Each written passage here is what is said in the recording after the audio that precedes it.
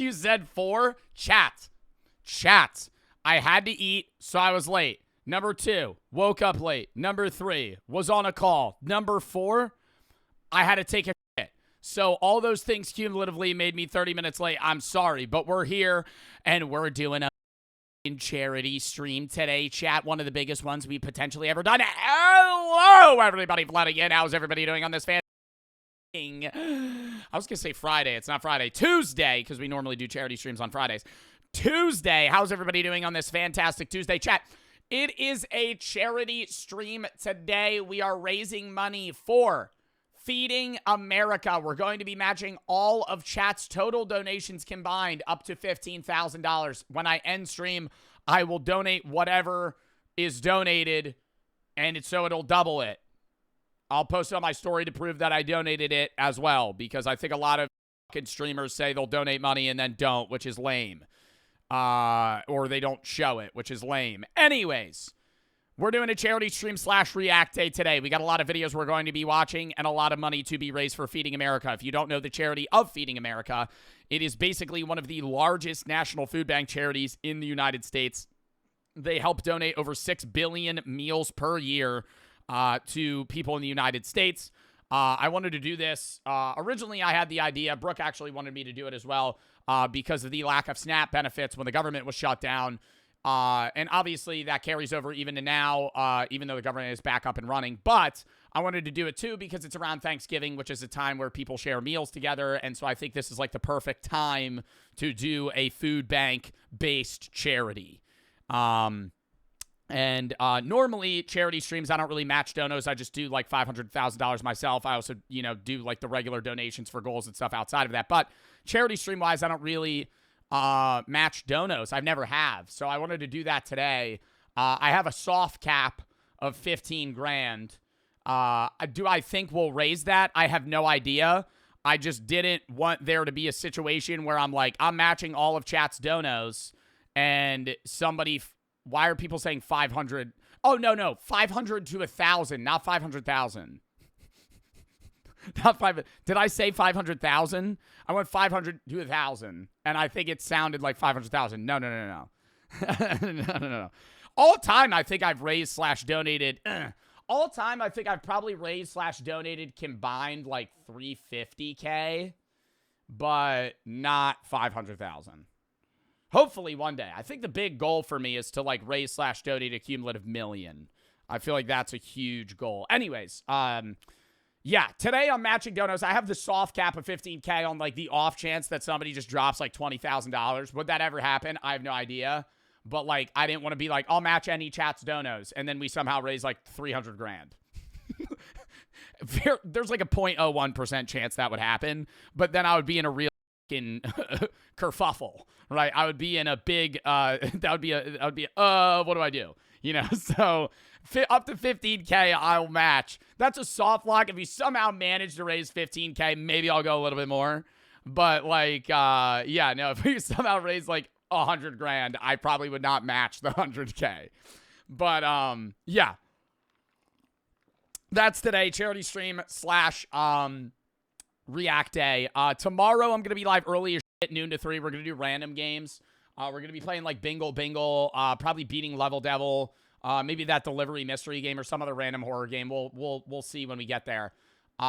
Thursday, Thanksgiving Day, I'm not live. Friday, I'm going to be doing a noon to 4 or like 1 to 5 early stream playing random games. Probably some horror, some regular shit. We're probably gonna get a lot of horror games in because next week we got a lot of Minecraft. Saturday, I'm not live. Sundays reacts and the new Fortnite season. Monday, the SMP starts for Cobblemon. That'll be the entire stream. There's like 40 different streamers. It's Pokemon and Minecraft combined for the people that don't know what Cobblemon is. That's my SMP starting. It'll be Mondays and Saturdays. We're probably going to grind that like December through March.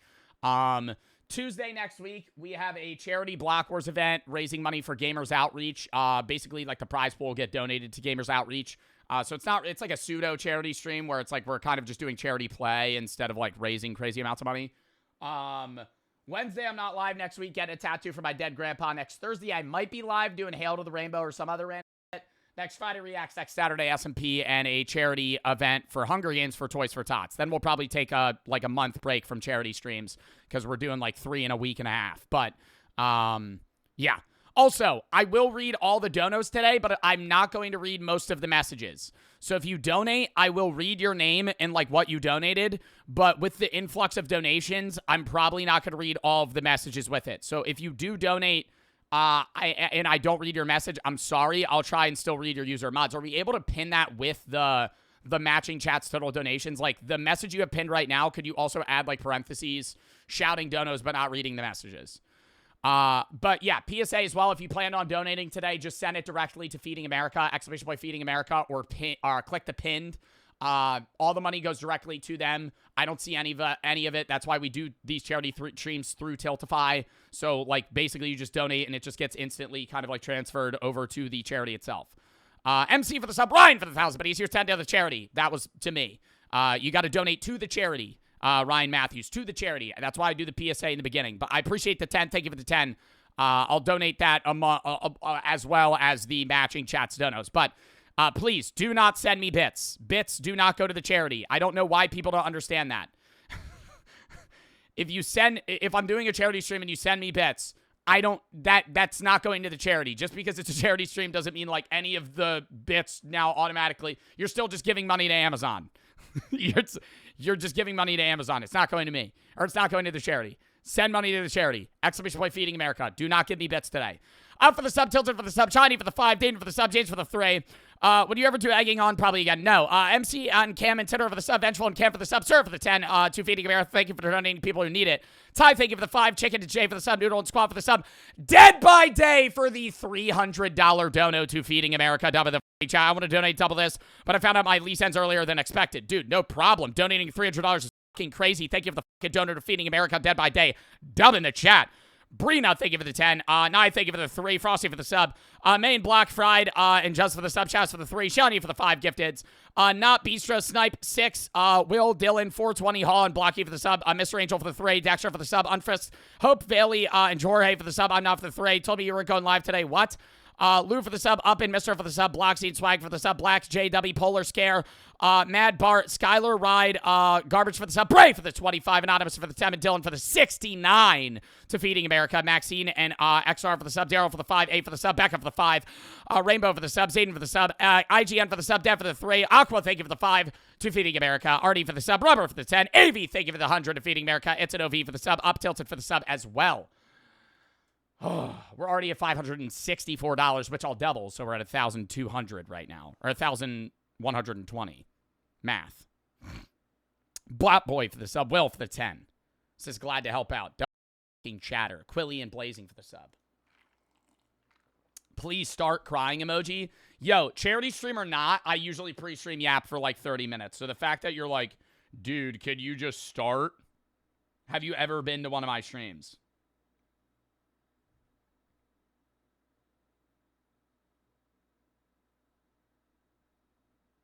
Sorry, I'm responding to Sneeg. All right. Locked back in. Double for the sub, Louis for the sub, Jaden for the 10, Monkey, thank you for the 5 gifteds, Blazing and Quilly for the sub chat. Run down to the videos that we have today. Starting out, we have a Jack Pembroke video that people really wanted me to watch on Sunday, but I didn't. But we are watching today. Titled, I Acted Rich versus Poor to see if I was treated differently. Love Jack Pembroke. I always glaze the best out of him. My favorite YouTuber. Top 3 at least. Maybe not my favorite. Top 3, it depends on the day. Top 1 to 3. Depends on the day, how I'm feeling about Jack. Then we have Hasbulla versus the Rizzler. Which is where I believe Hasbulla this guy, Caleb Presley, interviewed the Rizzler and also brought on Hasbulla to train him to be an MMA fighter. So I think that'll be a really funny watch, and I'm really excited. The dark reality of Black Friday. Hey, Thanksgiving's coming up. We definitely have to do a Black Friday / Thanksgiving-esque react, so we're going to watch that, made by Big Tug. 42 things everyone should learn how to do. I just think this will be an interesting video, and I love the Speed channel. 7 levels of streamers, and humans are terrifying. If we have time, we might do another video or play some games. But we got a lot of gaming coming up next week and the week after. So, I don't know. We might just do a bunch of reacts today. Caden for the sub, Daff. Thank you for the 3 puppets. Before? No, that's fine. If you buy bits before and you have them preloaded on your account, I don't care. Right? But it's like some people will buy bits and send them to me thinking it's going to the charity, and then that's getting cut to Amazon. So, Lana and TL for the sub. Leanna, thank you for the 7 to the charity. Going to a good cause. Senor for the 3. Riley for the 10. Miss for the 10. Aiden for the 10. Envy, thank you for the 10. Caden for the 3. How do I donate? Exclamation point, Feeding America. I will be matching all of chat's donos up to $15,000 at the end of stream. Tyler for the 5. I know it's a long game, but do you consider playing Zelda and Tears of the Kingdom? No. No. The Zelda games are like 100 hours long. How long is Zelda Tears of the Kingdom? My chat would hate that, bro. The main story's around 60 hours, but the average playthrough is 120 to 150. Pass, pass, pass, pass, pass, pass, pass. Hold on, one more time. Pass. No. 120 hours? Are you fucking kidding me? Dude, I stream 140 in a month. To put that in perspective, you asking me to play Zelda Tears of the Kingdom is effectively asking me to take a month's worth of streaming and just only play Zelda. No. I'm not. Zelda only month. You were going to do a subathon. There's going to be 10 people in chat. One of them's going to be Tyler. And we're just going to be playing Zelda Tears of the Kingdom the whole time. Ethan T. Rexy for the sub. Owen for the 30 to Feeding America. And Hundle for the 10. Finally called one of the streams. Laney, thank you for the 25. 2 Tears of... Or not the Tears of the Kingdom. Jesus Christ, Tyler. Lania, thank you for the 25 to Feeding America. Not Tears of the Kingdom. Yeah, that's going to the Tears of the Kingdom playthrough. No. Agricultural researcher to this for the American Farmers East Texas community that's dealing with the food insecurities. Thank you. Slurp, thank you for the 5. Lawrence for the 10. Anonymous for the 10. K-Kid Much got my car fixed. No problem. Any dono is appreciated to Feeding America. Chat, I will read the donos as they come in, but if it takes me a bit to get to them, I apologize. Let's hop into the first video. Why don't we? NCAT and Milv for the sub. Chat, lock in. Horror games. I already just said the schedule. Exclamation point schedule. If you want to see the schedule, we're playing horror games potentially tomorrow, but also in general in the upcoming days / week. Duke for the sub. Mill for the sub. Lock in, chat. I acted rich versus poor to see if I was treated differently. This is me trying to get a girl's phone number as poor. Sorry to bother. Can I grab your phone number? No. I feel like the bigger problem isn't that he's acting poor, it's that this is the worst fit of all time. He's wearing Adam Sandler shorts, flip-flops, a baggy white tee, and a forward-facing hat that's like 2 sizes too small for his head. That's the point, no? Well, that's the point, no. You're insinuating that poor people wear bad clothing. You can still wear, like, not Adam Sandler clothes, right? Thank you. No? Okay. Instant rejection. So I bought a suit, rented a $300,000 car, and pulled right back up to try again. Could I grab your phone number by any chance? Oh, is this your car? Yes. I mean, I'm free to... That has to be staged. That has to be staged, Jack. There's no way. Yo, can I grab your phone number? Oh, is this your car? I'm actually free right now. tonight if you're down. It's too easy. And this is just one of many tests that I'll be doing, all to answer the question. I think you do get treated differently if you're poor versus rich, for sure. But it's not even if you're poor versus rich. It's how you show yourself. You know what I mean?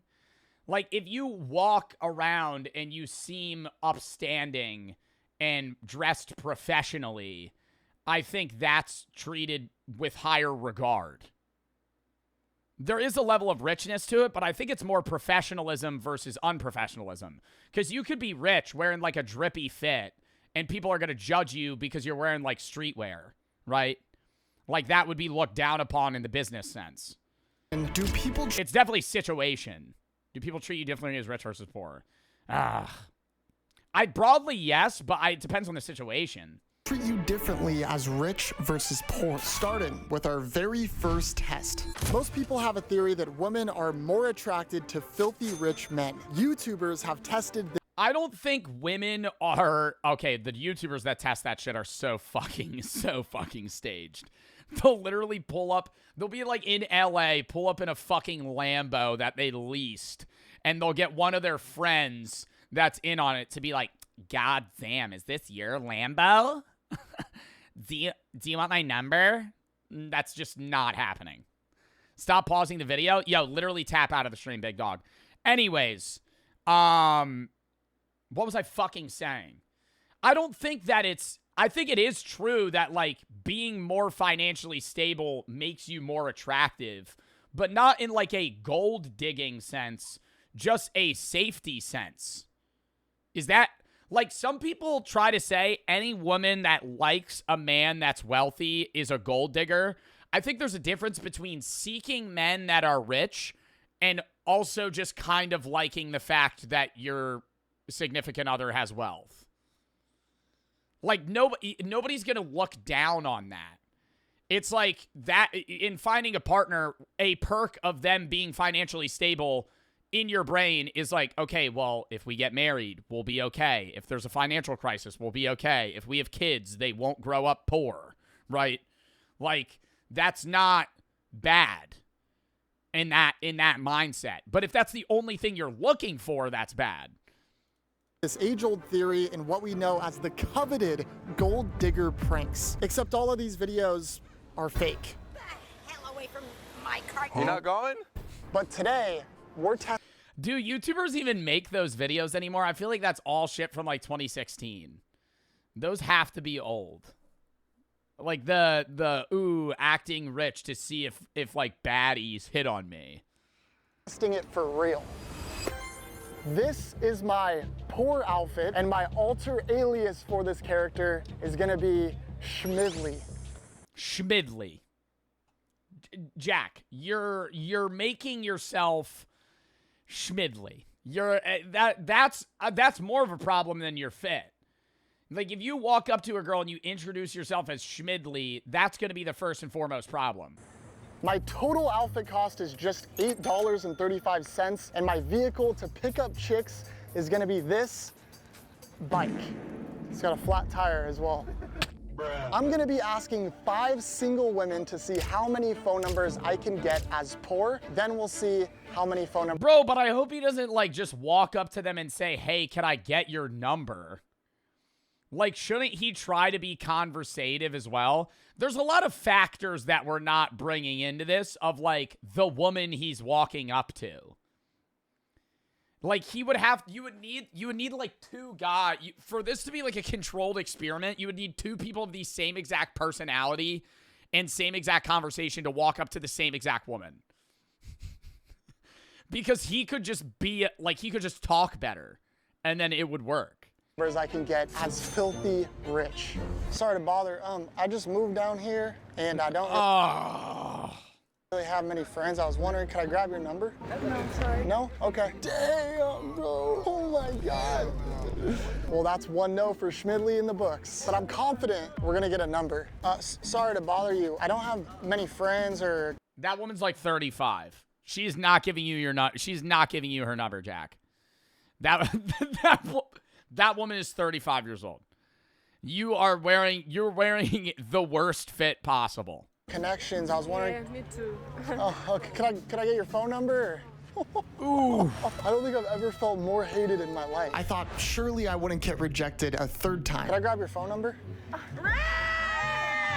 have a boyfriend, I'm sorry. I have a boyfriend. We're all from Colorado. Excuse me? And a 4th rejection. Whoa. But on my very last. Yo, this is like torture.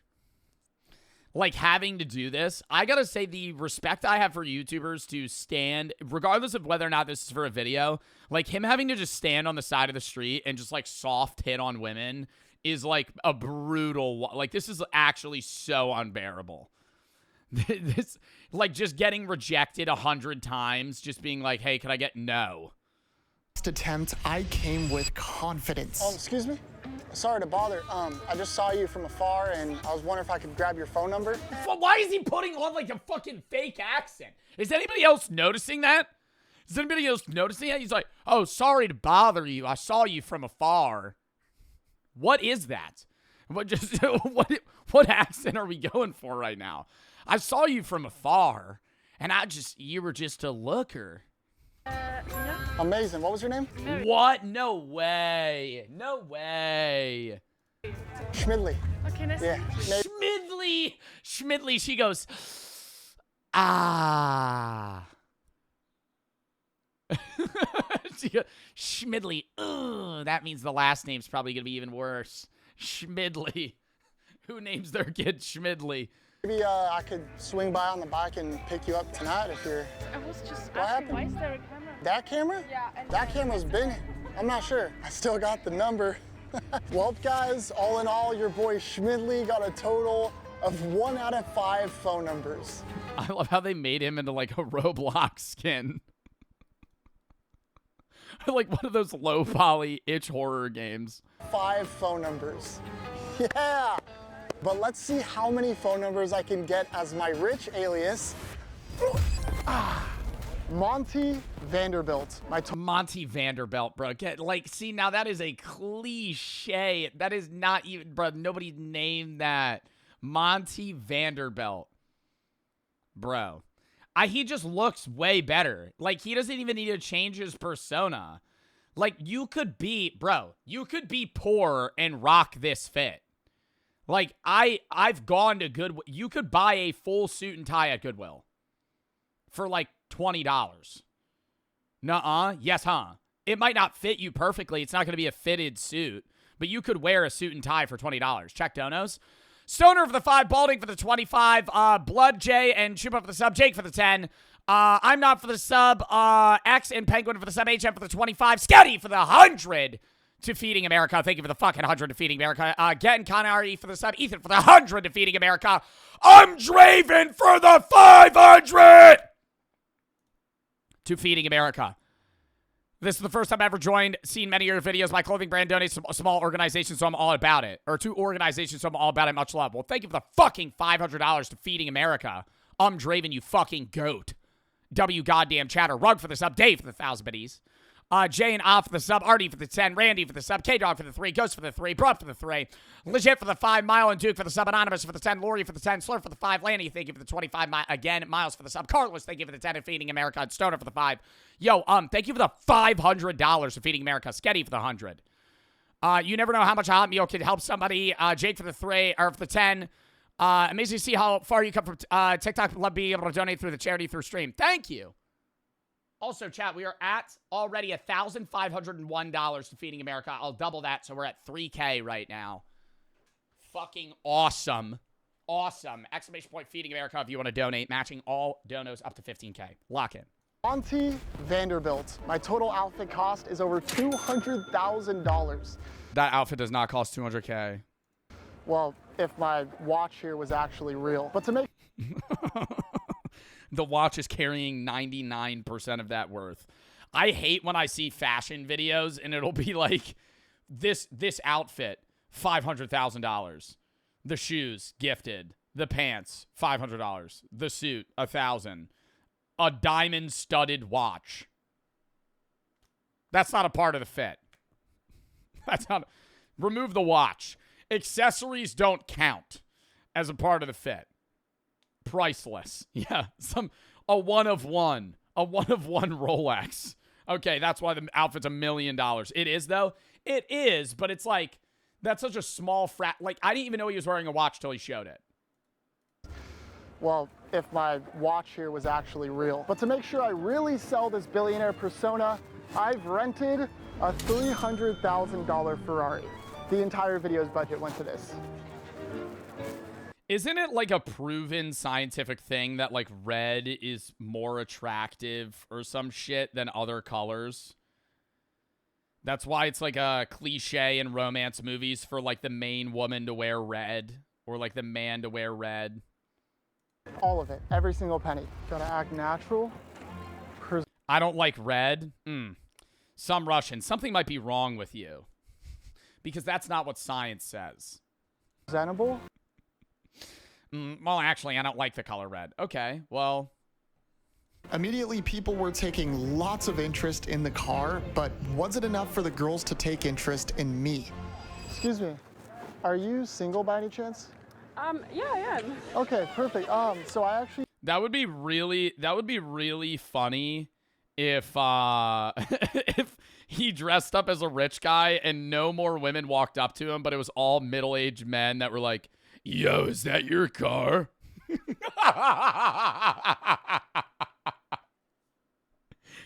Yo, is that yours? Do you know what engine does it have? It's just like mechanic questions. I'm looking to go on a date. Can I Well, how much horsepower? grab your phone number? I feel like I'm a little bit older than you. I'm not How gonna old are lie. you? 31. 31? That could work, right? Can I grab your phone number? Sure. Awesome. I'll give you a call. Bro, it also works because Jack's an attractive guy.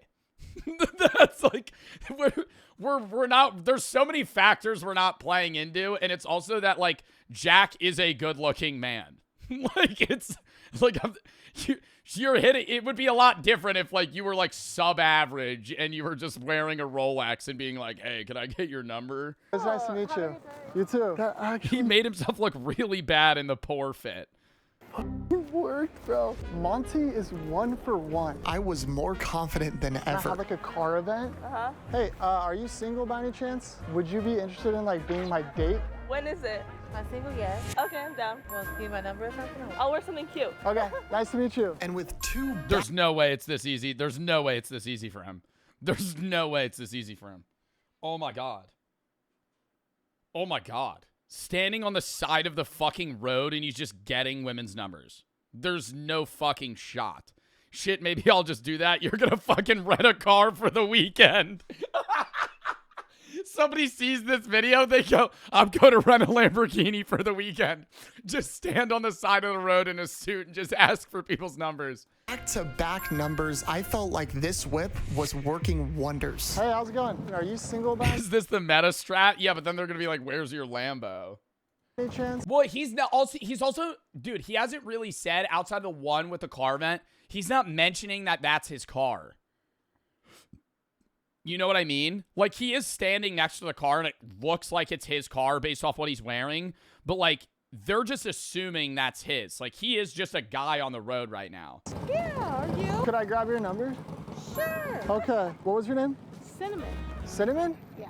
Oh, well, I'm Sugar. Nice to meet you, sugar. Oh, that was cold. That was cold. Guys, Monty is 4 for 4. The Cinnamon, he should have been like, "My favorite spice."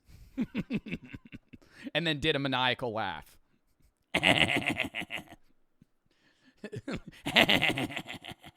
next number is our last number. But to my surprise, not everyone was tricked. Hello, excuse me? No. Whoa. Immediately just said no. He could have been like, "I have a flat tire. Do you have AAA?" So awkward, bro. I think it's safe to say Monty absolutely crushed the competition. As Monty Vanderbilt, I got 4 out of 5 phone numbers. So compared to Schmidley, I mean, Do you think he tells them it's for a video and cancels on them, or he sets up a date and goes on to all of them because he's like that? Well, it's not his car, so I'm assuming he probably ends up mentioning that it's for a video. come on, it's not even comparable. But to get more calculated results for this test, I've created 2 Tinder profiles. One with Monty and one with Oh, dude. Schmidley. We're gonna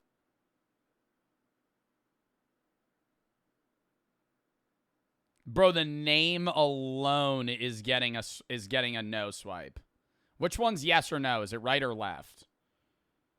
Right's yes or right's no?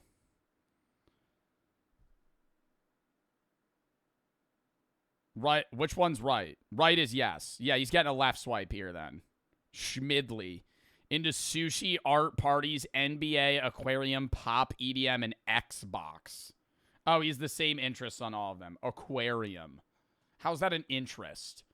Aquarium. How often are you going to the aquarium? I think this is more like, dude, honestly, I think if this is me, like say I'm on Grindr. I think I'm swiping on Schmidley. Oh.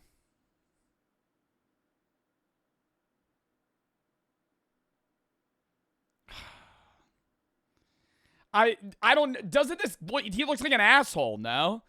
Like, if the first picture on a dating profile, the fucking thing in the front and center is a designer bag, is that the stock market open on his phone?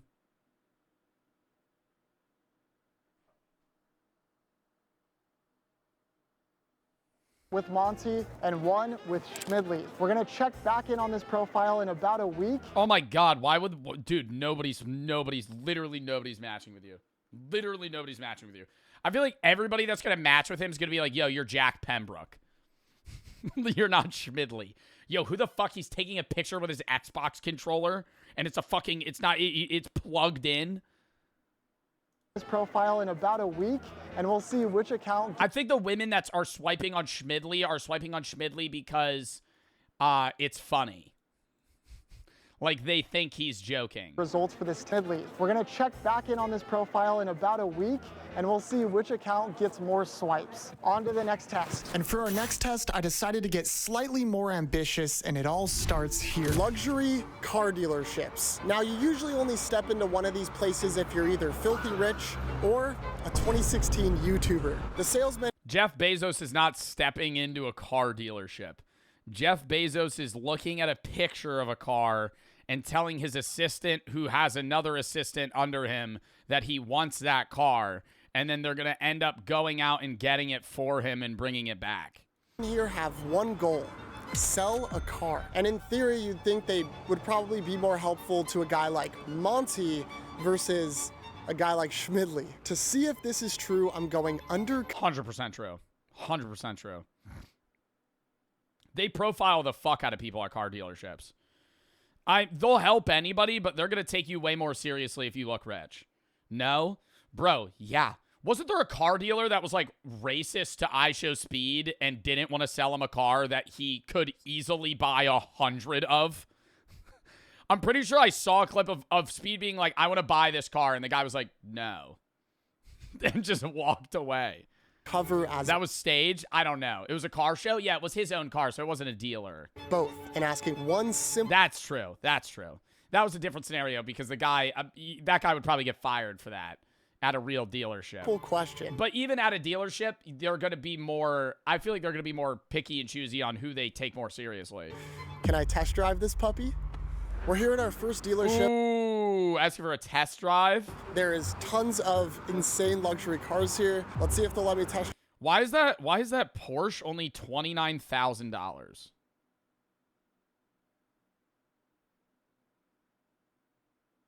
How many miles do you think it's used? Yeah, but how many miles? I understand it's 2019, but that Porsche new in 2019 was over 100K. Insane luxury cars here. Had to be. Unless it's just like a base stock, like shittiest version. Of insane. 90K? Yeah, 90K MSRP. Go to a dealership and get a car that's 30K MSRP. You'll pay 42 for the car. Luxury cars here. Let's see. Fucking bullshit. They'll let me test drive one of them. No idea if they're going to take us seriously. Probably not. Whoa. It's really nice in here. Can I help you guys? Not yet. I'm just looking for something within my price range. Schmidli. Schmidli. So what is your price range, if you don't mind me asking, and I'll help you narrow it down a Probably like $1,000. little bit of what we Do you mind if I take one of these lemon heads? have. I'm looking under 150,000. Schmidli's Meemaw passed away, so. Talking about himself in the third person. Well, I mean, I guess you're open to looking at the whole lot then. You can afford whatever you want, so if you want to look around. Okay. You like Mercedes? I got nice BMWs right there. Wow. Well, because this is a used dealership. So all the... you fucking peep that thing. Anybody that drives a Hummer in the fucking 2025, you ever see one of those on the road? That turns some heads. And not in a good way. Ugh. It's like a guttural reaction. An audible, ugh. You drive a Jeep? Bro, a Hummer is so different, bro. I compare a Jeep to, bro, Hummers are so blocky. Wow. Cybertrucks, I'm going to be real. I don't think Cybertrucks look as bad as people say they do. They are corny-ass cars, though. A Cybertruck's corny as fuck, but I will say I don't think they're like disgusting. Interior is beautiful. Could I test drive that? Yeah, my manager can go with I would never buy one, but like if I saw a Cybertruck, I'm not like, oh, that's an ugly car. you and you could test drive it, yeah. Beautiful officer. Thank you. Whoa. He's got everything in here. Let's go. I'm excited. I've never driven anything like this. Holy, this is exactly what Schmidley wanted. Whoa, this thing turns like absolute butter.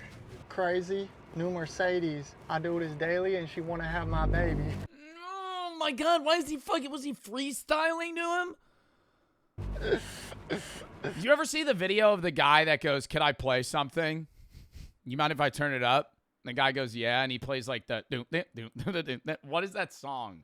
I gotta pull that up. You mind if I play something? And then he starts going. And the whole car shakes. The percolator. That's what it is. The percolator. Test drive. And dude, the guy's always in the passenger seat. And he's just bouncing because the dude's just shaking. He's like, percolator, TikTok. It's time for the percolator. I don't think I'm going to be able to find this. If somebody knows the percolator TikTok, send it to me. Please. Tomato for the sublime. Thank you for the 10. Defeating America. Are you going to be watching the world, searching for the world that doesn't exist? I don't know. I skimmed that video. I don't really know what I would commentate about it. Antic for the sub, Anonymous for the 10, Alex for the 3. Patricia for the 15 of Feeding America, Ultra for the 10, Anonymous for the 10, Strangers for the raid, Henrik for the 10, Bedazzle for the 50 to Feeding America. I'm not reading that. Are you like self-promoting like a website? What is that? Zenz and Rec for the sub 4V. Thank you for the tier 2. NY and MZ for the sub. Zach for the sub. I'm not for the 3. Alex or Anthony for the 5. Kenny for the 20. Feed for the 10. 80s. Thank you for the 10 to Feeding America. XO for the sub. Tippy for the 15. Dave for the 4. You didn't read my last dono. I'm not reading. I'm saying this right now. I'll try and read it. I'm probably not reading most dono messages today because there's so many donos coming in for the charity stream that I want to be able to watch a lot of the videos too. Wondering when the S&P is starting. Monday. Hope you and Brooke are doing well. Thank you. I appreciate that. Official for the sub. Big. Thank you for the raid. Dodger and Only for the sub. Haste for the sub.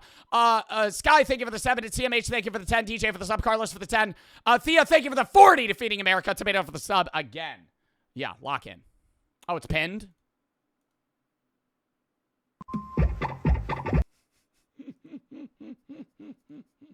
Hold up. I love these videos. And he does it, bro. I don't know if it's the same creator, but I've seen different videos every time. It's like a drop top. He's like, "Yo, you mind if I bump this?"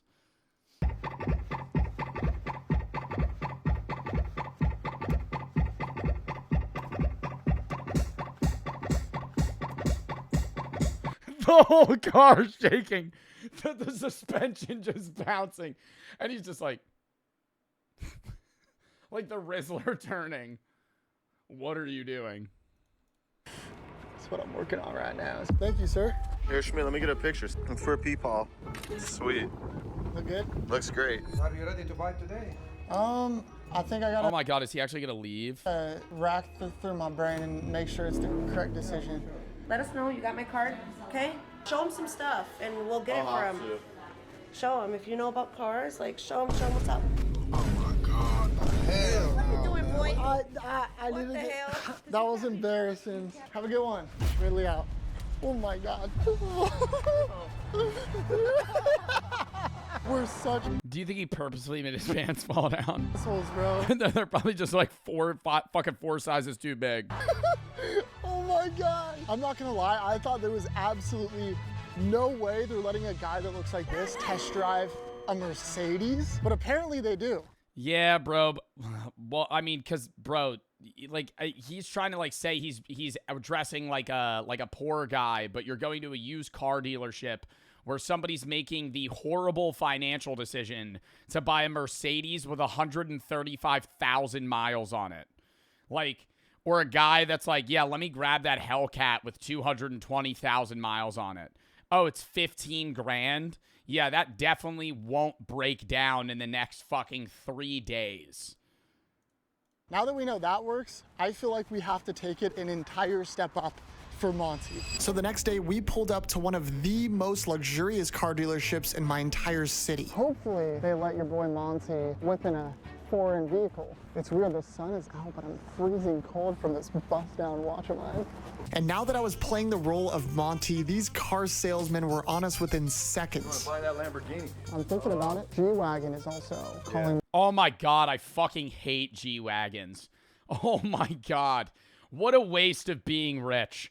What a waste of being rich. I gotta say that.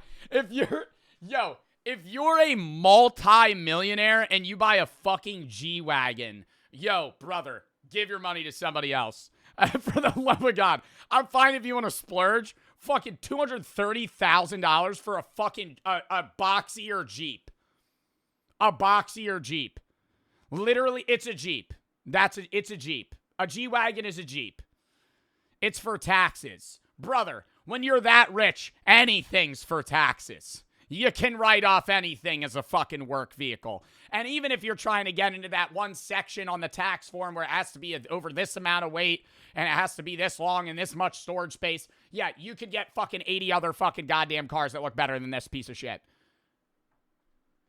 My name, because I want to dip my toes into a wetter pond, per se. Also, lime green Lamborghini.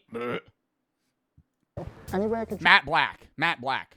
Matte black. That's the only color Lamborghini, only color Porsche. Fucking matte black. Matte black, metallic black. Check that puppy out. Purple underglow. Purple underglow lights. I'm telling you, the day I ever go, I'm gonna splurge on a car. I'm literally making it look like my GTA 5 car from when I was 12. That is the car. I'm so serious. I will make, dude, I'm gonna get like a fucking a Turismo with purple underglow lights, and I'm gonna get it wrapped so it's like literally just looks like I got it right out of Los Santos. How's it going, sir? Hi, gentlemen. Monty, nice to meet you. Nice to meet you. How's it going? Good. You live in Italy? Yeah. Where in Italy? Portofino. It's my favorite. Yeah. I wanted to, can I check? Yeah, okay, awesome, thank you. It's pretty much what I'm looking for, and I do like the color. Is there any way we could test drive it? I just need your driver's license and insurance. We'll be back. Thank you. What was your name? Jerry. Jerry. Yeah. Monty. Nice to meet you, Nice to meet Monty. you too. We'll be back. Just give us 5-10 minutes. Even though this salesman here agreed to let me drive this $200,000 car, when we actually went ahead and ran my insurance, I wasn't eligible to drive it. But because I wanted...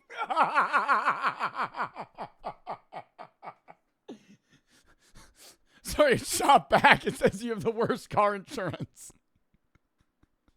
Sorry, shop back. You're not actually going to be able to drive this. to drive one of these You don't live in Italy. G-Wagons so bad, we pulled up to another dealership right after. Attempt number 2. Look at how many G-Wagons they have. All these are G-Wagons. Hey, we were looking to test Bro, I'd be trying to test drive a Lambo. drive one of the cars today. Sure, yeah. Okay, thank you. Fucking lip a speed bump, test driving it. You just hear... It just scrapes across. I feel like that's... If I ever bought an expensive car, I know that would happen the second I pulled out of the lot. I would hit like a bump, and I would just hear the entire underside of the car just scrape. I feel like the respect is in the air. And while I pray that I get to drive this car, I want to tell you guys about a product you can use 14 days. Terms apply. Oh my God, it's a Cash App ad. I do Cash App ads. Just like that, Monty Vanderbilt got his way once again. Holy shit. Well, are we about to do this? And I was unbelievably excited to drive this car. Oh my God, this is so nice. Oh my God, guys, I'm in a freaking G-Wagon. Okay, he's coming, he's coming, he's coming, he's coming. I'm kind of nervous, I'm not gonna lie. I've never driven a car this nice before, and I'll be honest, my palms were sweating. I don't know what the nicest car I've ever driven was.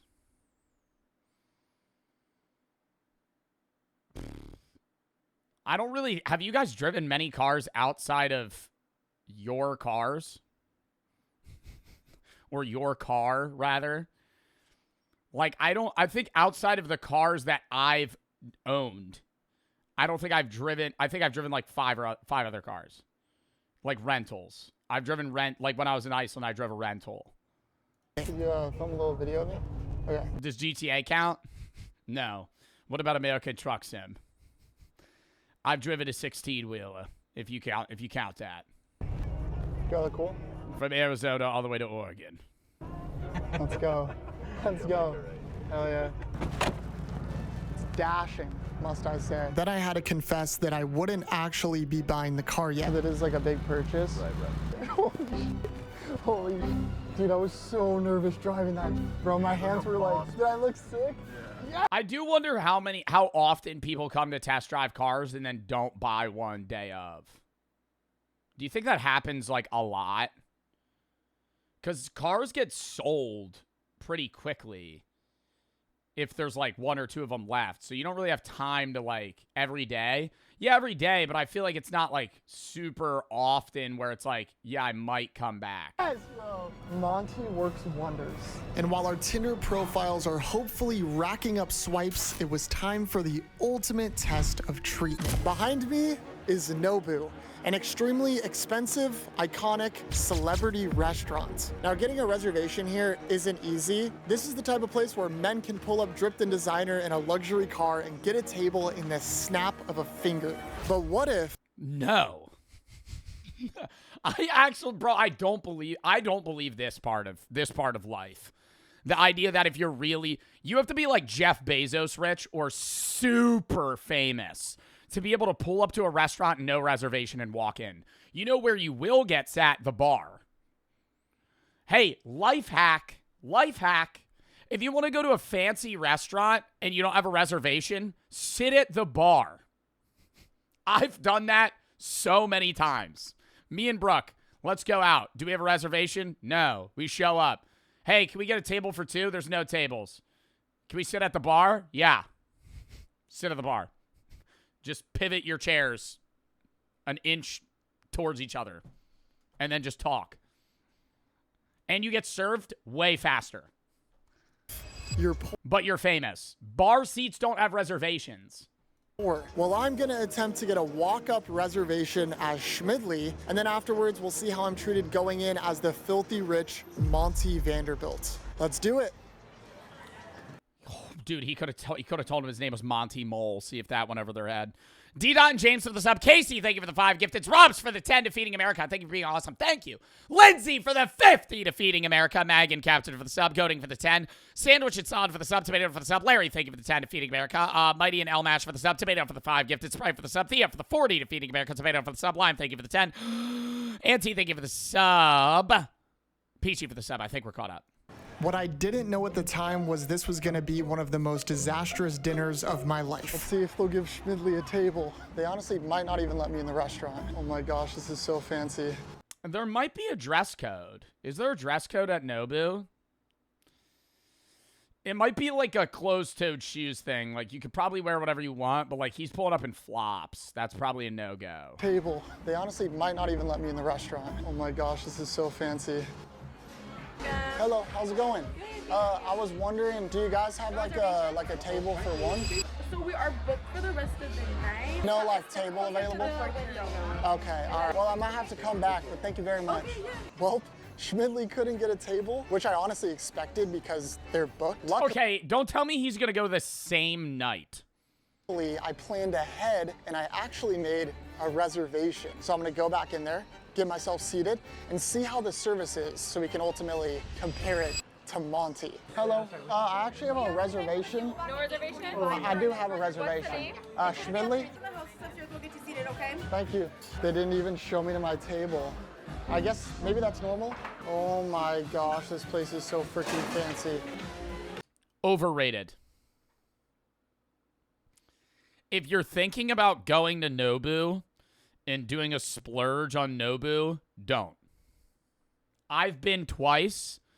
Once for my mom's birthday, and another time I went with Brooke. And both times, it's good. Like, it's better than regular sushi. I'm not going to say it's not. But say, like a regular tuna nigiri is at a restaurant, say, what, $8? At Nobu, it'll be $25. It is 1 point higher in taste but 3 times as expensive. So, is it good fucking food? Yes. But it's not, like, price per taste, it's not as valuable. Like, it is better. I can't argue that it's not, but it's overrated. Like, it's not as good. Like, dude, if you go to a regular sushi place for 2 people, you both order a shitload of food, the bill's gonna be, what, like $100? If you order a lot, like, if you order, like, multiple rolls, maybe an appetizer, like an actual cooked dish or something. But if you go to, like, 100 pre-tip, if you go to Nobu, it'll be, like, $320 with drinks, too. Okay, I made it to my table. I'm sat just What's Nobu? Rich people sushi. Fancy sushi. next to the bathroom. Oh my God, the drinks at Nobu though? Worth the $20 a fucking drink. I gotta say. If I have, they got that nice ice. They got that like Chick-fil-A ice. That shit's making me like a TikTok reviewer. And first impression, Just give me a cup of the ice. I'll just chew that shit. this place is so freaking Can you buy an ice machine that makes ice like that? I would actually fucking do that. If I could buy an ice machine that makes a little ball ice. fancy. It's unbelievable. Everyone's just dressed to the nines. Yeah, right now I feel like I really, really don't fit in. And it's a little bit awkward almost. Yeah, now stun lock them, Jack. Ask for the omakase. Stun them. Be like, I don't even know what I want. Make the chef choose. $300. I don't care. I've been sitting down for about 5 minutes and I haven't been approached by a waiter yet, but that could be normal. Like I said, I don't really eat at places like this. I'm gonna sit tight and order some food. Yeah, I was just waiting for like a waiter or something. Oh, yeah. Could I have like an apple juice? Could I have like an apple juice and maybe like a bowl of shrimp? And just ask for like, just talk in that voice too. Just confuse the fuck out of him. He's never seen somebody eating alone at a Nobu asking for that. Did you get seated by the hostess? Stop by the hostess stand? Oh, I gotta go there? Yeah. Oh, okay, Look okay. at you guys seated. So Okay. All right, well, apparently Schmidley's Get you guys. Oh, it's just me. fucking idiot. I guess there's like a hostess area I have to go to. So Yeah, another thing. You got to wait 5 hours to get seated at a fucking Nobu. You could show up and if your reservation's at 7:30, you show up at 7:30, you're not going to get seated till like 8:15. Because they have your table ready, but they're not going to kick the people out that are at your table. So you just have to wait for them to leave. I can get a table. Hello. Hi, good. I just wanted to get a table.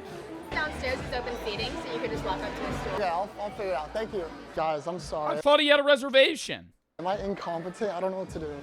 I'm like actually kind of nervous now. When I went downstairs to find a Actually, the boiler room's open. They just show him to like a door covered in rust.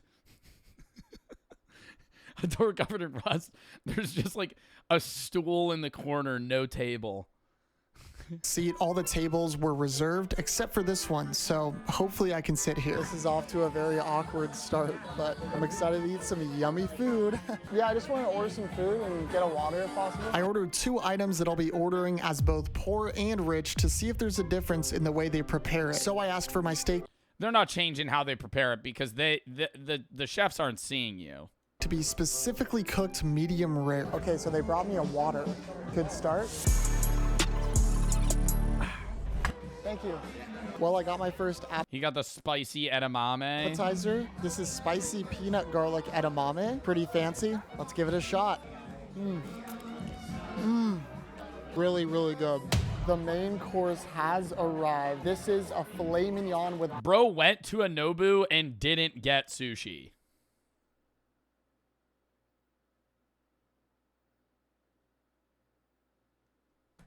balsamic teriyaki glaze. Now the big question is, will Why are we here? it actually be cooked medium rare? The big reveal, that is an absolutely perfect medium rare, ladies and gentlemen. Oh my gosh, my mouth is literally watering right now.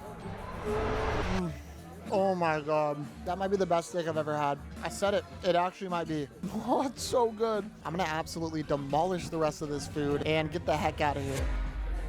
Guys, holy All right, now let's see how they deal with a poor person dying and dashing. All right, now let's see what they do when I get up and I don't pay. I just realized something so bad. I don't have my wallet. Oh, yeah.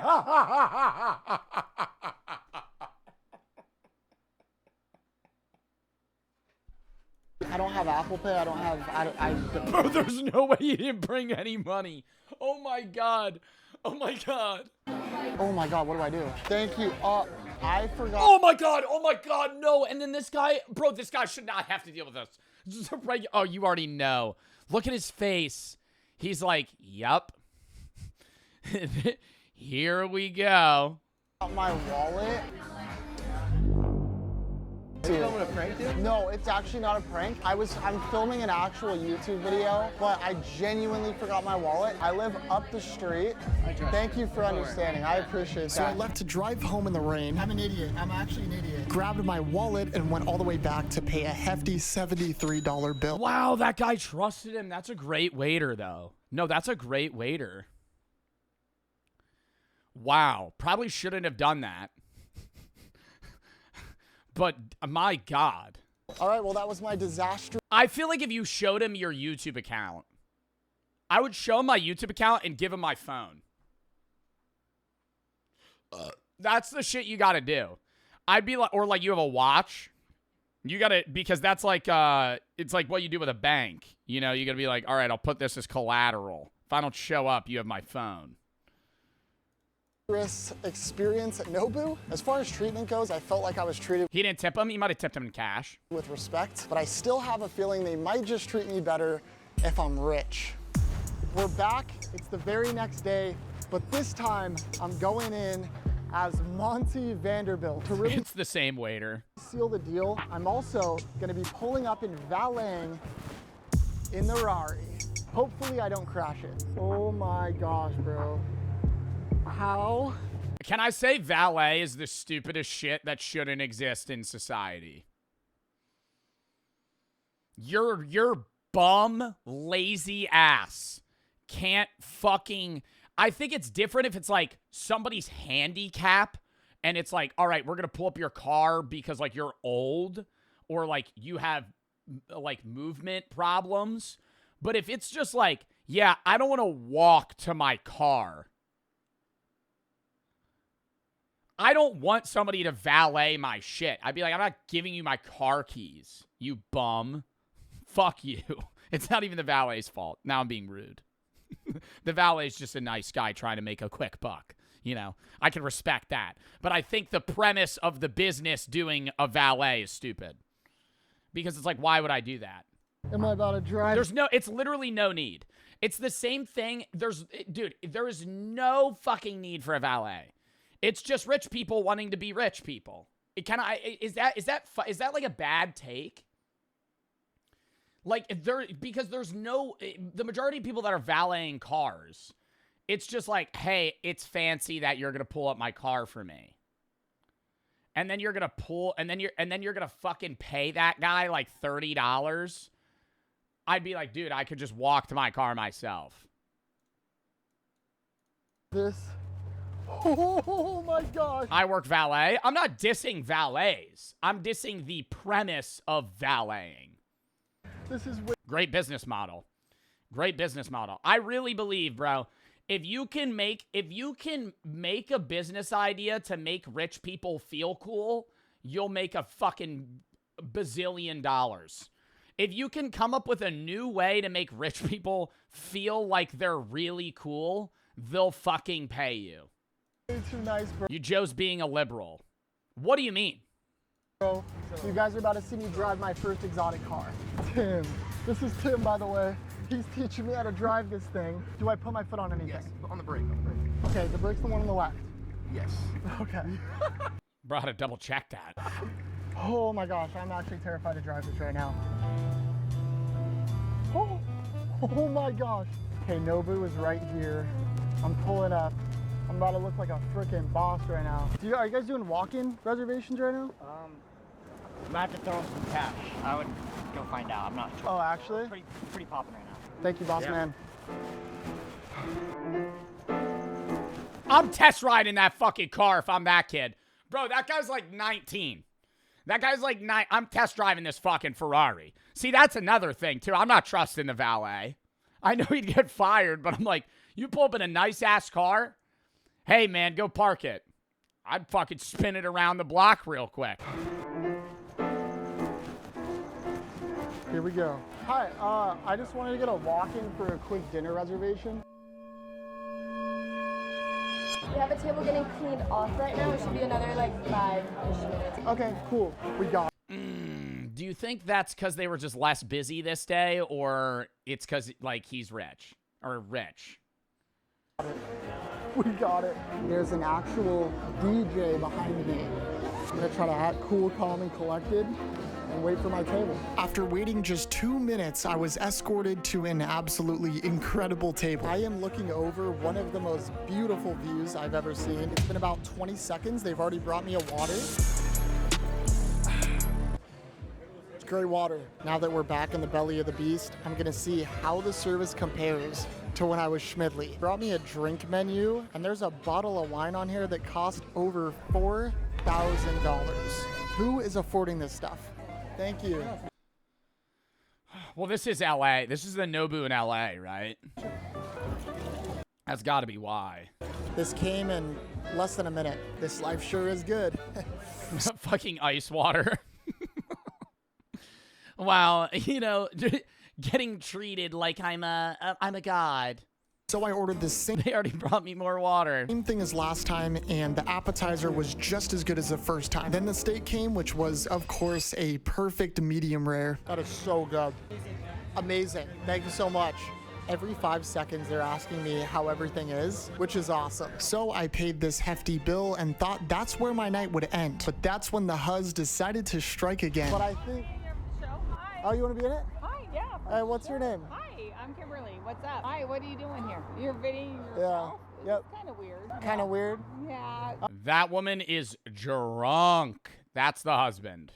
Okay. Don't video yourself. Kim, you're not. Don't be weird. So then why did you want to be in it? I don't. I really don't. It's fine. I got $1 million, so. $1 million doesn't matter. I have $2 million. I'm rich, baby. God, I feel sorry for you. Get out of the way. How much money you have because you suck. Anyways, oh my God, bro. I guess acting rich in public doesn't always get you respect. On to the next one. And now for our final and most devious test yet. We are here on Kings Road. Houses here average anywhere from $7 to $10 million, and today I'm gonna attempt to get into one of these mega mansions. I'm gonna be knocking on as many doors as it takes, first as Schmidly, then as Monty. What? To just fucking see if you could go inside? And when the owner opens the door, I'm asking one simple question. Can I use your bathroom? The goal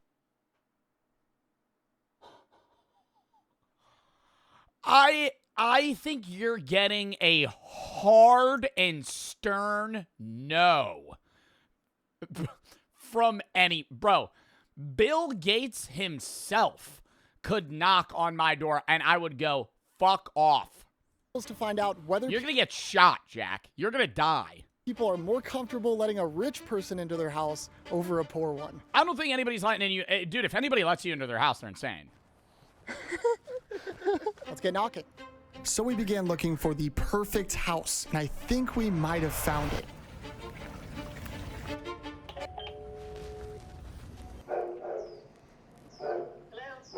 Hello. My name's Schmidly. I don't have access to a restroom. I was wondering if I could quickly use your restroom. I'm sorry, what? I was wondering if I could use your restroom quickly. No. Oh, okay. All right. Well, thank you. We are gonna get kicked out of this neighborhood. I need to leave as soon as possible.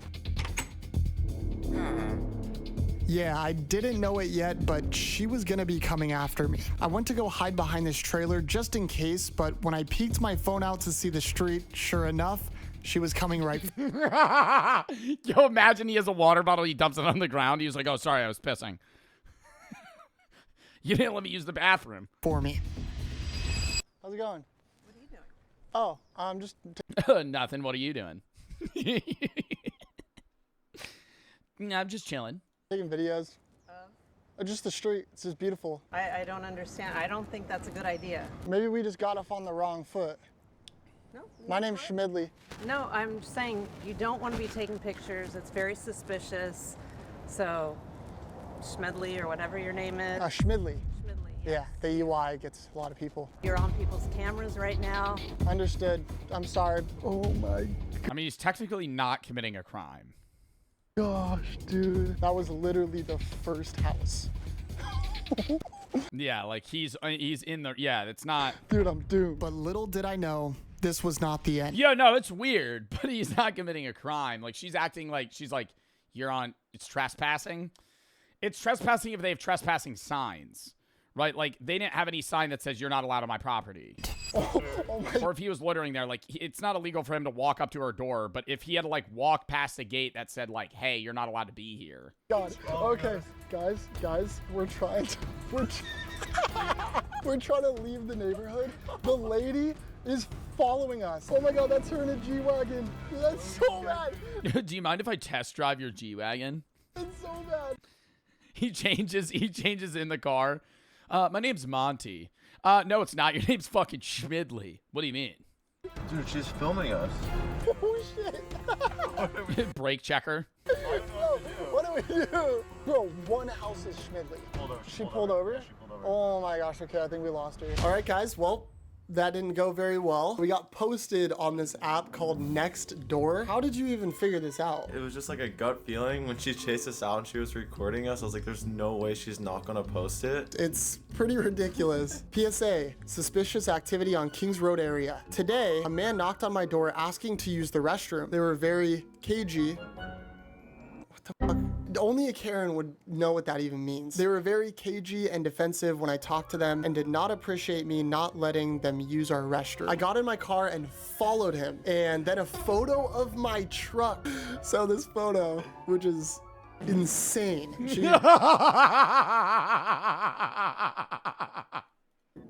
Couldn't have picked a better one, to be honest. And there's also 21 comments under this thread of just people freaking out. It's actually pretty hilarious. As far as we're concerned, I actually think if we return as Schmidley, we might actually be arrested, but we can. Bro, that would be so funny though.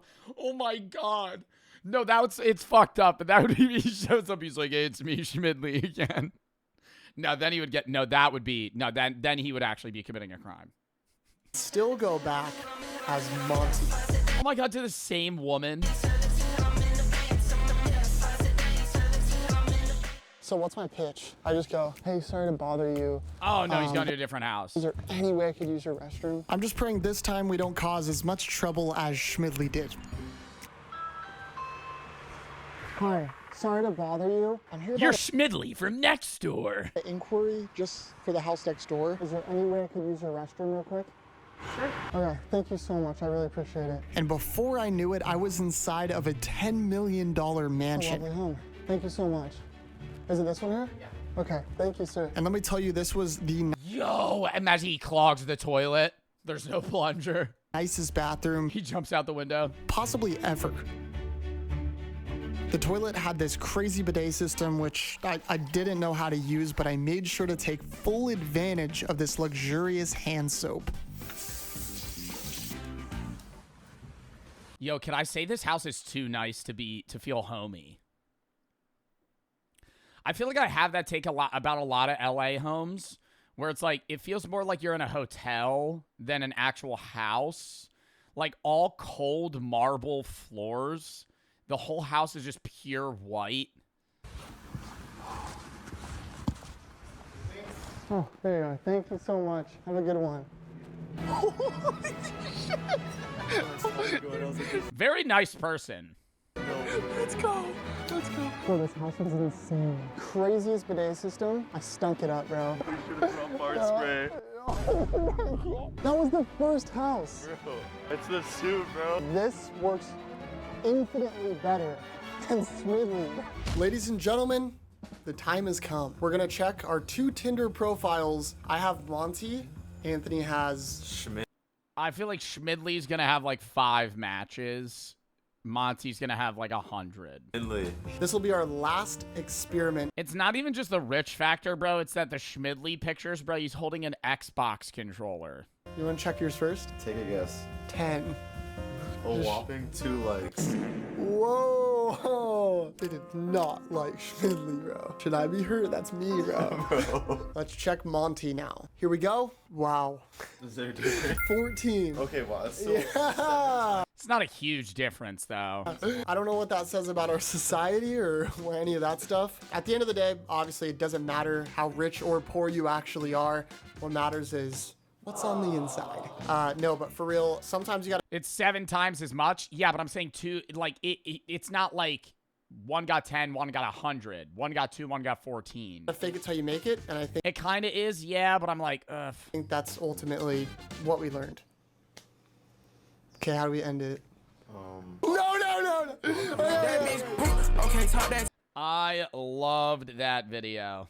I loved all of Jack's videos. Fan for the sub, big for the sub, for the 25L. Thank you for the 25 to Feeding America. Not enough for the sub. Big Chunky, thank you for the fucking $67 to Feeding America. Says funny, haha.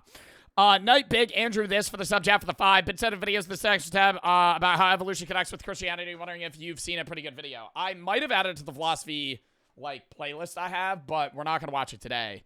You could probably send it again. Also, chat, if you have any videos you want to watch, games to play, video, such time, games, such that. Den V and Orbs for the sub. Camp, thank you for the 10. Feeding America. Peachy for the 10. Olivia for the 10. Fundraisers you do are amazing. Thank you. Anonymous for the 10. Stylish for the sub. For the sub. K, thank you for the 5. Would you ever play Life is Strange? I'm supposed to, actually. I still have to play Dead by Daylight as well from the previous charity stream. I want to play Life is Strange. I just don't know when we're going to because the S&P's starting up. Plate for the sub, the biggest. Thank you for the 10 gifted subs. Nietzsche and Lanai for the sub. G-Will, thank you for the sub. I'm going to play on Dead by Daylight, but I also think I want to do it with like a squad because I think doing squad Dead by Daylight would be really fun. Goose for the 1,000, but he's always bright up at day. DJ, thank you for the 10. Big, thank you for the 5. Shaquille and Jay for the sub. Casey for the 5. Gifted Speechy for the sub. Rob, thank you for the 10. James Fall, D-Dot for the sub. Lindsay, thank you for the 5. Or for the 50 to Feeding America. 4mm and Lexi for the sub. Go to thank you for the 10. I think I already read that. Thea, thank you for the 40. Chat, we are at total $1,971 for Feeding America. I will be matching that. So right now we're at around $4,000, which is awesome. Okay. Next video. Lexi for the sub. Hasbulla and the Rizzler. Sunday conversation with Caleb Presley. I am very excited for this video. I think the idea of Hasbulla training and conversating with the Rizzler is like two worlds colliding I never thought would. Also, I got a poster as well, which Hardy sent me. And,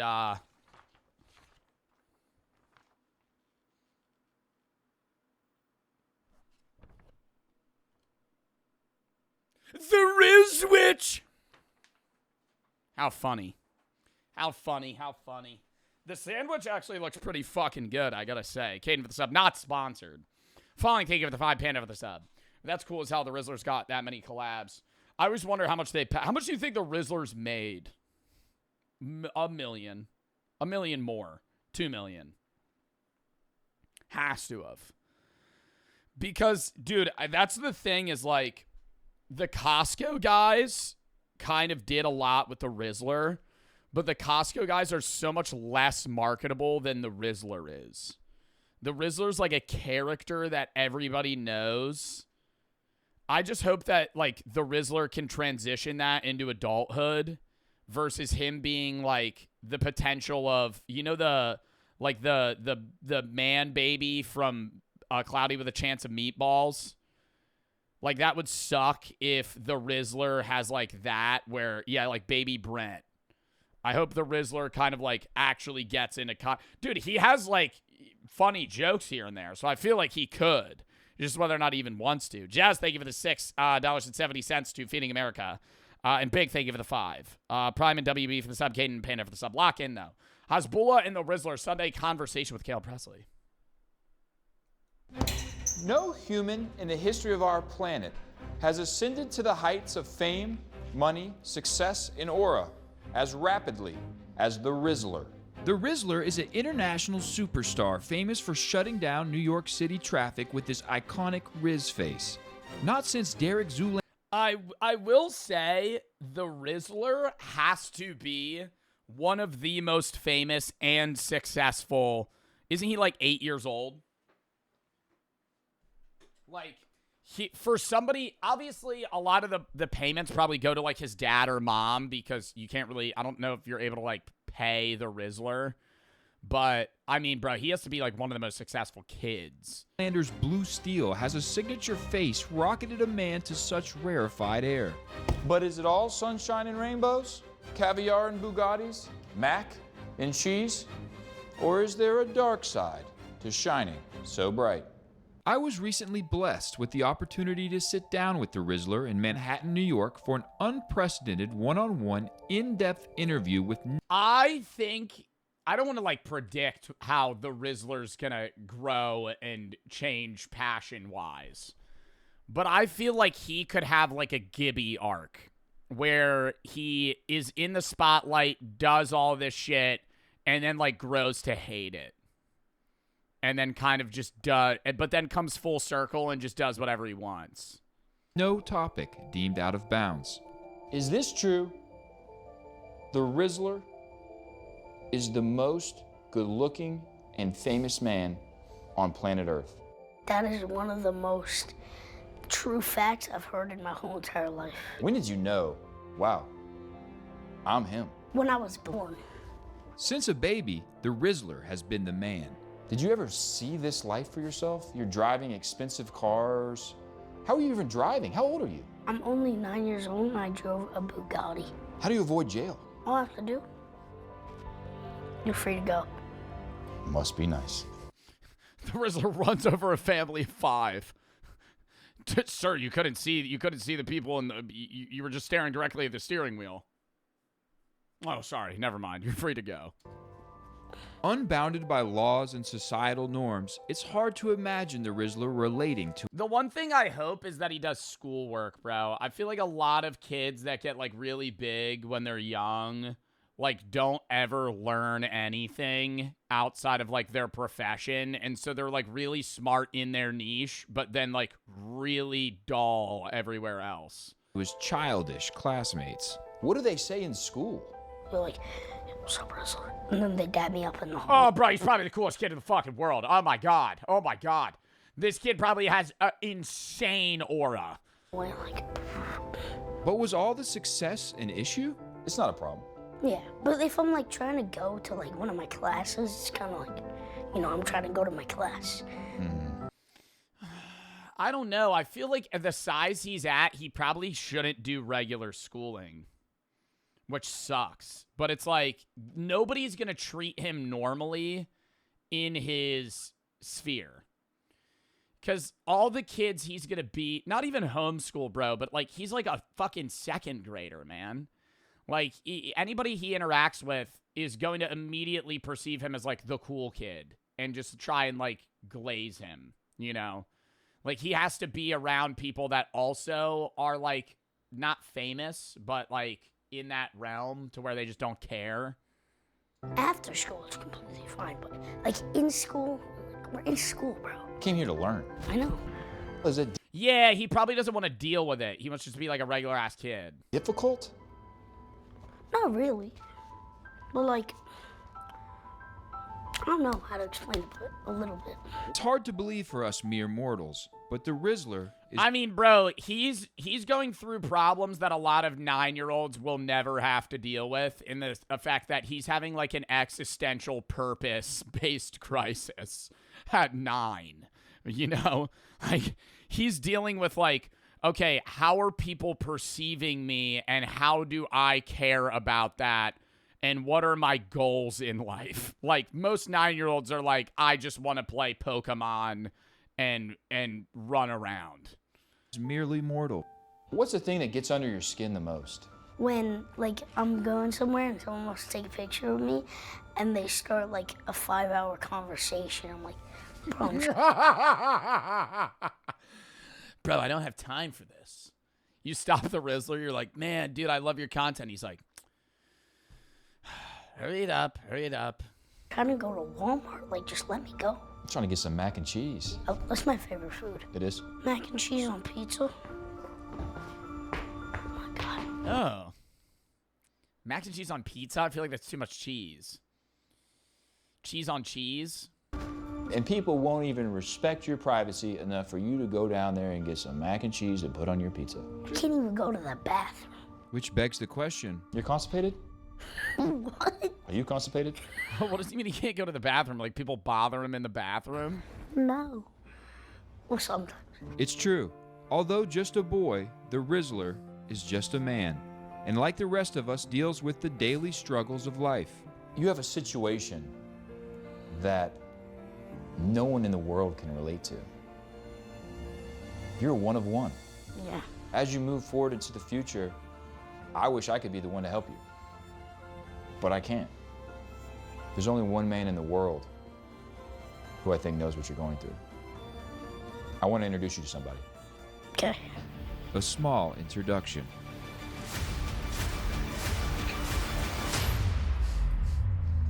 I mean, isn't Hasbulla as old as me, though? Hasbulla's, no, I think they're just saying because, I don't know, because he's small. Isn't Hasbulla, like, in his, yeah, Hasbulla's born in 2002. Hasbulla's 23. Hasbulla could go to a nightclub. Assalamu alaikum. Yeah. How are you? Good. Good. Hasbulla, thank you. How are you? Here, you take it from here. How are you? Rizzler goes, Hasbulla just knocks him out. He's all yours. Thank you. Hasbulla Magomedov is the only man in the world who can possibly relate to the Rizzler. I met Hasbulla years ago in the... I mean, that's just not true.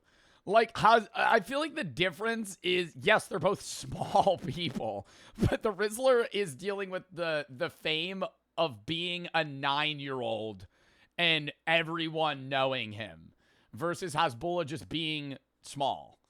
By desert. A friendly... Yeah, Ryan's toy reviews could relate to the Rizzler. Feisty phenom at the center of the world. Not really, though. Not really, though. No, actually not really, though. Who has the same problem as the Rizzler? Because Ryan's toy reviews was famous for kids. Like, everybody that watched Ryan's toy review was also 5. Everybody that watches the Rizzler is like 30. Like, the Rizzler does ads. Didn't the Rizzler do like a DraftKings ad or something? I feel like the Rizzler did an ad for like old people shit. Big Justice? Not really though. Because Big Justice is older than him. The Rizzler got famous when he was like 7. Big Justice got big when he was like 12. So it's like, yes, they're both kids, but Big Justice has like a whole family that's famous. And he's still older. He probably does homeschool with his family. The Rizzler's like the one kid in his family that's famous. Kevin G. Attention. He is someone who... Bobby Riz. Baby Gronk. Baby Gronk. Baby Gronk is the only... Baby Gronk and the Rizzler have the same problem. Seen in... I think a lot of people perceive the Rizzler as more humble than Baby Gronk, though. Baby Gronk buys, like, diamond-studded necklaces and, like struts around. You know what I mean? Done it all. And I believed it is only him who can help the Rizzler now.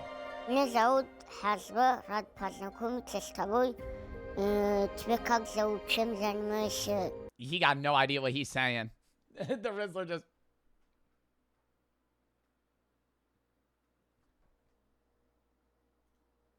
Где учишься с тобой? Тебе как зовут? Чем занимаешься? Где учишься? My name is the Rizzler. I'm 9 years old, and I feel like he's gonna be so out front with it. If I had a question, why are you small? Because he's a 9-year-old, bro. I feel like he's just gonna be like, why are you small? I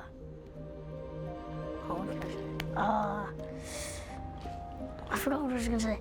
And Oh, you know he wants to ask that. that's the first thing he wants to ask. Bro, he's a 9-year-old. He's staring at Hasbulla. He's like, what's like a regular question I could ask? While usually unshakable, the presence of Hasbulla had thrown the Rizzler off his game. Maybe he could feel he was sitting across from someone who could help. Takim by ty здесь не стал, ты должен, каким раньше был, вот таким остаться и показывать другим хороший пример и уважать родителей и постоянно быть с родителями. Wow, that was like really good advice. That was like 10 out of 10 advice. I did not perceive Hasbulla just coming out swinging, just being like, yeah, man, like you're young, like whatever happens, just like take care of your parents, be like a good inspiration. That was one of the best advice I've ever heard. Hasbulla was the only person on the planet who could possibly relate to the Rizzler's unique circumstance. Мы сейчас зайдем с тобой в спортзал и начнем. Maybe in the sense that they're both famous and not like the average famous person would be. Тренироваться, чтобы выглядеть хорошо. The Rizzler needed a mentor to guide him through his extraordinary situation. Hasbulla was uniquely equipped to fill that role. However, any student of Hasbulla should know. I don't want to ask like a really sad question, but does Hasbulla have the same lifespan as like an average individual? Because I kind of hope he does. Like, I hope it's not like, I don't know what his condition is.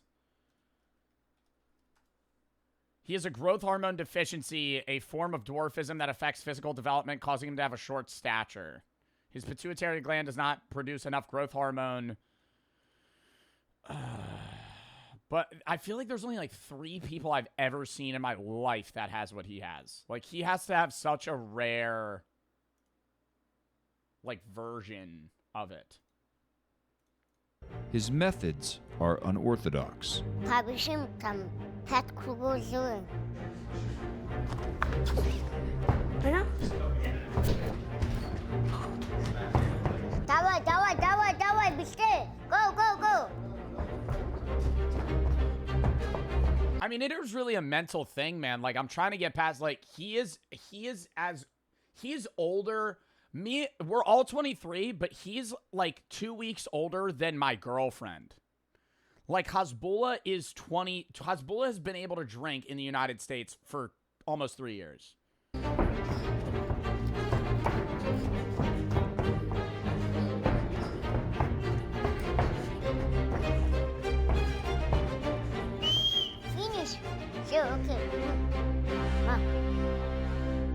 Hasbulla was a guru, a swami, and also a visionary. The Rizzler. What do you see in him? Нормальный пацанчик, я молодой еще. Энергия есть, хороший пацан. However, Hasbulla also saw weakness. What are the Rizzler? Where's Hasbulla from? Imagine he's like, we're going to take him to Dagestan. They just push Caleb Presley and his dad out of the way. The Rizzler, we're going to form you into a prime UFC fighter. You'll return to your family in a few years.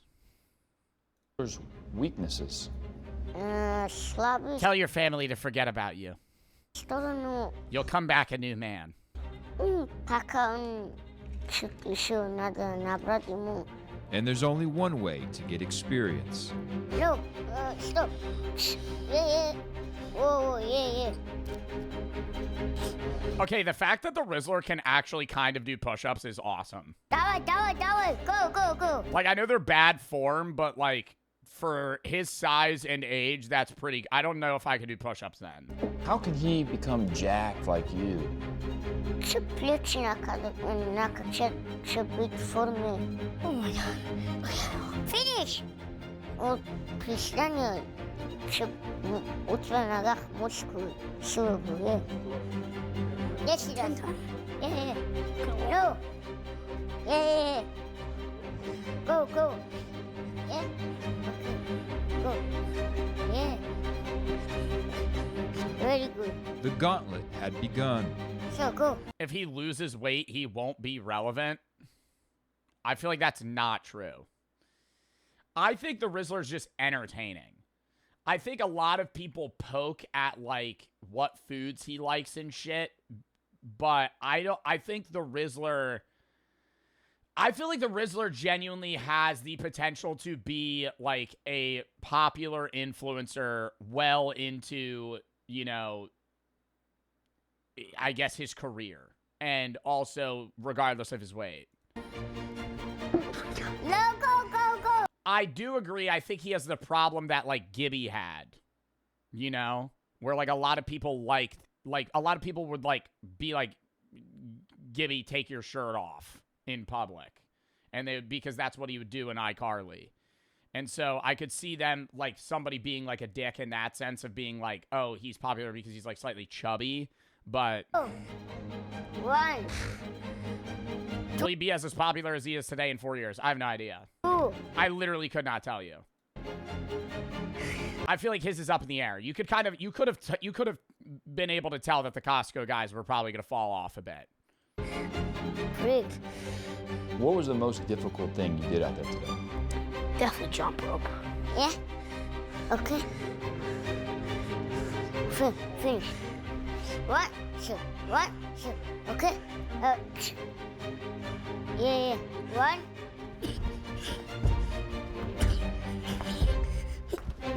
Yeah, very good. Hasbulla was finding out how much of that dog the Rizzler had in him. Oh my god, are they gonna fucking fight each other?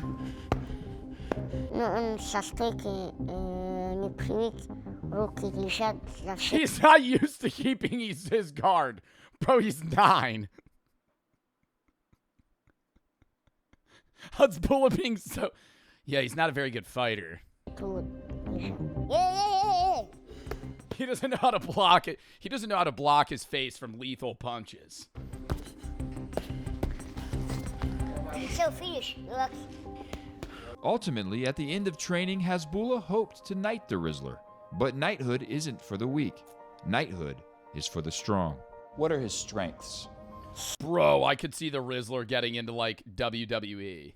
Сильные стороны, то, что он, когда я подсказывал эти вещи, точно как я говорю, вот так делал.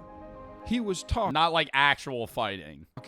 And the Rizzler was listening. Is he a good leader? Yes, very. What was he saying?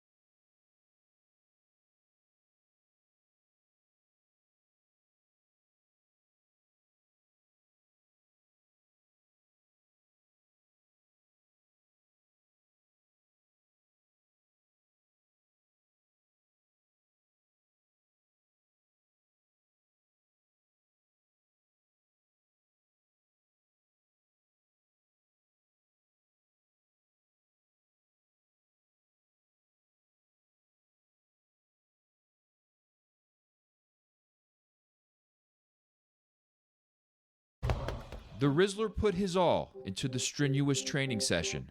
But what did he take away? What did you learn today?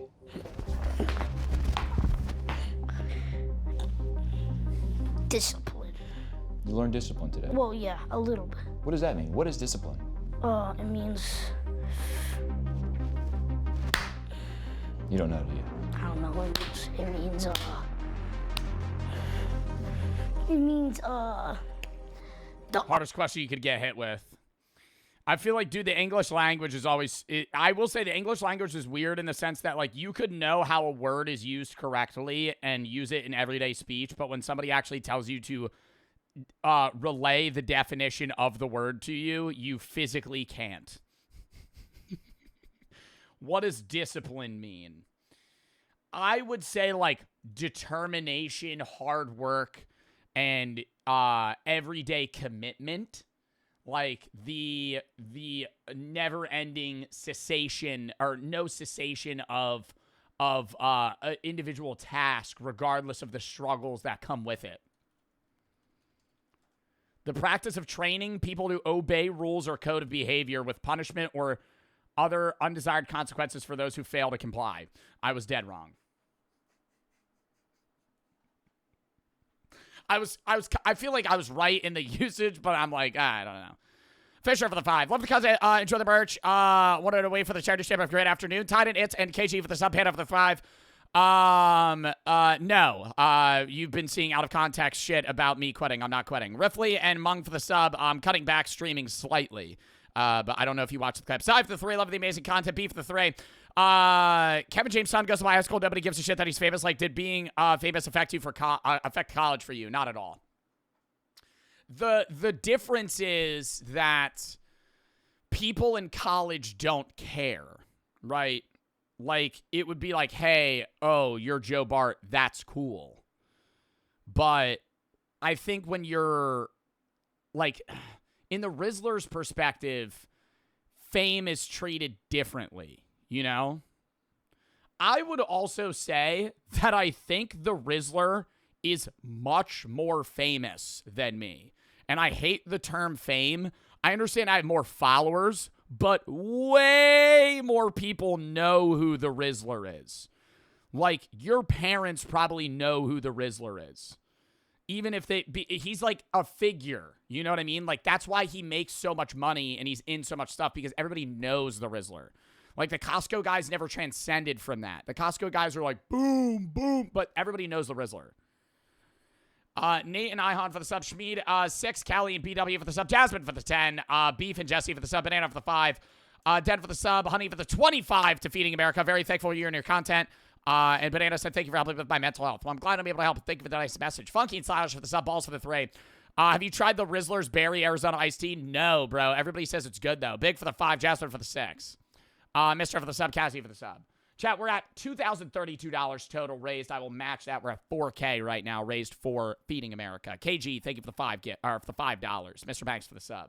Army. Don't cut back on streaming. Bro, it's not cutting back that much. It's going from 7 videos a week on the main to 5. 6 on the gaming to 4. Still the same philosophy posting. And then I'm cutting back from streaming averagely 6 days a week to 5. Like, people are crashing out. The reason I'm doing that is because it enables me to slowly cut back over a long period of time to where I just don't grind myself to a point of burnout, right? A lot of people were posting clips too, and they were like, damn, Joe acts like his job's hard as fuck. I never said that! I never said that. In the clip, I never said that. I said I've been stressed out. I want to be able to do stuff with my family and, like, spend time on my own passions. I'm not saying that my job's hard. I'm saying I'm making more time to where I can film vlogs as well on that extra off day. And if I need to just take off and I want to hang out with my fucking family, I can, you know, or fucking learn how to play guitar, or fucking learn how to bowl, or join a club, or do some shit, you know? Squish, thank you for the 50. First time donating one of your charity streams. Happy I can finally do this. Thank you. KG, thank you for the 5 to Feeding America as well. Through army discipline, Hasbulla made the Rizzler into a weapon. But now it was time for the Rizzler. Just say you hate us. Stop. No, but it's like, I don't know. It's just like over time, then yeah, it would be easier to do this and then cut back to 4, right? Like 6 months, a year from now, whatever, and then cut back to 3, and then 2, and then whenever I feel like it. You know what I mean?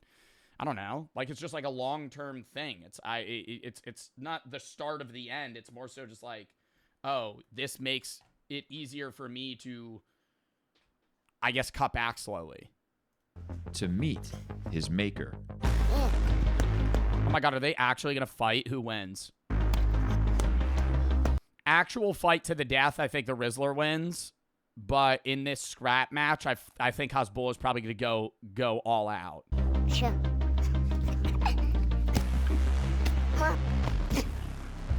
To become a samurai, you must fight the shogun. And don't bring a knife to a shogun fight.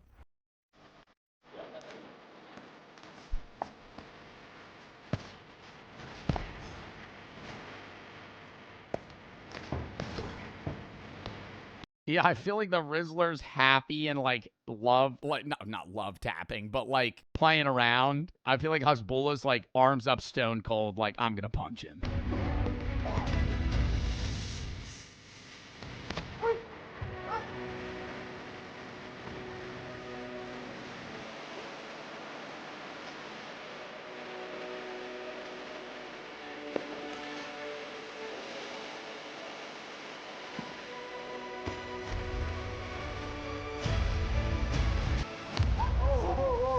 The Rizzler was hit. Like for like a split second, all my world went away. But then it came right. I would be scared that he'd cry. Cause like, dude, at the end of the day, he's like 8, 9 years old, you know? Like that would be, I'd be like worried that like the Hasbulla actually punches the Rizzler in the face and then the Rizzler starts crying. Back. Replay it. He did punch, I mean, he punched him in like the lower chin. The Rizzler wasn't hard, but. I almost won it.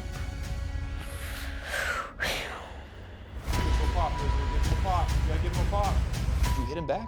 Well, he clocked me, so I had to clock him right back in the stomach. You gotta pop him back. Just give him a body shot.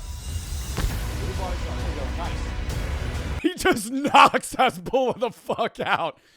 That would be fucked up. Hasbulla punches him in the chin. The Rizzler's like, all right. He just fucking floors him. Stay in there. Stay in there. And what did he say after you clocked him right back in the stomach? Something in Spanish. Oh my God, he tried to. I don't know. The Rizzler had survived what many and don't. A bout with Bulla. But did that mean he would graduate Hasbulla's program? What does the future look like for the Rizzler? Если правильную жизнь образ выберет и будет старших родителей слушать, то все пойдет по плану. The Rizzler agreed. What do you see the future looking like for you?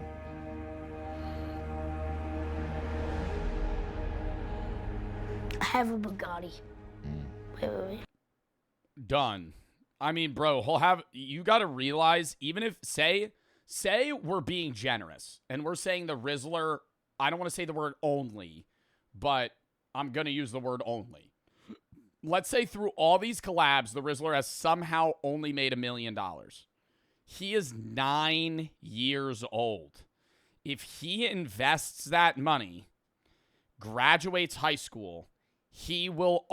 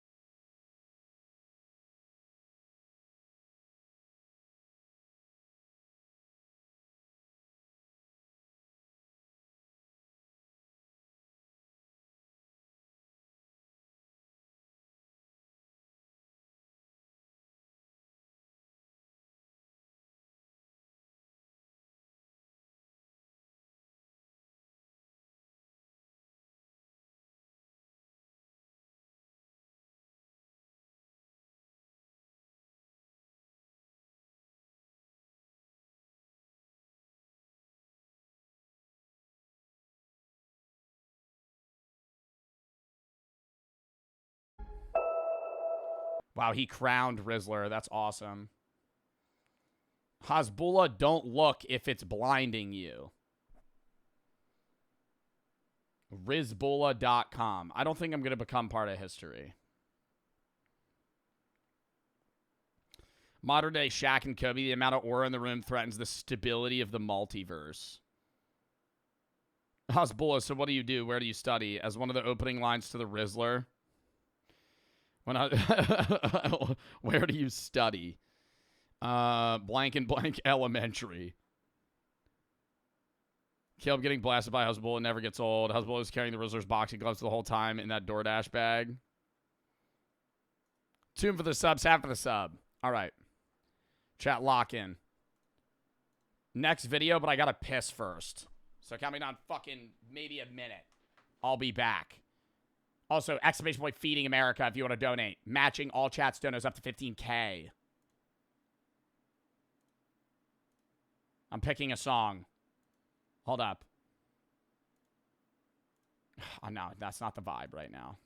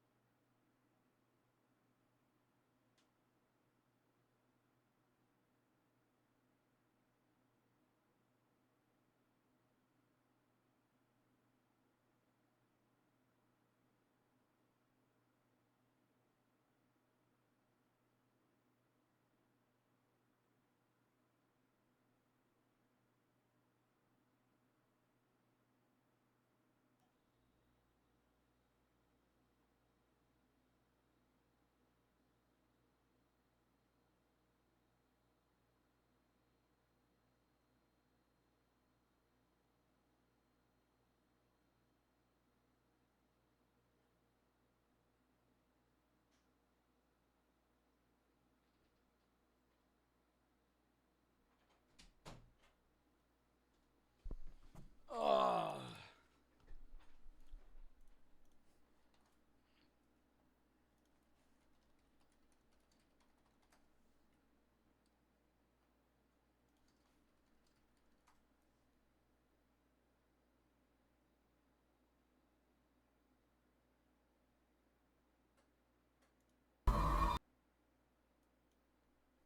Hold up.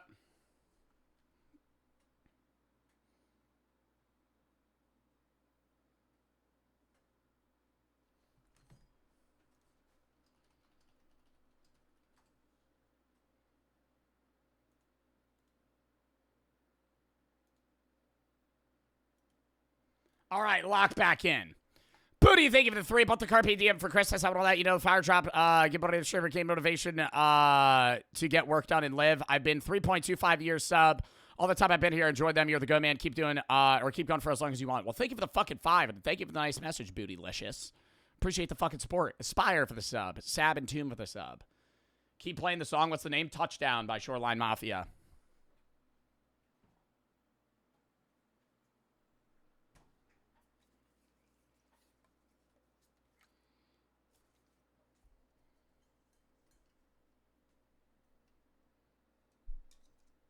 Not sponsored.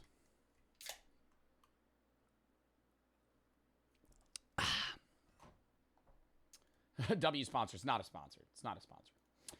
Next video.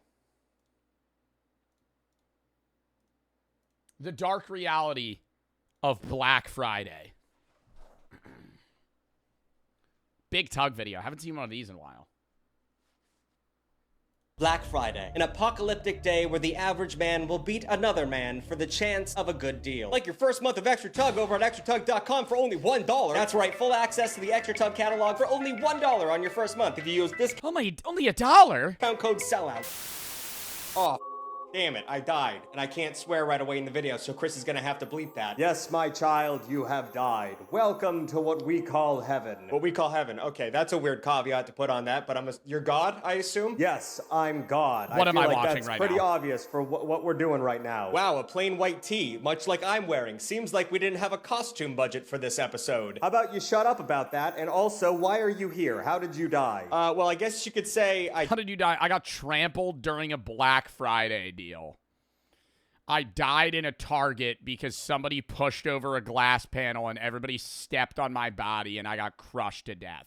The fact that people died that way, when was the last time something like that happened? That has to be like 8 years ago. More. Black Friday shopping's dead. Nobody does Black Friday anymore.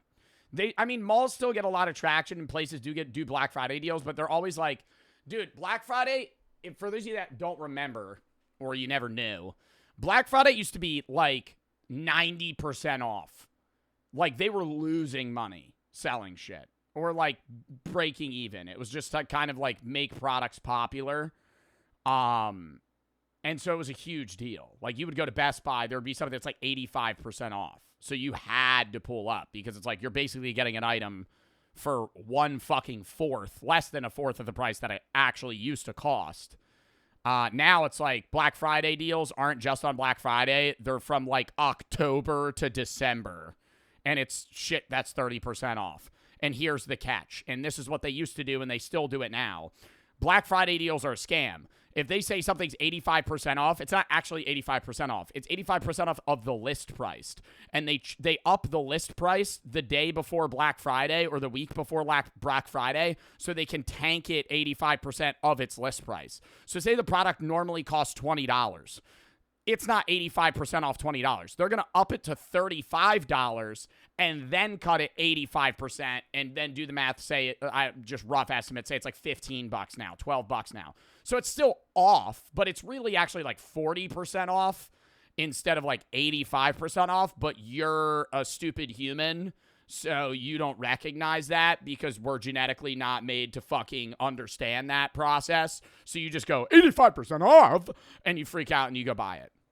Now they do that with 30% off, but they upmarket a little bit and it's actually like 10% off.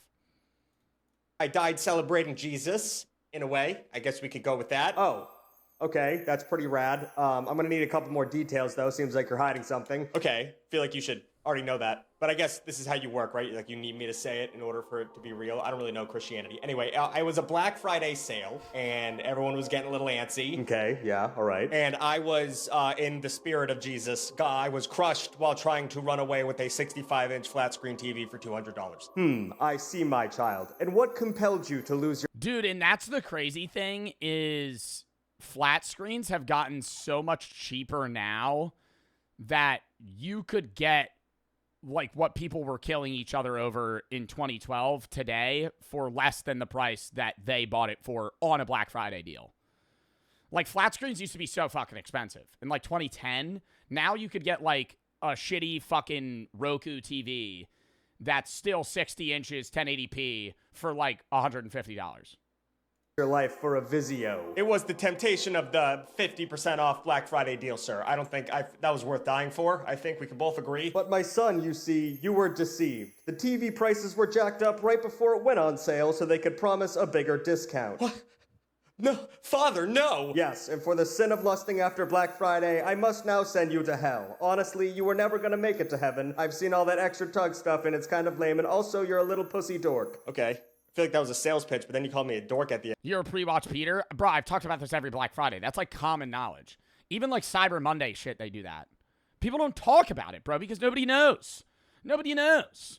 Cyber Monday, oh my God, 75% off. List price, they upped it. Check the fucking history. The price went up $45 before they slashed it 70%.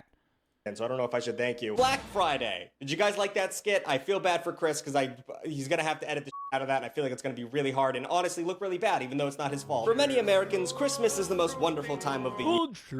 Chestnuts roasting on an open fire. I love that guy. He does the same video every year. Always, that video gets popular every year around Christmas, and it's so awesome. Chestnuts are roasting on an open fire, while some freak named Jack Frost nips at your nose. But we all know the actual reason for the holiday. Spending, spending, spending. That cold, hard cash. That cold, hard Kohl's cash. That's right. I'm already done Christmas shopping. You got to get that shit done early, bro. It's just peace of mind, man. It's like such a stressful thing. How? Because this is what happens. This is what happens. November comes around. I'm not thinking about anything. Randomly one day, I'm like watching TV, and I go, oh, fucking Christmas is in a month. Oh! And then I write down all the names of the people I need to get gifts for, and the next day, I buy all the gifts. I spend 3 hours just fucking doom scrolling. And I'm like, they want this. They want this. I order everything. The lining of baby Jesus' manger is not hay, it is cold, hard Benjamins. Gallup estimates that the average American... What's wrong with Christmas? Nothing's wrong with Christmas. Fun fact about Christmas, it's actually on December 25th because of a pagan holiday that used to, or I guess still does exist, but most people were pagans around that time, or a lot of people were pagans, and the shortest day of the year is December 21st. And so they would celebrate the sun kind of setting later and later because it starts reversing around December 25th. And yeah, Saturnalia or whatever it's called. And so to try and help the ease of conversion for people to Christianity, they made Christmas on December 25th to make it easier for people to transition because the holidays that they would celebrate religiously would be around or on the same exact day. will spend $1,000 on Christmas. So when was Jesus born? I'm pretty sure we don't know. People always go, we're celebrating the birth of Jesus, but Jesus wasn't born on December 25th. Like that's just like a rudimentary day. Yeah, no historical evidence supports that he was born on December 25th. The date was chosen later because it coincided with existing winter solstice and other pagan festivals. So, like, because I remember chatter, I never talked about it, and I don't know why, because I knew that, but some chatter was like, yo, if you're an atheist, why do you celebrate Christmas? And I'm like, well, number one, I'm not an atheist, and I gave it, a bunch of reasonings on that, but it's also because December 25th also isn't the birth of Jesus. It's just like, we changed that holiday to be a Christian holiday. Christmas gifts this year. I don't know what kind of American that is. I'm not spending $1,000. Joe Nerdalozzi, you don't find that interesting that one of the biggest holidays in the United States that everybody celebrates is based off of a pagan holiday, and that the transition of Christians or pagans to Christianity made it easier to make the holiday on December 25th? Like, what? I feel like that's fascinating to me.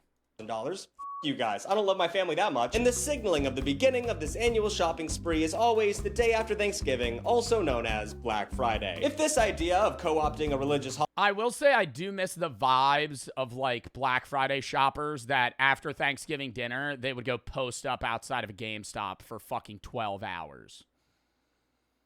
Sorry, I gotta leave Thanksgiving dinner early. I gotta go sleep in a tent outside of GameStop. The new consoles are going to be fucking 80% off. Holiday in order to just do a bunch of consumerism sounds f***ed up. Well, you're not wrong. And that's not even the worst part of this disturbing Christmas tradition. Tuglets, get ready for a deep dive past discounts and extended shopping hours to discover the darker side of Black Friday. One that has a body count. People have died to get a Ninja Blendy or whatever the hell they're called. But first, let's do an ad. I am a Oh, I love that intro for an ad. I should start doing that. I should really start doing that. Is introducing their new line. Oh my god, I did an ad for them. These insane pocket chips European blend will always convenient if you use the link in my description. Fantastic, it's to a stranger's car. Things are different now. It's proven time and time again that putting black in front of a word is usually not a good sign. You have blackouts, blackmail, black eyed peas. They had that one song where they had to rename it Let's Get It Started, but we all know how that actually started. The term Black Friday was initially used to describe the US gold market crash in 1869. You guys want a little bit of history? You thought we're just gonna talk about people dying for flat screens? No, we're gonna learn a little something today, and you're gonna sit there and you're gonna take it like a good little girl. Boy, sorry, that got weird. The late 19th century in America was an era of powerful industrialists known as robber barons, who often exploited natural resources and politics. Wait, what? I never knew the history. I never asked the history of Black Friday. I always just assumed randomly people were like, hey, after Thanksgiving, people want to spend money for Christmas, so why don't we just make everything on sale? To amass. I never really thought there was like an actual history behind it. Industrialists known as robber barons, who often exploited natural resources and politicians to amass great wealth. This was in the past, though. These people don't exist anymore, robber barons. We should start calling these robber barons. That would be perfect. Although this was a little different, because this was back when government intervention in business was extremely minimal and regulations were practically unheard of. So it was pretty easy for railroad developer Jay Gould and stockbroker Jim Fisk to buy as much gold as possible while convincing the government not to release any to the public. This drove up the price of gold for these robber barons while they were able to sell it back to the public for inflated rates. But when President... Oh my God! That is like the biggest monopoly shit ever. You have so much money that you can individually raise the price of gold and then sell it back to the people for the inflated price. You buy gold for $1,000. You just keep buying gold. The price keeps going up. And then you just dump it onto the average person for fucking $4,000. Grant found out about their scheme. Ooh, old conniving President Grant. Oh, if it wasn't for you, Grant. He ordered the U.S. Treasury to sell a large amount of gold, increasing the supply and accidentally causing a crash that left many investors and businesses to lose entire fortunes. Now, while the yeah, fucking good, bro. What? What? I feel like, bro, that is a problem in society if you find a loophole so lucrative that you could literally just, like, circularly buy and sell gold in mass amounts because you have so much money that you could just change the price yourself. crash hurt the economy big time. Gould and Fisk got out without any consequences, pretty much. So even though its origins didn't involve good deals on home entertainment systems, the first Black Friday already had a bad economic stank for the average American. But by the end of the 19th century, post-Thanksgiving shopping became big business. Chris, put those words big on the screen. Big business! Thank you. Many department stores sponsored Thanksgiving parades, and as part of the festivities, would open their doors to... Oh my God, the Macy's Day Parade. Do you guys still watch that? I feel like I should for nostalgia purposes. Yeah, big business. Big business marketed the Macy's Day Parade, made Thanksgiving a whole thing about business. I feel like I watch it, but it's cringe now. It's always been cringe. You just never noticed. It's always been cringe. Is the Macy's Day Parade where those two like NBC co-hosts get really drunk? If that's or is that New Year's? Either way, I love when they do that. I love seeing like news anchormen get really fucking hammered on like national TV. Just doing like, yeah, I think that's New Year's, not St. Patty's. I'm pretty sure New Year's Day, it's like Andy something and like his co-host will take a shot every like 30 minutes or something leading up to the new year. And they get pretty drunk. What's your favorite float? The ones that pop and then fucking fail miserably, but without killing people. Because that's happened on multiple occasions. Didn't the Spider-Man float kill somebody some year? Floats that killed people. Yeah, a lot of floats killed people. Macy's Day Parade. Historically, I'm pretty sure like a Charlie Brown one did. The Macy's Day Parade has had multiple incidents where large balloons have injured. Oh, but nobody's been killed due to a float-related incident. In 1997, the Cat in the Hat balloon hit a lamppost and falling debris struck a woman and put her in a coma for a month. The police had to stamp and stomp down Barney and Pink Panther to prevent further damage to people and places.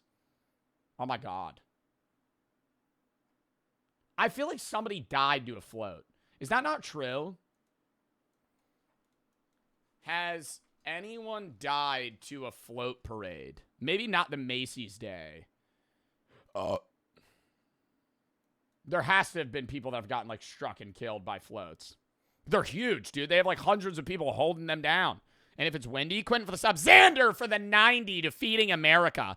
Hope this helps with the charity. Thanks for being great. Thank you. Sedge for the sub. Mango Max Swin. Kevin Pretty. Serial for the sub.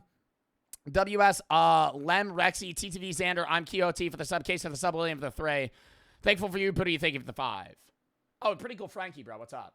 Yo, chat, we're at $2,112 matching that at end of stream. Anaya, thank you for the 10. Sanchez for the sub. The shoppers at the end of the festivities. This was a marketing tool that started as an unofficial beginning to the holiday shopping spree. But in 1939, I don't know if you guys are history buffs or not, but there was a little snafu. Thanksgiving had always been celebrated on the last Thursday of every November, but the No Nut Month actually had 5 Thursdays in 1939. So now this isn't about World War II. I thought it was going to be. I thought it had something to do with Hitler. It doesn't. Wait, what? There was a month where November had 5 Thursdays. But the No Nut Month actually had 5 Thursdays in 1939. So now this isn't about World War II. I thought it was going to be. I thought it had something to do with Hitler. It doesn't. When did World War II end? Chris, put that on the screen. The nation retailers, fresh off the heels of the Great Depression, were... Bro, I went down a huge rabbit hole of this the other day, and it really freaked me the fuck out. Your grandparents were alive around this... Not around. Your grandparents were alive at the same time that Union and Confederate soldiers were still alive.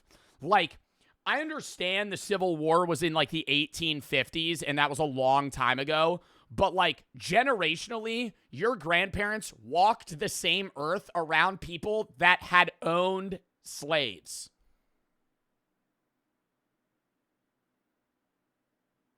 Like, whoa.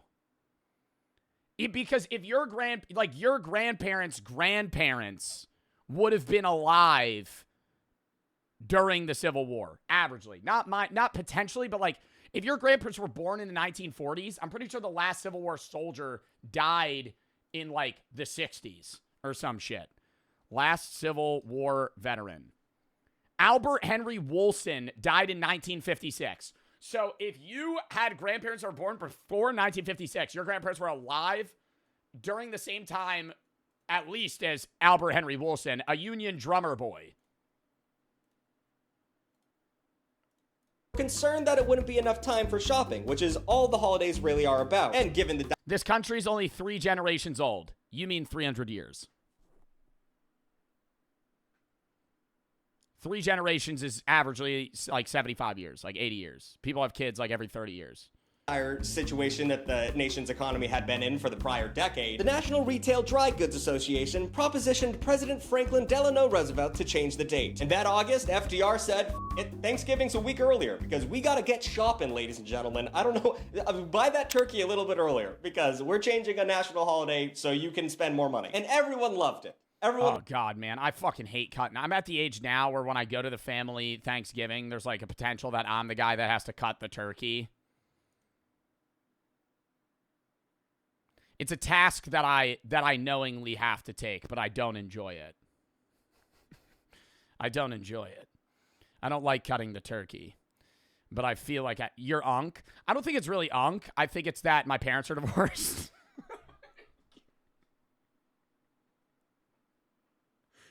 It's my parents are divorced and my family doesn't really do Thanksgiving together. So it's like, I'm like the only guy that's like going to do it. So it's like, so, you know, like in an average like family, how is that funny? Because I don't care. I don't know. Like, it's like laughing at the sadness, you know? I don't know. It doesn't upset me. Like, I've always had divorced parents, but it's like something where it's like, you know, I'm not in a regular honestly, today, it kind of isn't a regular American household to have divorced parents. I mean, type 1 in the chat if you have divorced parents. It's probably very normal. Like, there's probably fucking, 35% of chat probably is divorced parents. Love the fact that the government could just... Yeah, it's like, it's not a big deal. I don't want to say it's not sad, right? But it's like, it's not rare to have divorced parents. Change a holiday date for no reason besides shopping. Oh wait, they hated it. There was an uproar and everyone was pissed. Republicans immediately dubbed the new Thanksgiving date Franksgiving, which I think we should still call it that, and just down 1 billion hot dogs. Turkey. Political opponents of FDR actually said that FDR acted like Hitler by doing this, so I wasn't wrong. Hitler was gonna show up. God damn it, I knew it. I could smell him. Which, this was also crazy to say because keep in mind, Hitler was still very much alive at this point, and a New Hampshire senator suggested that moving Thanksgiving was so crazy, FDR might as well just cancel winter. So overall, we got some big feelings about this day full of Oh my God. turkey. We got some big feelings about them potatoes and mash. This issue literally divided the country. That year, 23 states celebrated Turkey Day early, 22 celebrated on the 5th Thursday, and Colorado, Mississippi, and Texas celebrated both. Bunch of fat. Isn't it a rule now, though, in place that it's always the 4th Thursday? It was always the last Thursday until we reached a situation where there was now the 5th Thursday, so what do we do? Badass as you are, Colorado, Mississippi, Or was it still just always the 4th? and Texas. You need them Hawaiian rolls 2 days out of the year. You're ridiculous. The issue actually persisted through 1941, with Thanksgiving splitting the country apart and serving. I'm going to be 100% real here. Until 3 days ago, I did not know that Thanksgiving was celebrated on a specific weekday in correlation to the month rather than a date. Like, if you put me on Jeopardy and you were like, when is Thanksgiving?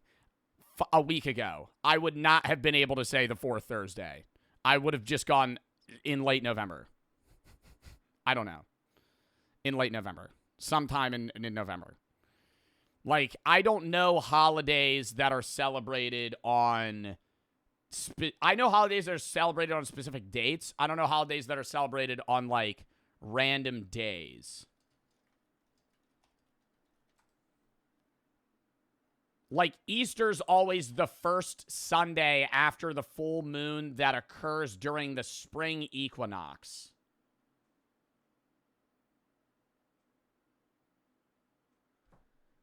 Like, that is, I wouldn't, like, that's why I could tell you that, but I wouldn't know when Easter is, right? Like, I wouldn't be able to tell you. I would just be like, I don't know, I'm going to check my calendar. Easter's celebrated between March 22nd and April 25th, depending on the year. Slog, thank you for the 5. Gift is Liam for the sub. Spirit, thank you for the 10. For one of the future charity goals, you should dress as a femboy. No. Cat for the sub. Green, Ashton for the sub. Slog for the 5 gifted. I did wear a maid outfit years prior. As a pretty not any, like, femboy fits, though. Accurate metaphor for the awkward arguments families share over Thanksgiving dinner. Finally, in December 1941, Congress passed a law officially making Thanksgiving the 4th Thursday of November. Overall, the moral of the story is Congress can fix everything. God bless Congress, they're so good at their jobs. But while Thanksgiving weekend served as a kickoff for Christmas shopping for nearly a century, the term Black Friday wasn't actually used to describe it until the 1950s. And we have our friendly folks over in Philadelphia to thank for this one. What a garbage city. If you don't know, Philly, which calls itself the city of brotherly love, is full of asshole penis people who suck so much. Case in point, in 1960. Wow. Wow. I will say the city of brotherly love doesn't work. Okay, here's the thing. As somebody that goes to Philly all the time, is he wrong? Yes and no. People in Philadelphia are dickheads to each other. But when it comes to Philadelphia people, Philadelphians, they will always band together against other cities. So in a regular day-to-day basis, yes, somebody from Philly's probably going to be a dick to you. But if it comes to sports or anything, like if you want somebody from Philly to like you, walk down the street, you get in a kerfuffle with each other, go Birds. Especially if it's during a football game day, go Birds. They'll be fine. Now you're immediately friends with each other, and because you have a common ground. And you could say that about any sports team, but I think, like, dude, people don't understand, like, Philadelphians will blow up their city over a football game. Win or lose. Win or lose. They grease the poles. They grease the poles so people can't climb the poles and injure themselves. Like a cartoonish-esque solution, they will make it so it's really hard to climb things. Like, it's bad. But that's how much they love the sport, right? Or just love their city's teams. Santa Claus came out on the field during a football game and everyone booed him, and they probably threw bad. Wait, what? point, in 1968, Santa Claus came out full of asshole penis people who suck so much. Case in point, in 1968, Santa Claus came out on the field during a football game and everyone booed him, and they probably threw because he was probably delaying the game. There's got to be a valid reason they were booing Santa Claus. There's got to be a valid reason. batteries at him or something. And why did they do Okay, maybe they threw batteries at him. I don't know. Get him off the field, you know? Fucking this? Well, get him off the field. The game's got to fucking start up. Because their team was winning. And it sounds crazy, but I mean, that makes sense. Eagles were so bad that year that they could have secured themselves the #1 draft pick, who at the time was O.J. Simpson. Just so much fun we're having with history today. But instead, the team started winning, which meant they lost the opportunity to draft O.J., and they decided to take it out on Santa. Anyway, that's just a little taste of holiday spirits in Philadelphia. O.J. Maybe it was for the better. Maybe that's a good thing. Simpson and throwing beer bottles at Santa. So it makes sense that cops in the city started referring to the day after Thanksgiving as Black Friday as a way to describe their awful working conditions. Philly's finest were already peeved that they were forced to Santa Claus gets a few batteries thrown at him. work instead of spending time with their families, and to top it off, the shift was an absolute struggle. Between the holiday shopping and the slurry of people dropping into the city to watch the annual Army-Navy football game, it was just literally the worst type of people showing up. Not to mention that shoplifting and petty theft skyrocketed due to chaotic conditions. Black Friday soon took on a life of its own with local slang, and by the 1960s, several shops used it to promote their sales. However, the negative connotations didn't sit well with the business community at large in Philly, and they tried to change the name to Big Friday. Black Friday? That's a little sad. We'll call it Big Friday. And everyone in Philly said, your mother. We're calling it Black Friday, and also I'm going to break a window. Sorry, business daddies. The nickname chooses you. I didn't write that. I don't know who wrote that. Jimmy must have written. That's a sad little sentence. And so Black Friday, as we know it, was born. Thank you, Philly. Thank you, Santa. Thank you, Hitler. By the time the ball dropped on the 80s, the term Black Friday had successfully spread from Philly to the entire United States. To make the name seem less gloomy, retailers spun the narrative, insisting Because Philly runs a lot of U.S. culture, Chad. I'm going to glaze that city. Is there bias? Yes. Is there bias? Yes. I'm not even from Philly, but I go there all the fucking time. Black stood for profits, which isn't entirely wrong. In business, if you're in the black, you're in profits, and if you're in the red, you're in the negative. So, kinda, it's lame, but it works. The Black and Black Friday was rebranded to mark the point when a store's profit turned positive for the year. Not only did this rebrand totally ignore the Black Friday's history as part of cops being bitches, it isn't even accurate to say that most stores operate at a loss until Christmas. But does the truth really matter here? You can get 10 toasters for a nickel. Get in there. Plus, at this point of the year, we're talking about virgin births and flying reindeer and roasting chestnuts. No one has ever roasted. Yeah, and I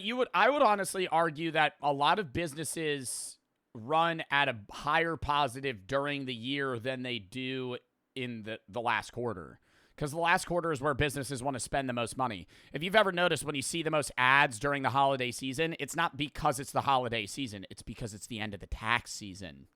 And so businesses want to pay a lot of influencers a shitload of money because they want write-offs for the previous tax year. So they budget a lot of spending that they previously hadn't had into the last 2-3 months out of the year because that's when they need to get the fucking money out so they don't have to pay taxes on it.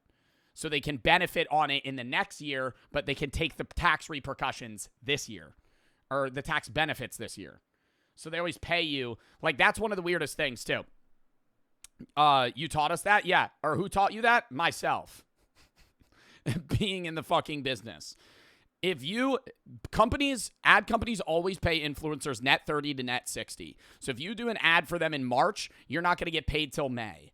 But if you do an ad in November or December, best fucking believe they're getting you that money before January 1st because they don't want to fucking pay taxes on that money. So if you ever do an ad as an influencer in December 25th, you could post it on Christmas Day. They're going to pay you in 6 days. They're going to pay you within 6 days.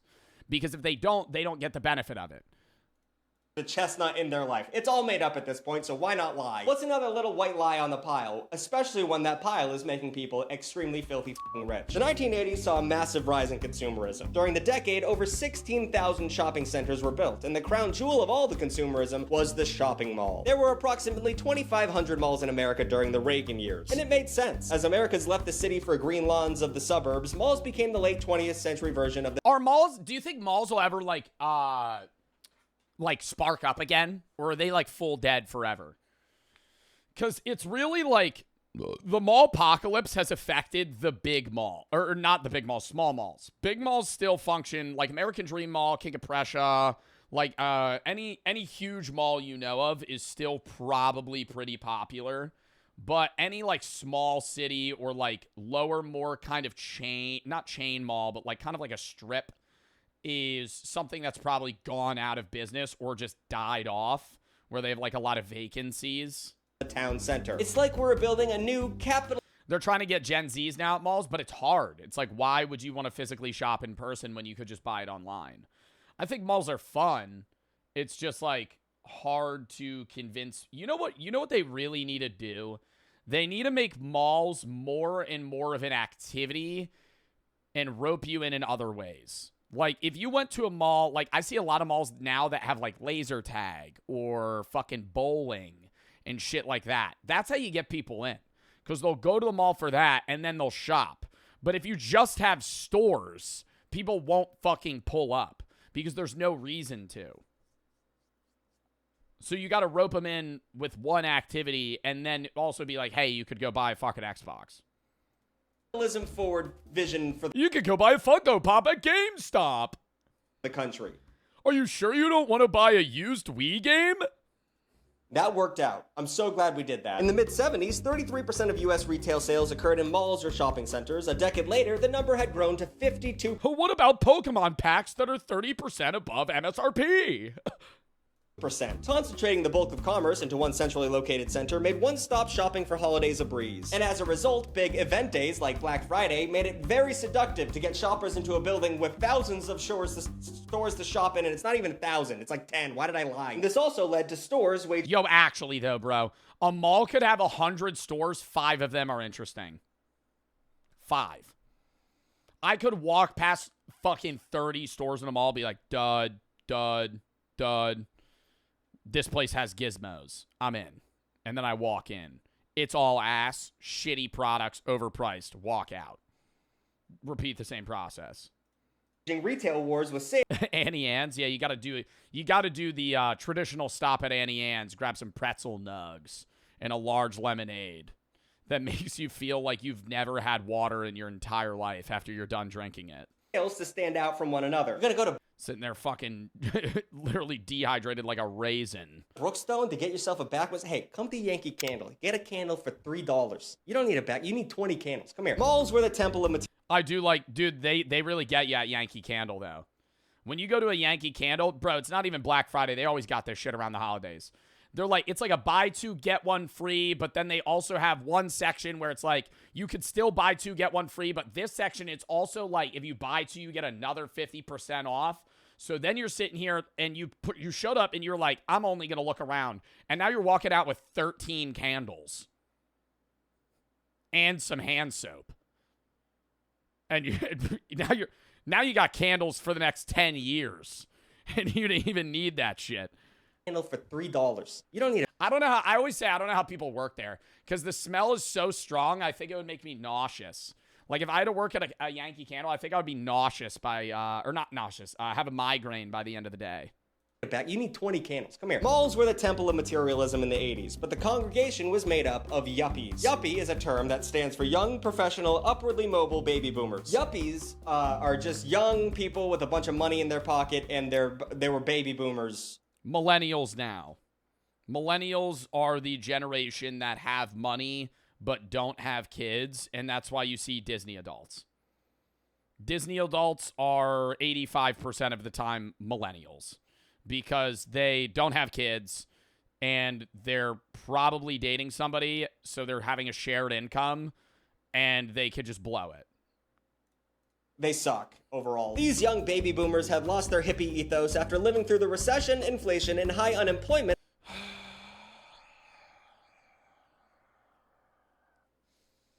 We're going to glance past it, but one of those people is naked. Side ready for the promise of prosperity that the free market... Editor, if this becomes a video, blur that entire image. And Reaganomics promise. This era gave... Wait, for real? Yeah, he never shaved his pubes, though, so you couldn't even see it. There was so much hair down there that you couldn't even know. We're just going to glance by it. Birth to people like Donald Trump and TV shows like The Lifestyles of the Rich and the Famous. Poor people love looking at rich people. Excess was celebrated and luxury purchases were an important status symbol. The attitude was so rewind that. Prevalent that Newsweek named 1984 the year of the yuppie. Aspirational purchases became common as credit was passed out like candy. In fact, credit card debt doubled in 1980 to 1985 and then doubled again from 1985 to 1990. And I think it's very that fast. God damn. It is crazy that modern businesses methodology or like bank methodology is try to get your customers or people that bank with you to accrue enough debt that they're able to pay it off, but that they physically cannot handle more. So they have so much debt that they're stuck in a cycle of paying you back, and they're never going to be able to fully pay you back.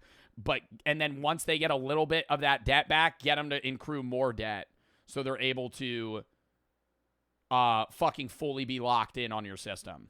very important that Joe Bar, can you pay for my college? I'm sorry, no. Kid, thank you for the 3. Laura for the sub, James for the 3. Love being able to go to the streams. Cable Sled and the Cole for the sub, Anonymous for the 25. Go Cowboys, Jalen Hurts, his buns. Emily for the 3. I'm not for the 3. Next year, 2007 will be correct. Well, next year, a 2007 calendar will be correct in 29. Wavy and Liam for the sub, Spit for the 10. You should do a charity stream. Already with that.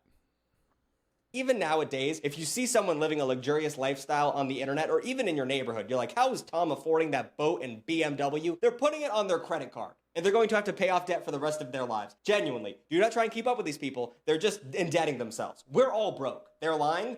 I want to put that moral onto you guys. I realized that way too late in life. These people are just in enormous amounts of debt. Speaking of debt, I think the end of the debt cycle or what triggered the end of like, oh wow, we're all fucked is Klarna.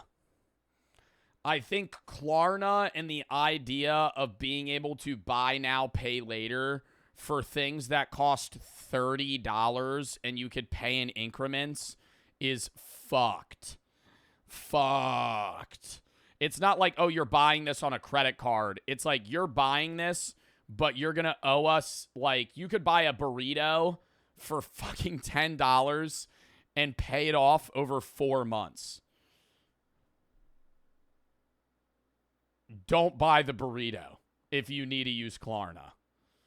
And Klarna's a failing business because they're marketing themselves to people that don't pay back debt. If you're a guy that is going to Klarna pay a fucking Uber Eats order, you're probably not going to pay that back ever. So they're just in debt. Like, I'm pretty sure Klarna loses money. I don't know if they're ever making... I feel like I gotta Google that. Does Klarna make money? They gotta be in debt. Like, crippling debt. They make money through merchant fees. Okay, that's not telling me... That's telling me how they make money. Does Klarna profit? They had a net profit in 2024 after a 2023 loss. A loss in 2025, though. They had a net loss of $244 million in 2023 and a profit of $21 million in 24. So they're barely squeaking through in business terms. many of these credit purchases revolved around one of Black Friday's most popular... Maybe it's late game, you know? Maybe they have to accrue the debt and they'll make it back later, but I don't know. Sale items, electronics. Between 1980 and 1989, sales of electronic products increased over $150 billion. And it makes sense. It's 1989, baby. Get yourself a personal computer. Type on that bitch. I don't care. Get yourself a television, a stereo system, video game consoles. It's all good, baby. And Black Friday electronic sales is a trend that still happens to this day. Surveys suggest that approximately 75% of all in-store Black Friday shoppers plan to buy electronics. And one of the most common electronics... I mean, what else are you going to fucking buy? Clothes? I feel like electronics is usually what has the highest, like, markdown. Because they have high profit margins. So usually it's like clothes aren't going to be something that they mark down a lot. Hold up. Yeah, no. Sorry, I'm responding to Brooke.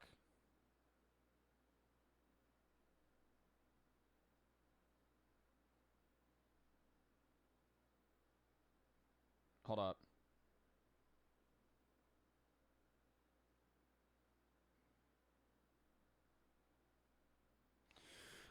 Grant, thank you for the 4. I'm racing Formula 4 next year with an Indy car. I think you've really changed who I am through this philosophy. You take big steps in life. I would love if you would give me a recommendation or a short saying or symbol I could put on my helmet. I feel like you need to come up with that yourself, man. You need to come up with that shit, you know? It's like a big deal. Like when people ask for like tattoos or like specific sayings, like it has to be something that's meaningful to you. Career Noah, Lockie, and I'm for the sub, kid for the 3. And King, thank you for the sub as well. Chat, we gotta lock in. My God. Okay. King for the sub. Get a discount during this time is the flat screen TV. Tell Brooke chat said hi. She was asking me if I was fine with shrimp and pasta for dinner. It's what I died for in that earlier sketch. Actually, it's kind of redundant to say flat screen TV. I'm guessing any old box TV that's still around isn't for sale because it's probably haunted by the ghost of Reagan. Regardless, Black Friday TV sales are so common that the mentality is in America that you should not buy TV until it's Black Friday because it's stupid to do so otherwise. Retailers report that the average discount on a TV during Black Friday will be 23%. But if everyone is offering such steep discounts, how does a retailer stand out in the crowd? It's not like they're gonna slash their own bottom lines, right?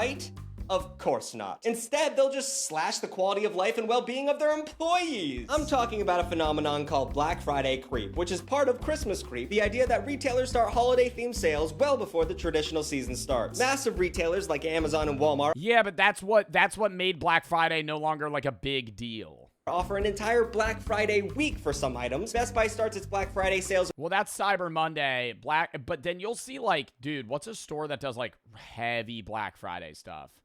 I feel like it's not Best Buy does it a lot. Yeah, fucking starting November 8th all the way through Cyber Monday. So it's a whole month.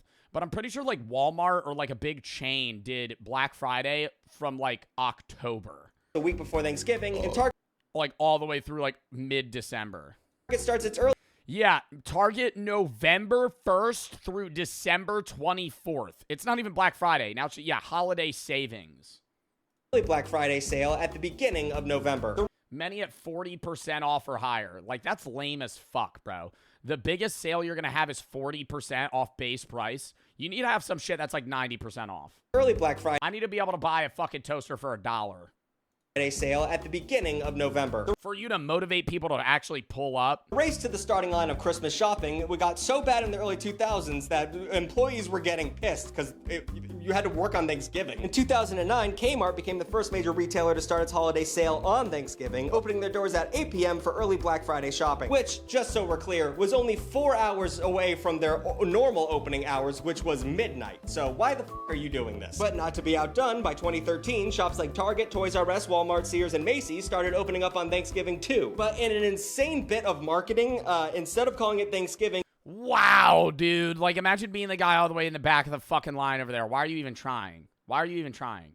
Like, I feel like I'm going home. Retailers tried to rebrand it as Gary Thursday. Who the is Gary? And imagine being a retail worker. It's like, don't worry, you're not going to go see your family on Thanksgiving. No, today you're going to be working Gary Thursday. Does that sound good to you? Gary Thursday was met with widespread opposition from workers, and the pandemic Christmas season effectively put an end to it. But that hasn't stopped the overall Black Friday creep. Online shopping has enabled retailers to offer digital deals early without the hassle of in-store displays or staffing. Not only does this benefit companies by pushing sales with less overhead, but it also alleviates the sheer number of shoppers in their brick-and-mortar shops on the sheer number of shoppers ruining their businesses, or more so the workers that have to be fucking fearful of their life during a Target Black Friday deal as they watch people push down the doors and trample each other to grab and they have to check that person out. Black Friday. And this was a welcome change from the Y2K era of Black Friday, which became overcrowded and, in general, like that guy could have died. Extremely dangerous. That's right, ladies and gentlemen, we have reached the part of the script where I talk about people dying, so grab your popcorn and your true crime headset and let's get into it. Also, I'm wearing a hat now. Don't mention it, my hair was pissing me off. Between 2006 and 2021, at least 17 deaths and more than 100 injuries were tied to Black Friday shopping. For many, the most... Oh, what? 17 deaths? That's more than one a year. I would have assumed like 5 people died. Black Friday shopping. For many, the most wonderful time of the year turns bloody in the name of good sales. Good shopping. Which makes me wonder what limited edition release or outstanding discount would be worth getting harmed. Well, let's find out, shall we? It's time to play a It's gonna be, oh my God, is this gonna be like a game show? Am I gonna be able to guess?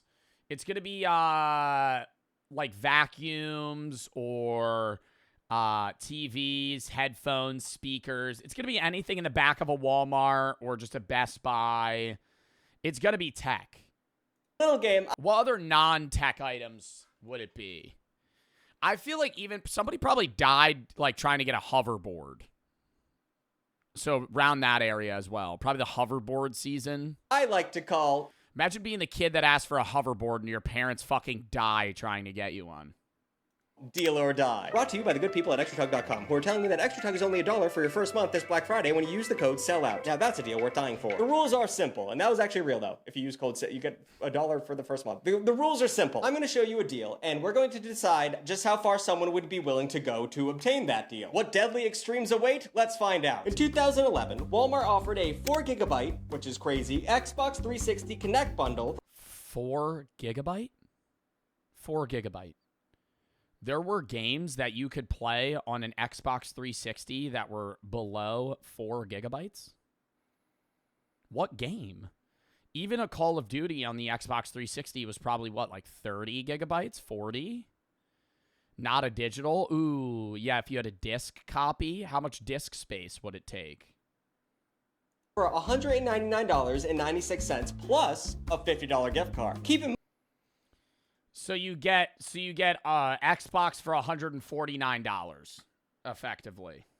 But they're giving you the gift card because you're obviously going to buy something that's over $50, so they're getting your business that you would rather take elsewhere. What was the price of a regular Xbox 360? 60 Connect bundle for $199.96 plus a $50 gift card. Keep in mind that this bundle was sold for anywhere between $250 and $300 at the time. Not only that, it was 4 gigabytes of RAM. Games were just discs. They didn't have digital copies on the 360. Sorry.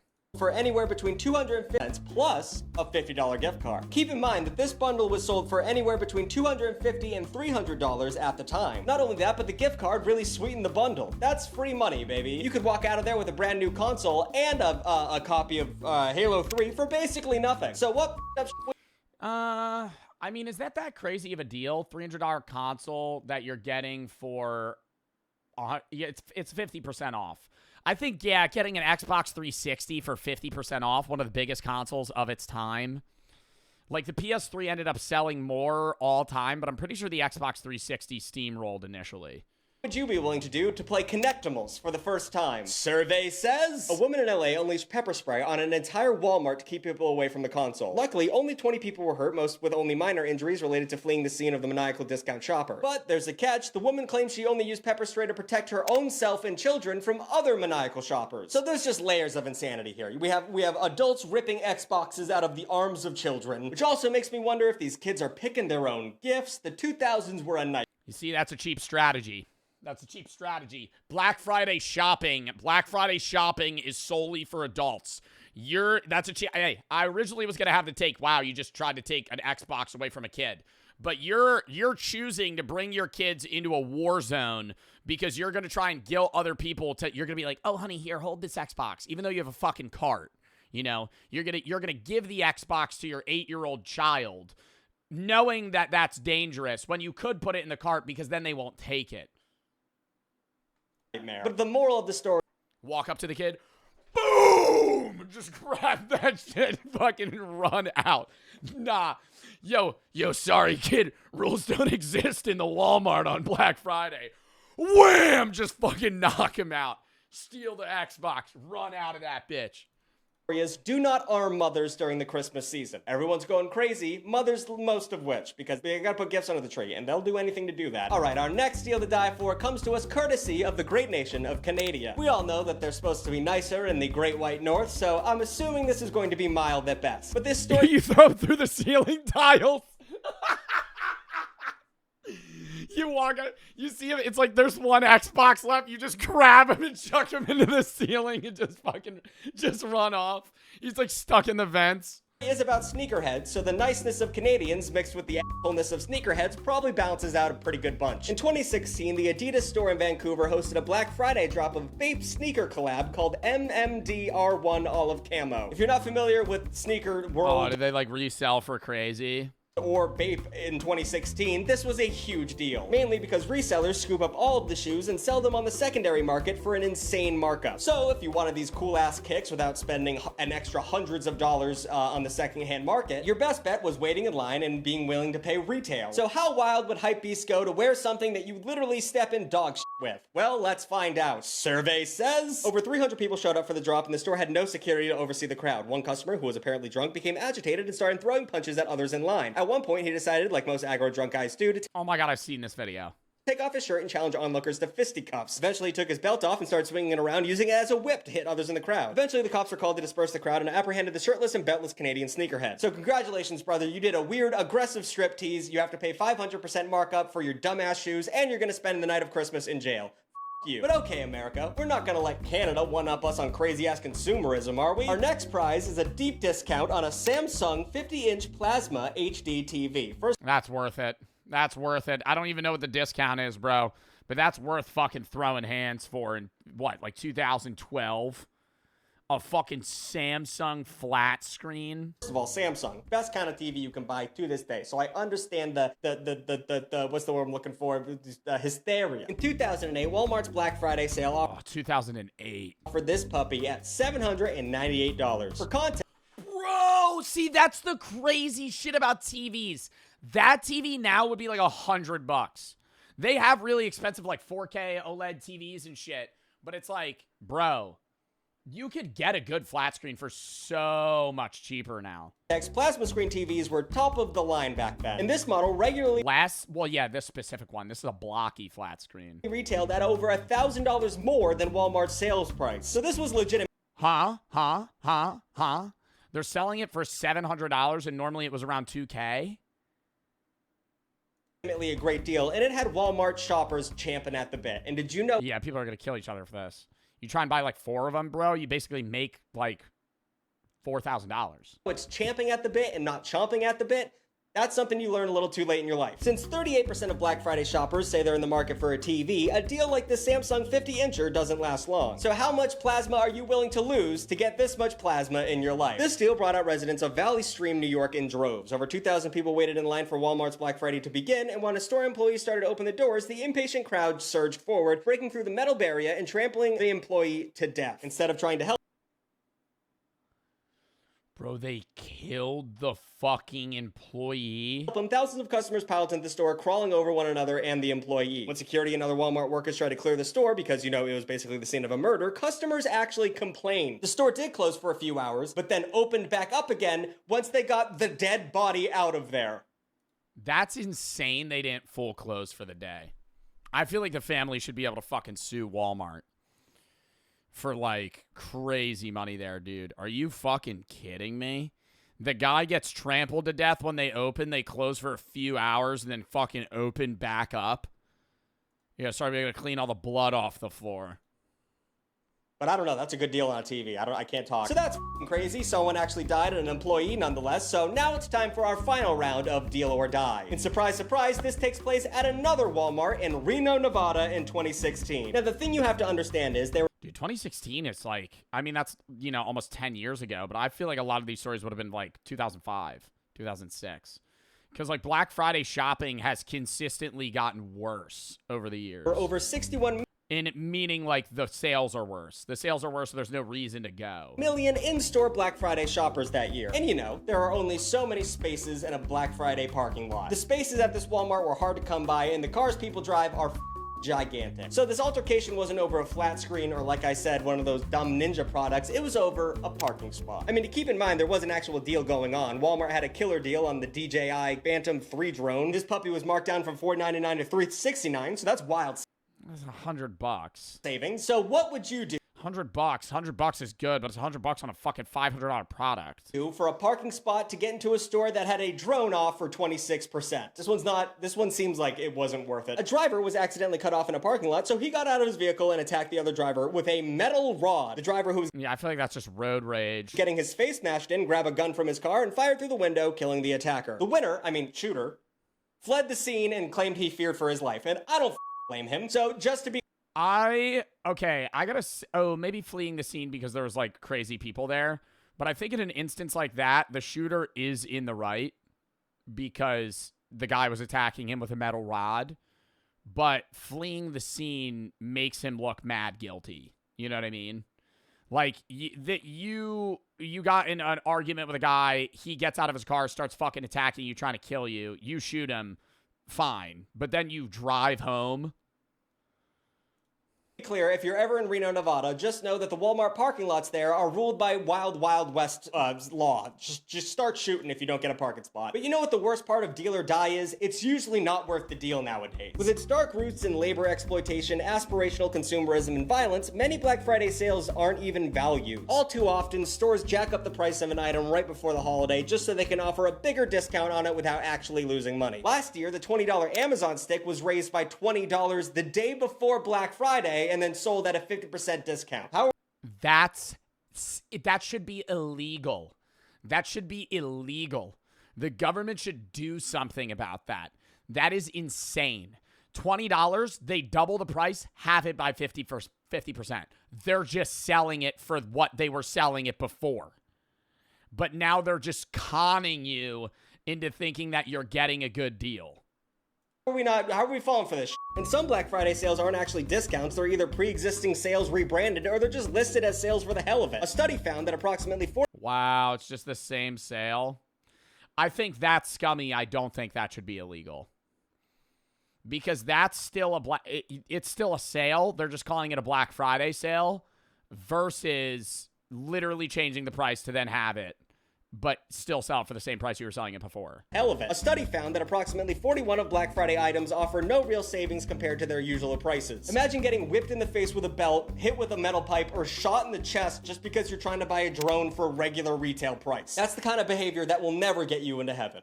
I know, I did a skit about it. But whether it's online or in-store on Gray Thursday, Black Friday, or Cyber Monday, you're gonna spend some serious money this holiday season. And hey, there's nothing wrong with that. I'm not gonna go on some spiel about the true meaning of Christmas. I want gifts, I like candy, and if I don't have good enough gifts under the Christmas tree, I act like that little bitch in Harry Potter. 45? Is it 45 or 40? I don't remember the number he says, but he's being a dick. What's his name? Trevor? No. I don't know. Trevor Dursley, is that his actual name in the game? Or not in the game, in the movie? Isn't it Dudley? I thought they were Dudleys. Like the Dudley family. Whatever. I just want you to know that every gift you unwrap during the season of giving was paid by the blood of the proletariat and ghosts of Black Friday past. Let me know what discounts you've seen in the past where you'd go... Oh, his name's Dudley Dursley. Wild Wild West in a Reno parking lot in order to obtain that sweet, sweet deal. Because let's face it, everybody has a price. New videos every Saturday and sometimes Wednesday. Like, comment, and subscribe. And sometimes Wednesday. I fucking love Big Tug. That was a fun video. CS and Logan for the sub. Raza 8 for the sub wide. Thank you for the 10. How many charity streams do you do? I like seeing people on the platforms, especially as you. It varies. Oh, you're saying appreciate how many charity streams you do. Thank you. I thought you were asking. I was skimming it. I do one like every 3 weeks normally, but this past month and now this next week, I'm doing like 3. One's for Gamers Outreach, which is basically a charity tournament. So the prize pool is just going to charity. That's Tuesday. But then Toys for Tots, I am doing one. But then we're probably going to take a break for like a month till like January for one. Orphan and Bree for the sub. Hope, thank you for the 5. Hayden and Caesar for the sub. A and Andre for the sub. Skelly, Braden, Kicking for the sub. King and Kara for the sub.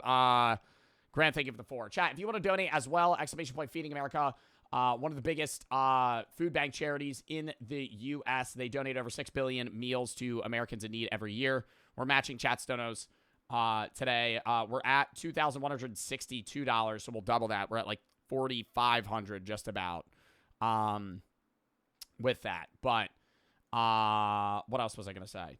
Today's reacts. Tomorrow I'm going to be live noon to 3 doing Level Devil, Bingle Bingle, and then Delivery Mystery, maybe another random game. Thursday I'm off for Thanksgiving. Friday I'm going to be live at noon doing random games, probably horror games that we're probably going to rip, even though we did horror games previously, just because next week I don't know how much horror we're doing. Saturday I'm not live. Sunday's reacts to the new Fortnite season. Next Monday, SMP starts for Cobblemon. Next Tuesday is the Block Wars event for Gamers Outreach. Next Wednesday, I'm off getting a tattoo. Next Thursday will probably be like a short stream for Hailed with Rainbow. Next Friday reacts. Next Saturday, the SMP and the Hunger Games event for Toys for Tots. Some and CS for the sub. I have to piss real quick, then we're going to hop into the next video. We still have way more that we're going to watch. It's for the sub, some and CS for the sub. Again, counting down 30 seconds. Maybe a minute. How long will the SMP be played? Probably December through March, Mondays and Saturdays. The first few weeks I do it like most of the stream Saturdays and all the stream Mondays. But then I usually transition to like all stream Monday and part stream Saturday. Counting down.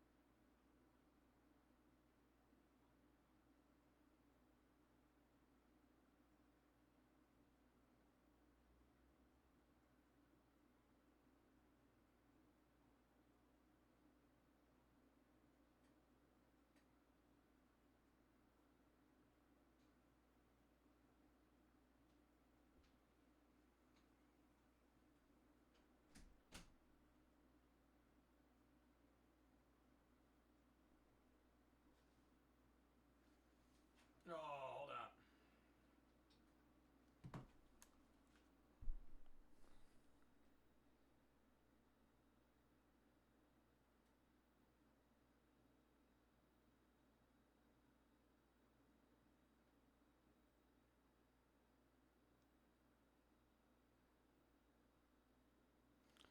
Sorry, I gotta respond to my editor.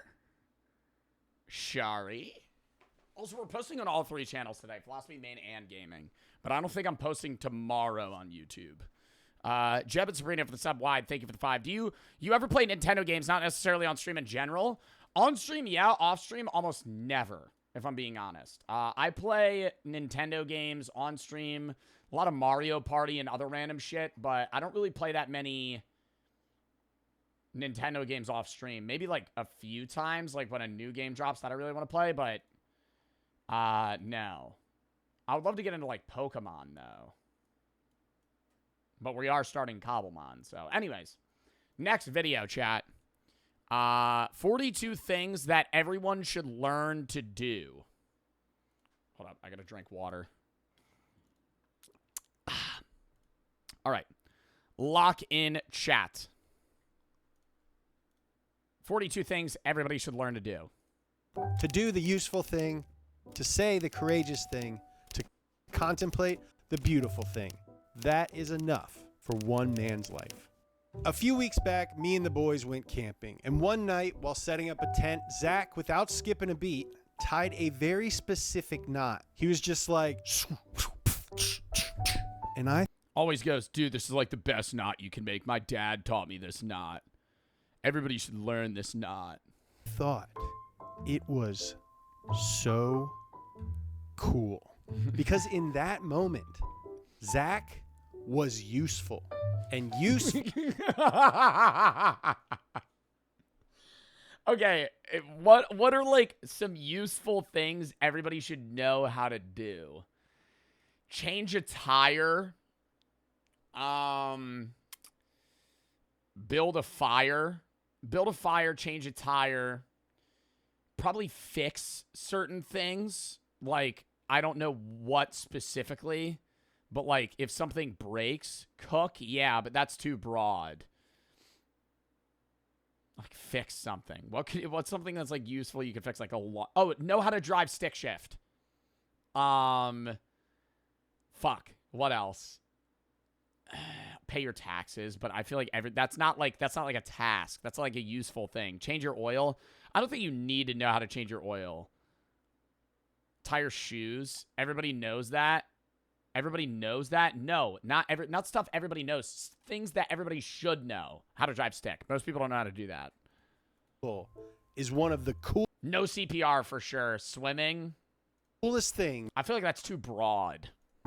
That a guy can be. So that very night. This is like, I think this video is going to be talking about hyper niche things that not everybody knows how to do, but it's like, if you see somebody that knows how to do it, you're like, damn, that's useful.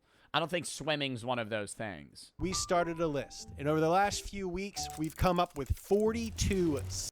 Sew a button. Oh my God, I would never know how to do that. I don't think I could know how to sew anything. Cook rice. Oh my God. My friend the other day fucking informed me that you're supposed to wash your rice before you cook it. And I never knew that. And I've always made really shitty rice. And I was like, why does my rice always suck? I'm like overcooking it. No, you're supposed to hand wash your rice like multiple times. You didn't know that? Not until like a month ago. Simple, useful things that we think everyone should learn how to do. And I promise you, there is something on this list that you'll learn. Maybe like a rinse, but not like wash. He was like, no, you should wash your rice until it's like there's no more white fluff stuff coming out. Never knew. And I also just buy cup rice. Because it's fucking too complicated. I don't want to cook rice. It's too hard to cook rice. And I want to get a rice cooker. I feel like that would be awesome. One day, you'll use it, whether it's alone or in front of a bunch of people, and you are going to feel so awesome. So in no particular order, number 1, learn the basics of how a toilet works and how to... Oh my God, no. I will stand on this. When my grandfather tried to make me fix a toilet, you should not need to know how to fucking unscrew and fix your fucking toilet. That is a stupid, call a plumber. Call a plumber. I don't think I should need to know how to disassemble and reassemble my fucking toilet. That's not a task for me. Why? That should be something that I pay a person to fucking do. You need to know how to do it. I know how to do very basic things. Like, I know how to fix the shit on the top. What is that called? The water basin? I could take that off and fiddle with the shit on the top. I remember my toilet used to be fucked up and I had to mess with it. I know how to fix that. Use it. Use it. The septic tank? I don't think it's called a septic tank. Learn the basics of how a toilet works and how to fix it. Like that. Number 2, learn how to reset. That is not the basics of fixing a toilet. That is how to attach the chain to the little bobber part. Everybody knows that. Everybody knows that.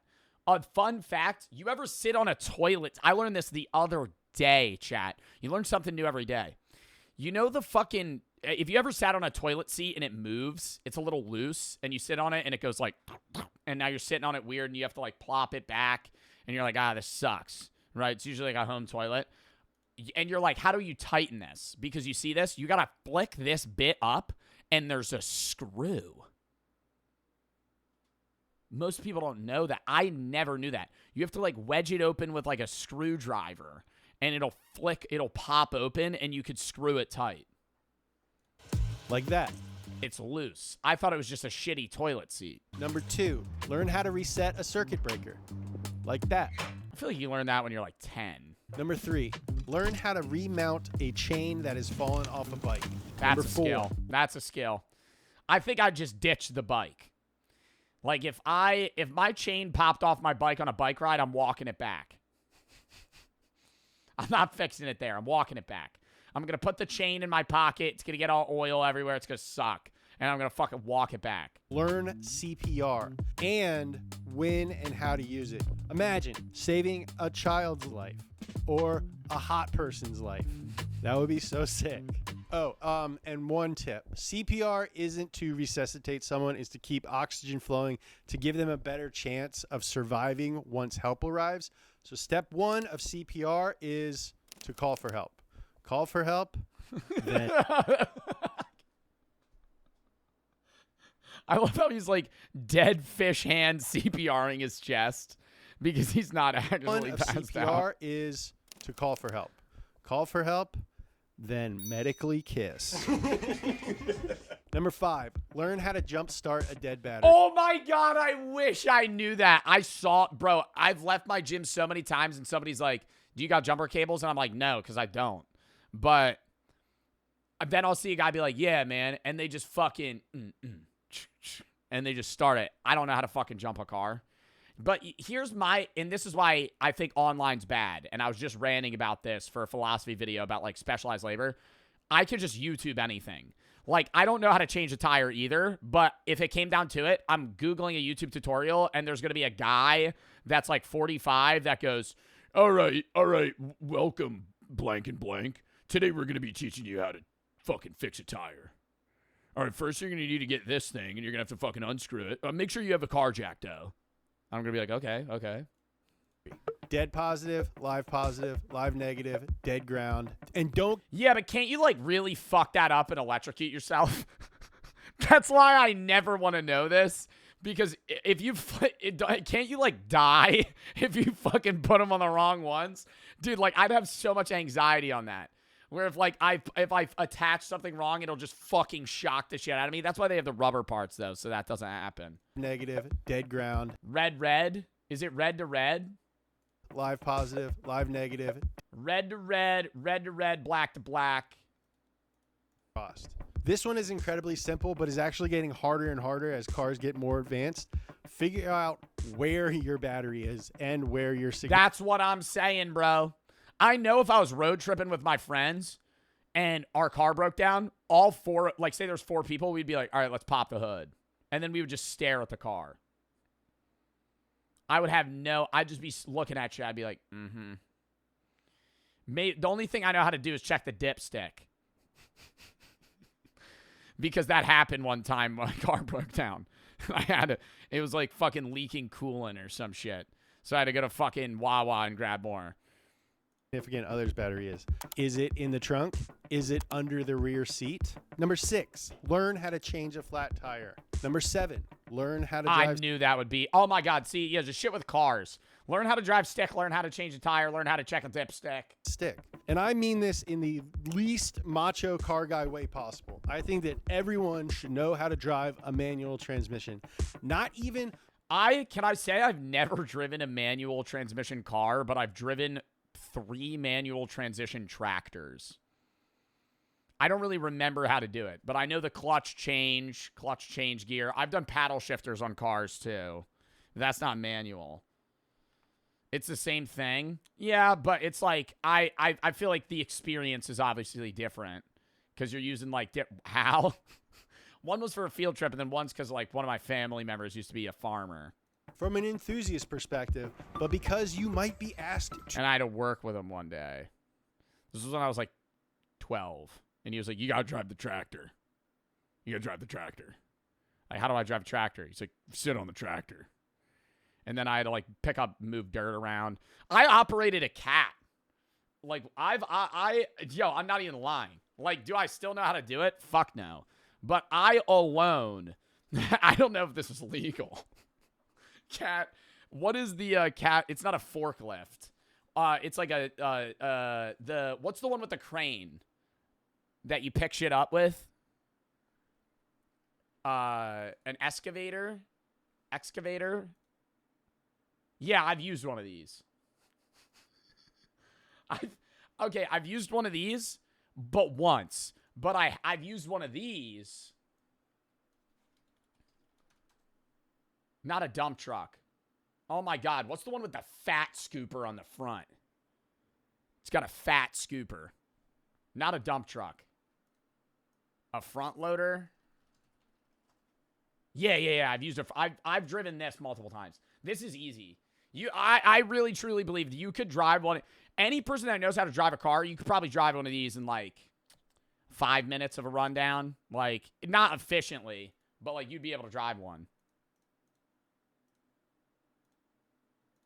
To move a car with a manual transmission one day, and you want to be able to deliver. And I mean this in the most macho car guy way possible. Most old cars are better with a manual. Most new cars are better with some sort of automatic. They are. I don't know what to tell you. Number 8, learn how to... What, the stick shift argument that stick shift cars are better? I think it's cooler to drive stick shift. You can control the gears and you can make your car rev more. But like, I think automatic. We're 2025. I think the computer system's probably better than a human. Exercise alone without any equipment. 9, learn... Fucking calisthenics. Who doesn't know calisthenics? Push-ups, sit-ups, curl, or not curls. That's no equipment. Push-ups, sit-ups, pull-ups, ab stuff. Learn and appreciate the power of compound interest and don't find yourself on the wrong side of it. Our human brains understand things that go like this, and we're really bad at gauging things that go like this. Number 10, have a basic understanding of how taxes work. Basic understanding of how taxes work. I think a bigger thing, too, is understanding this is not financial advice. This is not financial advice. Understanding that if you leave your money in a bank, you're effectively losing money every year. Even if you're saving money, if you're saving money in a bank account that operates at a 0.04 interest or 0.4% or 0.04% interest rate, you're losing money to inflation because the average inflation rate's around like 3%. So if you have like 10 grand in a bank account that's generating like $30 a year, you're losing money. Like, you're not physically losing money, but the value of that money is less than it was the previous year, even with you just keeping it in a bank account. Like, it's good to save, but it's like you want to save at least in something that's going to, like, operate you at, like, something that's equivalent to the inflation rate. Want to save as... Yeah, high-yield savings accounts. It doesn't even have to be, like, investments, not financial advice. Much money as you can, but you don't... It's a legal thing. Gotta say it. Want to get down the road and get audited or go to jail. Honestly, if you can't afford it, you should just pay someone to do your taxes. They can sometimes find ways to... Yeah. Save you money. I don't know how to do my taxes. I understand taxes because the tax guy explains it to me, my accountant. But I don't know how it works. Like, if I had to pay my taxes myself, I'd be fucked. I pay a guy and I sit down with him at the end of the year and he goes, okay. And he shows me a bunch of stuff.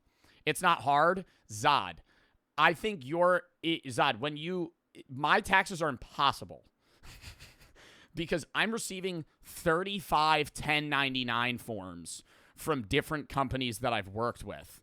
So I have to, yes, if you work a 9 to 5 and you're getting income from one company and you're filling out a W-4 form, it's something that's easy, right? And they're honestly holding a lot of taxes for Social Security and other stuff for you. But when you work a W-9, which is independent contracting form, which is every influencer ever, you don't get money taken out for taxes. So you owe a lot more than you think you do. And you're getting a lot of tax forms from different companies that you don't really understand how to balance that and what you're able to write off, what you're not able to write off, what tax applications work for certain things. So it's like a whole pain in the ass. More than you spent paying them. But he's definitely money laundering. Number 11. Yeah, big time. 11. No. Learn how to sew a button.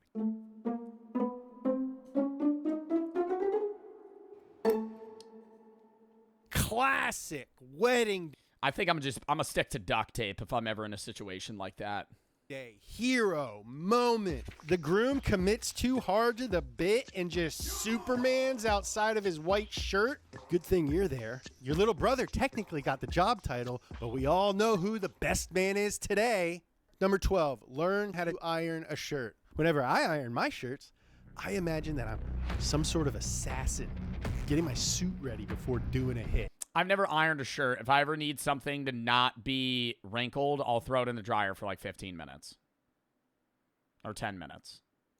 Linen shirts, by the way, are supposed to be a little wrinkly. Number 13. Yeah, but I should still know how to iron. How to restart a water heater. Number 14. My mom tried to teach me how to iron one time, and I turned on the iron, and she was like, all right, let me show you. And she thought it was off and just grabbed the front part of the iron. I felt so bad. And she had like no reaction. She was like, and I was like, dude, and I like panicked. She was like, it's fine. She just put it just moved on. But it was like, dude, it burned the shit out of her. How to ride a motorcycle. I actually don't know how to do this, but I've been thinking a lot about the apocalypse for no reason. And I keep thinking, man, I should really learn how to ride a motorcycle so I can get the out of here if it comes down to it. I don't know how to ride a street bike, but I know how to ride dirt bikes. I would feel like they would be the same. 14B. Or at least similar. Learn how to stop paying for stuff you don't know what it is. Sponsored by Mint Mobile. My phone. Learn how to pay for stuff you don't know what it is. All right, well, that's an ad, so I'm going to skip it. But what the fuck does that mean? Good news. Don't know what it is. Number 15. Oh, it's an ad for a company. Yeah, so it's like, oh, stop paying for stuff that's like recurring on your bill, and you're like, what the fuck is this? Learn how to cook. Learn how to cook. A good steak and grill. Learn how to use a grill. Learn how to grill well. Grill a good burger. You want to be able to do it on a skillet, a gas grill. No. That's not the skill. The skill is to learn how to cook a good steak or burger without cutting into it to see how well it is done. To be able to press your thumb on a burger or just look at it and know, or a burger or a steak, and just know if it's done or not is like a skill. Or a charcoal grill. Look it up, practice, nail it, and then get a thermometer. That's cringe. And you got to eyeball that shit. You just press on the steak. That's what I do. Filet. It's probably medium. Give it another 30 seconds, then I count. Yeah, that's a bit different. Don't talk. And if you need to cut into one, chat, cut into yours. That's how you seem cooler. If you're ever cooking people food, you're making steaks, you got to check a steak, cut into your steak. Don't cut into another person's steak. Talk about it all the time. Scotty for the 3. Can you do my taxes this year? Yeah, but you're probably going to get audited. JN, thank you for the raid. Mr. and Ataro for the sub. Miriam, thank you for the 100. Defeating America. Really appreciate everything you do. Your videos help me through a dark time in an attempt. Why, I'm glad that you're still here, and I hope you get the help you need. Suicide's never the answer. Hope I can donate. I hope this dono can help others too. Well, thank you. And thank you for the 100 to Feeding America. And Fearful, thank you for the 25 fucking gifteds. Thank you for picking a sub. Thank you for the 25 gifteds. Thank you for the individual sub as well, Fearful. Thank you for the fucking dono, man. Or not the dono, the subs. Hoop, thank you for the 5. Says Doomer. Bree, Orphan for the sub. Yad, thank you for the 1,000 biddies. Oh, I already read that. And Fearful, thank you for the 25 gifteds. Number 16, how to dice an onion. One end off, half, peel, cut long ways, cut flat ways, and chop. Alternate method, cut into bite-sized pieces, put in mouth, chew up for 30 seconds, spit. Yo, him being able to chew an onion for 30 seconds and not gag out on top of other food. I call that the crazy way. Number 17, how to cook rice. I rinse my rice to get rid of starch. I don't want to hear it. 1 part rice, 2 parts water, bring to boil, lower heat. He said he doesn't rinse? I rinse my rice to get rid of starch. I don't want to hear it. 1 part rice, 2 parts water, bring to boil, lower heat, cover, 15 minutes. Dude, the problem with me is I never know how much water to use. And I eyeball it. And I always use way too much water. Way too much water, and then it's just sopping wet. Turn heat off, let it sit for another 5, fluff it. Oh my god, you guys, dude. Measuring stuff isn't for dorks, but not having to measure stuff is definitely cool. Oh, 13.5 grams of sea salt. I think a big thing for cooking, though, is the eyeball. Baking is different. It's very exact. It's a science. But I think cooking, I don't want to sound cringe, it's more of an art. When you're cooking, you could just test shit. Like, you just put it in there, taste it, it needs more of this. Eyeball. I know exactly how much that is. You could eyeball baking, yeah, but you kind of need to be exact in certain things. Like, if you're if you're actually baking bread or using yeasts. It's called vibes. Number 18, how to read a map. Number 19, how to find north with... Yeah, how to read a map is fucking cooked. How to read a map It's fucking over. No. I don't know road names. Dude, if you handed me a map, you're like, we got to get point A to point B, I'd be able to figure it out. I'd be tweaking, bro. I never read road signs. I never look at that shit. I just wait for Siri to tell me where I need to go. Out a compass. Number 20, how to start and tend a good campfire. I like to imagine I'm building a little tiny house, and then I shove it full of stuff and burn it down. We're like a men's retreat. See, the fire, gentlemen, is right here, but it's also been inside of all of you all along. We've also decided that everyone should learn one solid party trick, one song. Damn. Yo, that's actually true. Being able to know, like, one really cool niche thing. My party trick, well, it wasn't even really a party trick. I used to know how to solve a Rubik's Cube, and I can juggle. That would be my two. But I don't even think that's very cool. On any instrument, start to finish. Cap? Yeah, now you're trying to get me to juggle some shit. I knew somebody was going to say that. I need 3 items. I'll juggle the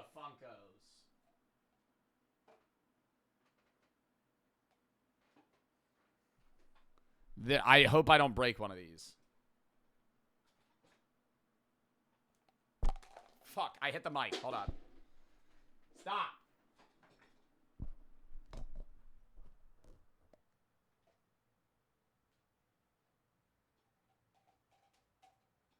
Dude, it's because it's It's because it's, bro, it's because it's random objects. If they were balls, it'd be easier.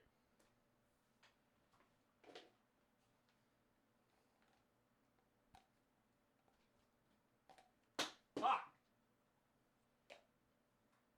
Fearful, thank you for the 25 gifteds. Hold up. One try. It's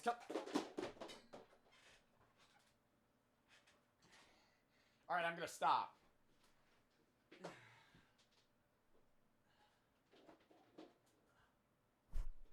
Ugh.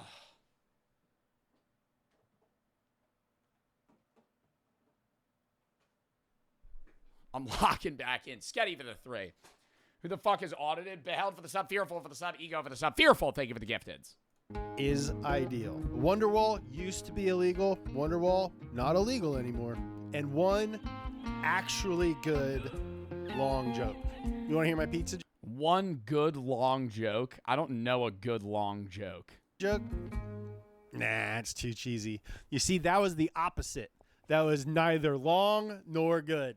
24. Discovering that Zach knew how to tie sick knots was one of the most inspiring moments of my life and inspired this video. So I said, Zach, my brother, give me the first 5 most useful knots that everyone should know, and I'm going to learn them. All right, 5 knots. Knot number 1, the bow line. Bunny comes out of the tree, around the tree, back down the hole. This is good. Yo, are you fucking kidding me? I don't know how to knot anything, dude. I know how to tie my shoes. If I had to make a knot, I would just loop it and tie it. Wait, I'll do it with tooth floss. Like, if I was tying a knot, I'm going to go like that. Like, say I have to tie this. I would just go like this, pin it through, tighten.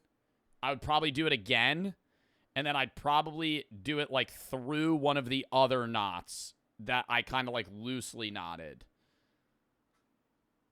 That's just a regular knot. Might as well use the tooth floss. Floss your teeth. By the way, I never used to listen to my dentist. Floss your fucking teeth. Floss your fucking teeth. If you floss your teeth right now and you never floss your teeth, smell the tooth floss. I know it sounds gross, and you're like, Joe, that's disgusting. Smell the tooth floss. It's going to smell like shit because the food that's in your mouth, that's stuck in between your teeth, is rotting. That's why you get cavities, and that's why when you go to the dentist goes, you don't floss your teeth. If you find a mare on an island and you want to make some stirrups. Next is the butterfly loop. If you have a damaged piece of rope. I don't care, Joe. Yeah, I mean, alternatively, you could just go to the dentist every 6 months. They'll clean your teeth. You won't get cavities, but your breath will smell like shit. This video sucks. All right, leave the stream, taco eater. I'll time you out, big dog. You can still use the rope if you put the damaged part in a butterfly loop. So now this rope That's a sick ass knot. is just as strong as it was, but if you had a little cut piece of rope, it would no longer be in the way. Okay, to join 2 pieces of rope, you might think to use a square knot, which I do sometimes. It's not a big deal, but technically a cheap bend is better in case you have different sized rope. See, I'm not learning it that fast, though. Yeah, this won't slip where a square knot could. I feel like this is something you have to do yourself. You can't just watch it. If they're really different sized ropes. Taut line hitch. This is good to have an adjustable loop at the end of your rope. So now if it's under tension, it won't move. Yeah. But then if you slide. Oh my God, you could slide it around. Yo, this is some expert ass shit. This isn't even a party trick. This is the guy you want to go camping with. Hang up the fucking hammocks, man. Oh my God. A fucking tightening and loosening knot. For if you find a mare on an island and you need to make like a lead. Trucker's hitch. Somebody in our camping video said, hey, nice trucker's hitch, and that meant a lot. Really good for, like, if you were putting something on a truck and you want to tighten it down. As you pull, you've got like a ton of leverage. When am I ever using that? When am I ever using that knot? Like, the other ones I could see.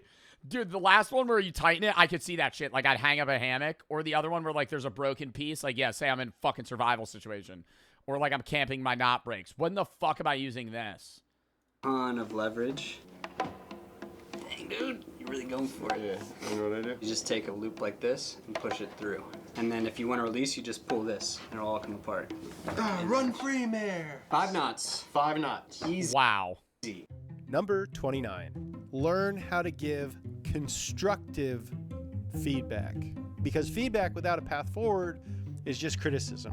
So be kind, but don't bury the message. This isn't a I gotcha, you're in trouble moment. This is a, oh, how can I help you do a better job moment. You're not like scolding somebody. You're helping them correct their thing. Number 30, how to give a good toast or speech. I've seen a lot of these. A good toast or speech, bro? I feel like that really comes down to like social skills. I think you could have a lot of moments where people are like, you got to do the toast, you got to do our thanks. And it's like, all right, you're really putting me on the spot here. But it's like, in the right time and place, you just know what to say. Done poorly. And here's a toast to Joe. Bro, I think just say something that's like mildly philosophical. That's not one that's so fence-sitting that like everybody can relate to it. Cheers to this family. It's an honor to be a part of this with you guys. I love being able to share these small moments that we have with each other. I know we don't meet each other often. We don't see each other often. But I always think back to you guys when I think about the holidays. And it's an honor to spend them with all of you. Just and then just like go off that. Like literally just be like some lame ass fucking, oh, you know, I love this. We're all living together. Like just like some fucking let's hold hands and go, some fucking shit. Just come up with some shit where you can fucking hold hands and be like, you know, life's awesome. Some peace shit. And there's a lot of pretty bad examples presented as good on the internet. It's not about you. Have a plan. Keep it short. Don't make it about you. Oh, God. Who the fuck would make a Cheers about themselves? Ugh. You. No inside jokes. I know it's tempting, but you're trying to make more than one person laugh. No negative stuff. Speak from the heart. Dude, learn how to give a fucking best man speech. Learn how to give a fucking best man speech. You kill that shit. That's what dude, that's like a nerve-wracking thing. Or give a wedding speech. Just learn how to give a wedding speech. And learn how to speak at a funeral. It can be very emotional. I think that you should know what the fuck you're going to say at a fucking funeral.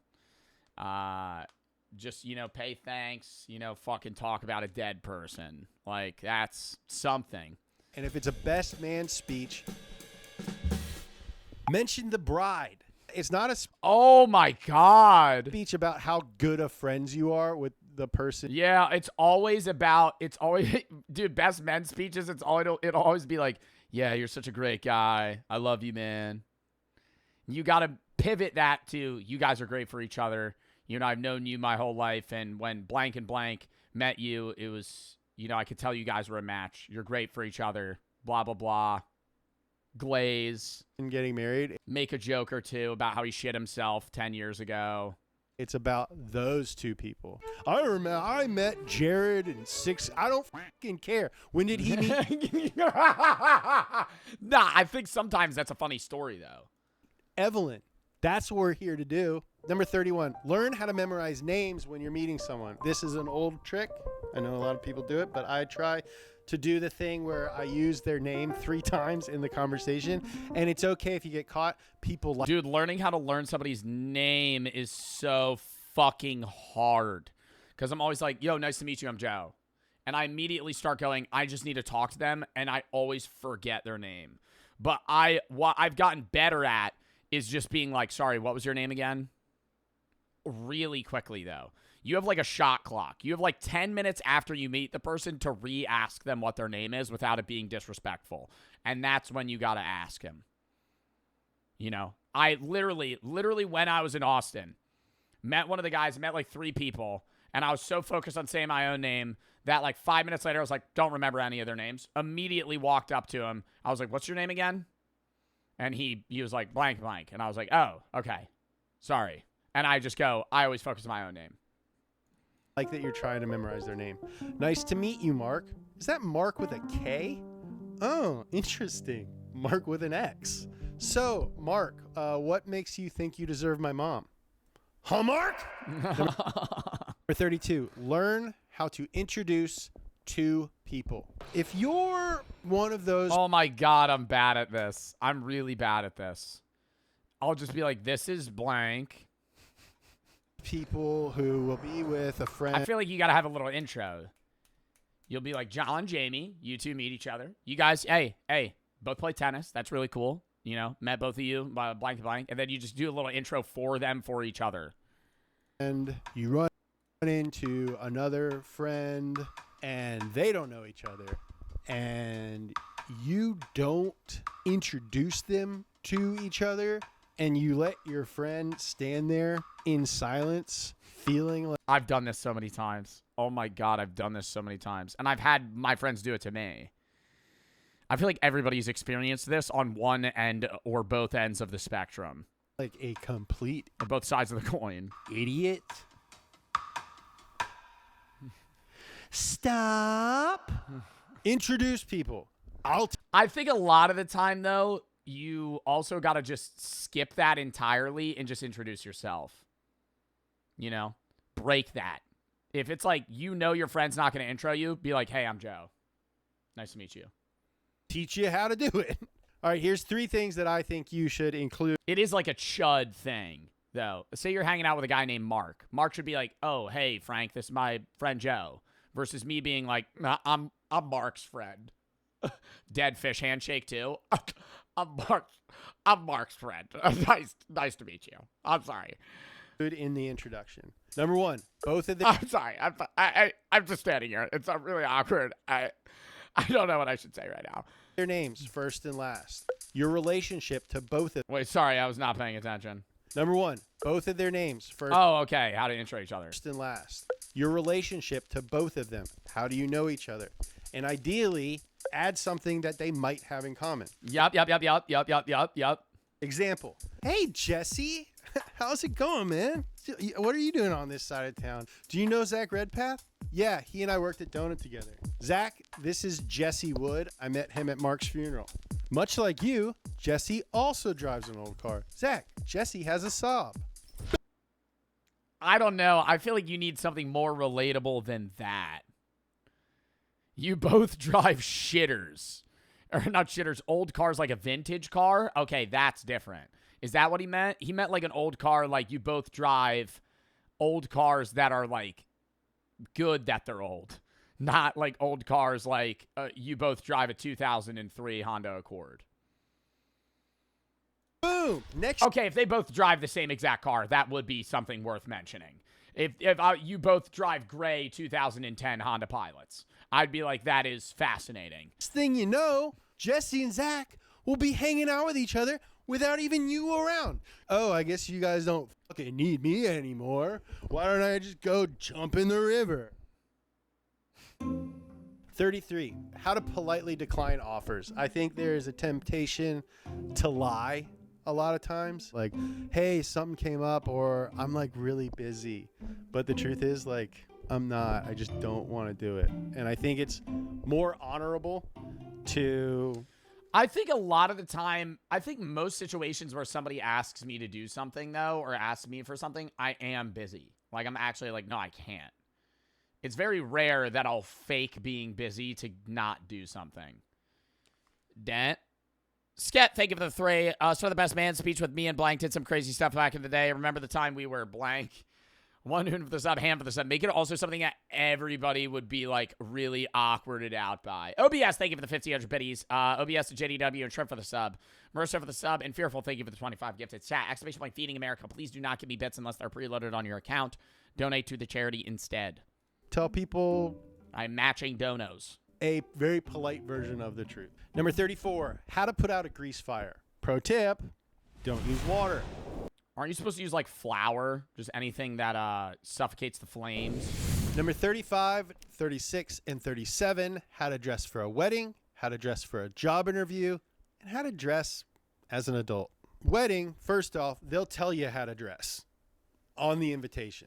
Yeah, don't they tell you the, like, attire/color scheme that you should work with? They'll tell you how. Although the meanings don't mean the same as they used to, it's generally a little bit more casual version of what it used to mean. At this point in your life, you should probably own a suit. It does not have... I need to get a suit, bro. I have a suit jacket and slacks, but I really want to get, like, a fitted suit. I feel like that's such a... Why? Because I'm 23 now. While I'm mentally still aging, physically I'm not going to get much larger than I am now. So I think now is the time that I could get fitted for a suit. It be expensive, but me to be able to use that suit for the next 15 years. Have to be an expensive suit, but it should be a well-fitting suit. And a cheap, tailored suit always looks better than an expensive... I'm writing this down, bitch. I'm writing this down. I'm going to get a fitted suit soon. I'm going to get a fucking fitted suit soon.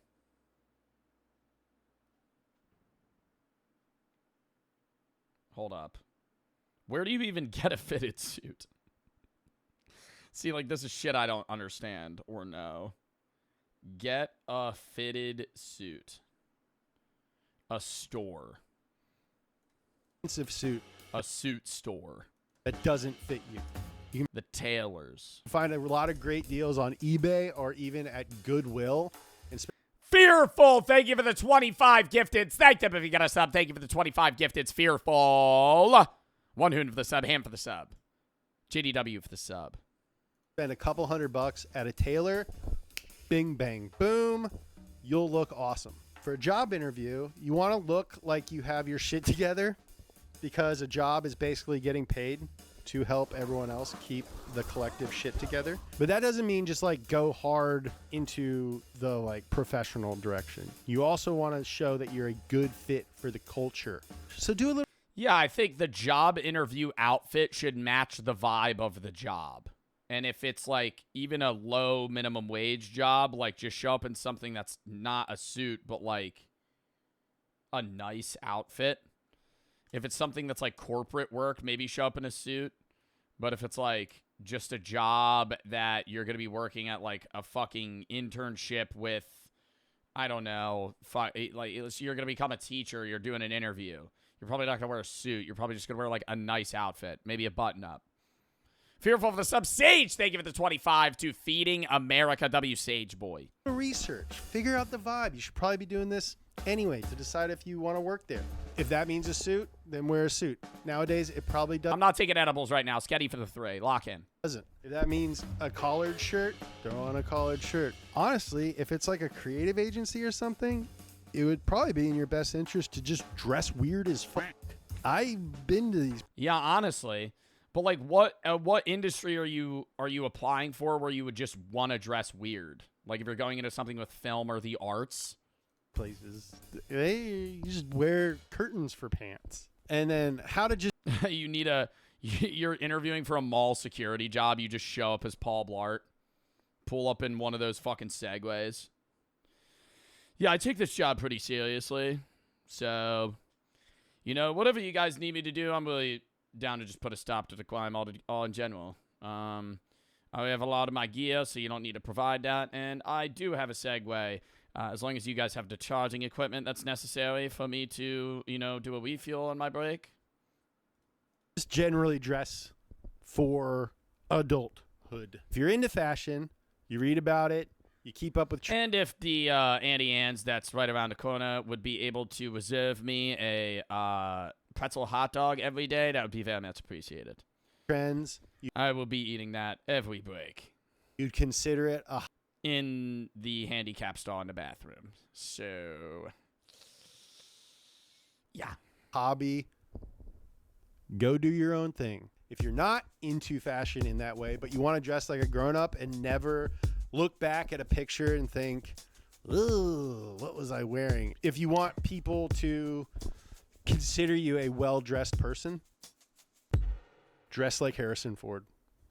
I'm 100% serious. Just dress like Harrison Ford. As a non-fashion adult, you're not expected to keep up with trends. And Harrison Ford looked cool in 1978. He looked cool in 1992. He looked cool in 2005. And he still looks cool today. Even his fun earring is timeless. You talking to me? That is a cool-ass earring, bro. Dress like Harrison Ford. Number 38. We should all... just wear nice clothes.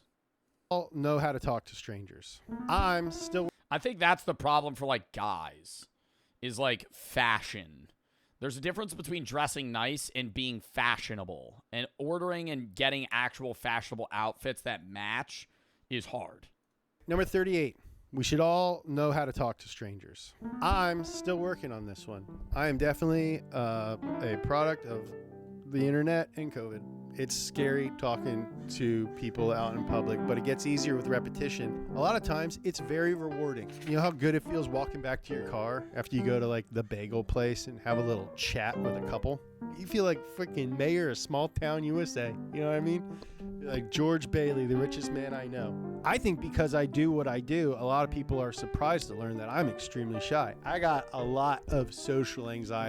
Well, I think, most people assume that, like, internet personalities are always extroverted, but the amount of people that do YouTube or Twitch or just social media in general that are introverts, I would say outweigh the extroverts. Outside of people that actually IRL stream. And you don't realize... or do content that involves interacting with strangers. Is that when I'm doing this... You're a perfect example. I mean, I don't know. I would say I'm the in-between of an introvert and an extrovert. I used to be very introverted. At times, I could be very extroverted, but I think it's more like an ambivert or whatever they would call it. I'm not, like, extremely shy, but I also do enjoy just hanging out with people that I know. I'm basically alone in a room. So I encourage you to join me and face your fears and talk to people. I also encourage you to not be a weirdo. Feel out the vibe. Don't lead with, you look hot. Oh, that's what do you mean in like flirting instances? Good luck. Number 39, learn how to lift things without hurting your back. Number 40, learn how to disagree with others in a civil manner. Our comment section is one of the most civil comment sections on YouTube. So if you want more civility in your life, hit that like button, hit that subscribe button, jump down in there, talk to some of the others. It's just everybody bickering with each other, just full on screaming matches. That'd be hilarious if all the comments were just toxic. Civil people doing all. What do you fucking mean? I need to get a tailored suit. All this stuff really does have a very meaningful impact on our channel and what we do here. So join the conversation. Subscribe if you're not. Did you know that 98% of Speed subscribers have doubled their yearly income since becoming a Speed subscriber? Oh, really? Did you know that? Weird. Yeah, nobody knows why. Nobody knows why. It's just learn how to receive compliments. You guys know it can feel a little awkward when someone gives you a compliment sometimes. And just say thank you. I think our response very often is to like downplay it or make a joke out of it because we feel a little. I go, thank you. I appreciate that. I appreciate that, bro. Somebody walks up to me. Love your content, man. You really help my mental health. Thank you, bro. I appreciate that. Simple as hell. Uncomfortable. But recently, I realized that that's a little bit rude. Thank you kindly. Hold up. I gotta go buy a hat so I could tip it. It's weirder to be like, oh, no, dude, I suck.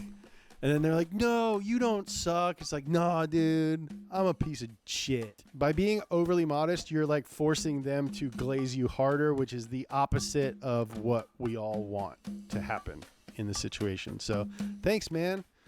That really means a lot. And then let's move on. Hey, man, you're really good at tennis. Nah. Yeah, you are. No, dude, I suck. No, you don't. I think there's instances where you can be like, I appreciate that, but I'm not that good. You know, if they come out swinging with the glaze. Suck, you're like really good. No, dude, I'm freaking dog crap at tennis, and I barely even am good at it at all. Hardly even know the rules. No, man, I was seeing you're really good at it. Honestly, dude, I suck so bad at tennis, I should probably go to the hospital. What? I should probably go to the freaking hospital because I suck so bad at tennis, and I'm basically injured and debilitated because I'm actually so bad at this game and I'm not even good at all. I love how it just cuts back to him trying a compliment. No, like I am bad at tennis, and if you think that I'm not, then there's something wrong with you. Yeah, I don't think I want to play tennis with you next week. Good, because I suck, and it might be contagious.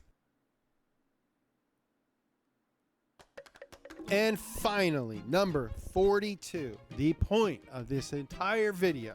Learn how to do new things. This is the... What, instead of like always pushing that task off or just calling somebody else to do it? I think there's instances where you should learn specific tasks like a lot of the things in this video, but there's also things where it's like, it just makes sense to pay somebody else to do it. The entire point of this channel. And if you guys have one takeaway from not only this video, but all of our videos, is that I want to encourage you to learn new stuff. The most powerful skill is the ability and willingness to learn. And the only way to get good at learning is to constantly push yourself to learn new things. Fire video. Fire video. Honestly, a motorcycle video on this channel would be really fitting. Learn the basic... Oh, he just wrote all of them down. Wait, what? Oh, there's more?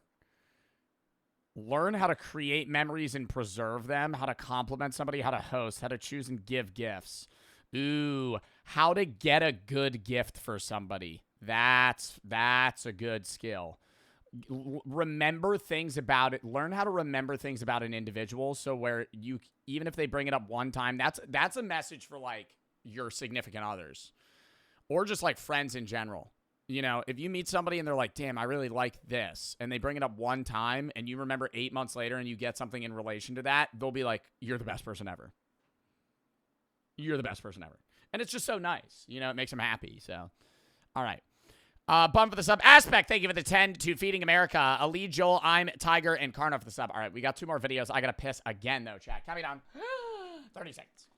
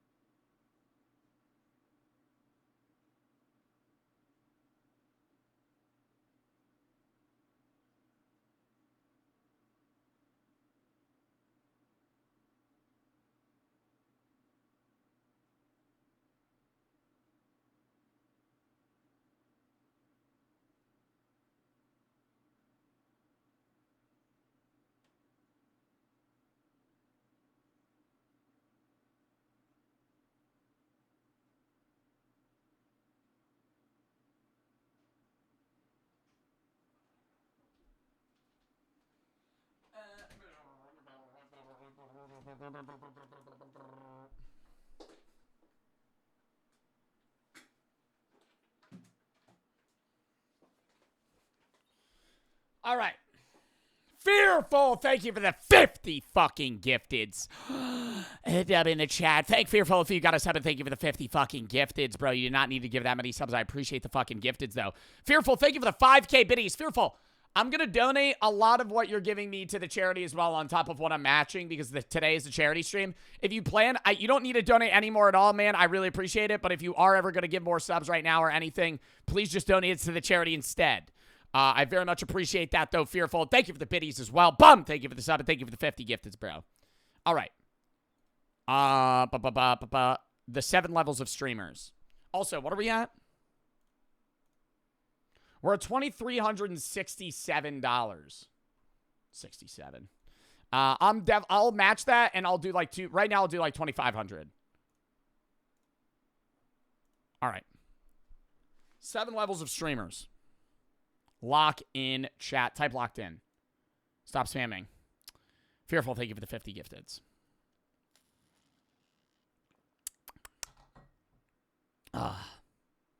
Let bro gift subs. I'm going to let him gift subs if he wants to gift subs, but I'm also going to shout out the charity stream, man.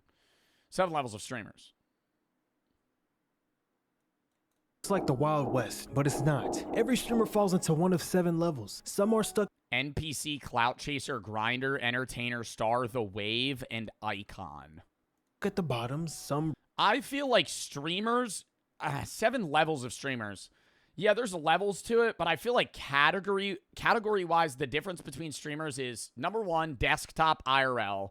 Then you could segment lower to just chatting, gaming, variety on desktop. Or IRL, you could transition to thought-based IRL or unplanned. Then you could segment even more from desktop streamers being variety, just chatting, or gaming to planned content or unplanned content.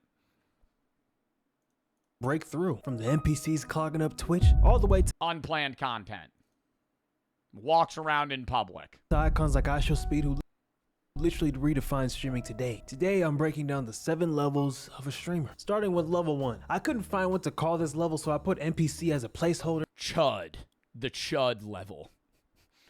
Am I on the Chud level of streamers? Anyway, level 1 is the unknown. Everyone starts here and most never leave. These are the people who just discovered OBS last week. Oh, so new streamers. So is he scaling in popularity? And think streaming is as simple as turn on the camera, get famous, spoiler. Yeah, bro, motherfuckers don't know how to use OBS at all. OBS is fucking confusing if it does. You're literally staring at like a fucking, like, just technology screen. I don't know how to describe it.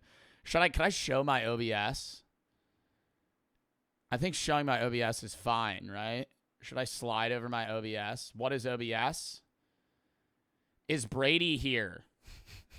Brady's, it's safe to show my chat my OBS. Slice for the sub, water for the 3. Here's some money, must love, Joe. Thank you. And Cooper, thank you for the 40 to sleep. Feeding America says use it well. Hersey for the sub. It's safe. I'm here, Joe. Zod, are you serious? Zod, do you actually know?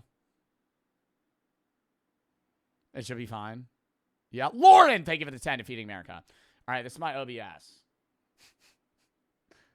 It doesn't make sense to anybody that doesn't stream.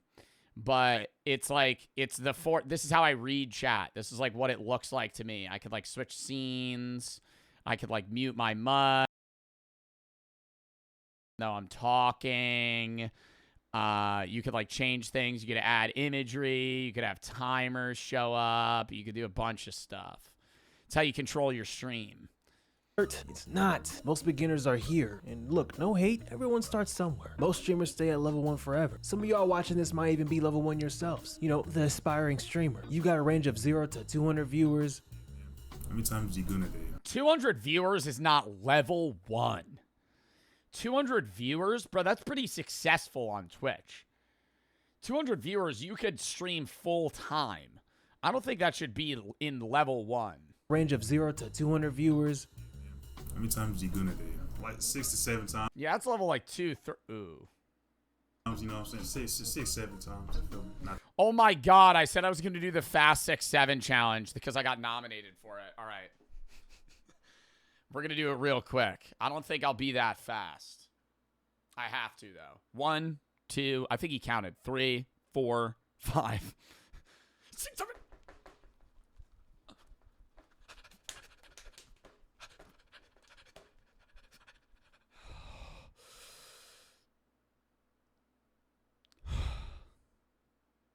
Okay. Too much. 6, 7 times. 6, 7 times.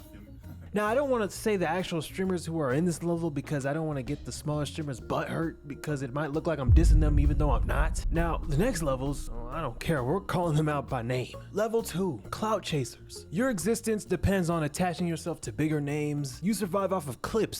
What, like 400 viewer to like 1,000 viewer streamers that only collab with like big AMP guys? Collabs or manufactured drama. Examples of a level 2 streamer are a streamer like a Yusuf or a Dabo, maybe a Zoe Spencer. I don't think Yusuf's I've streamed with Yusuf. I don't think Yusuf does a lot of whoa.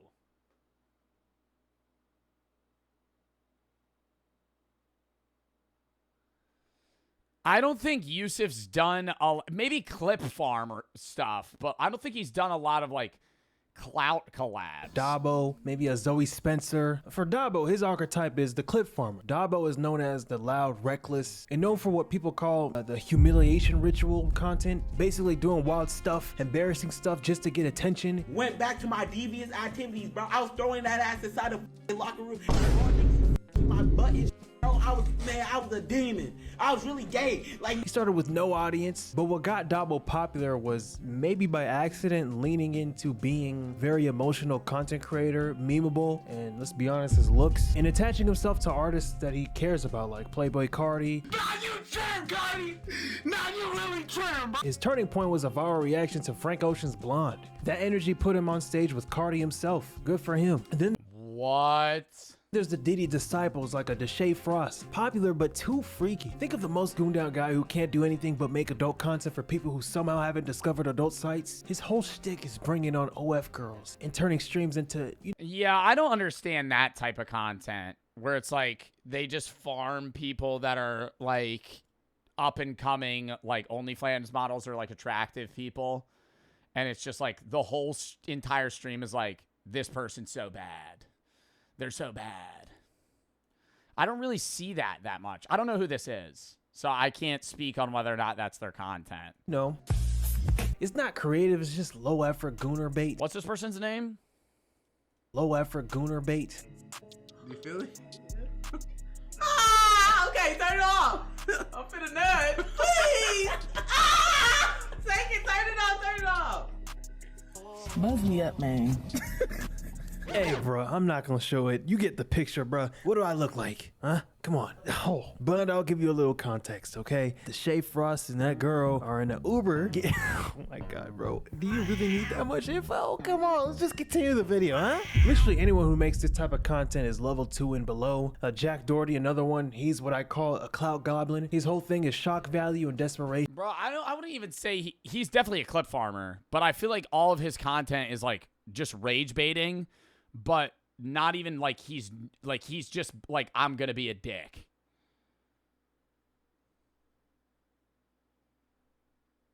Hold up.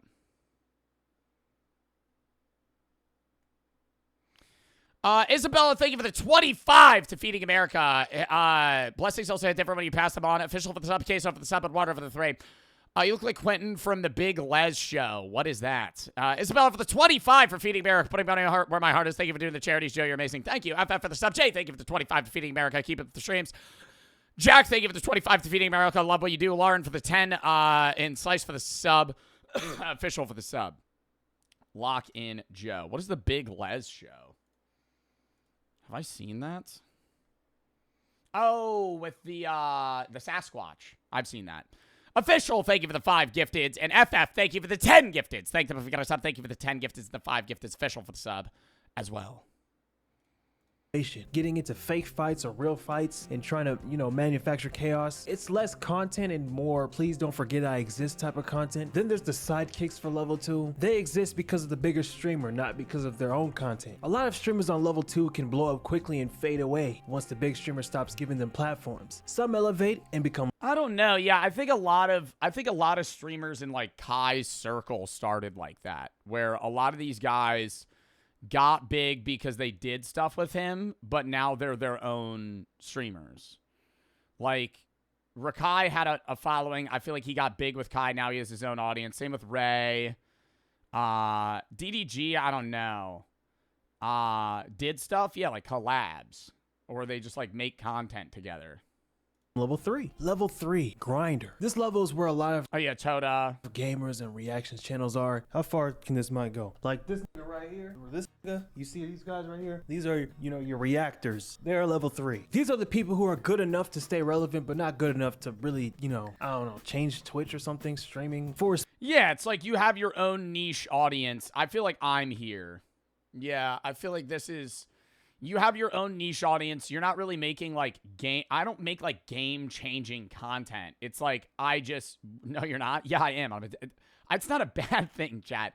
It's like the categories of it. It's like I make desktop stream content. I would say maybe I'm between level 3, 4, but it's like the majority of my content is like gaming, horror-based, variety stuff. Like that's what I do. You know what I mean?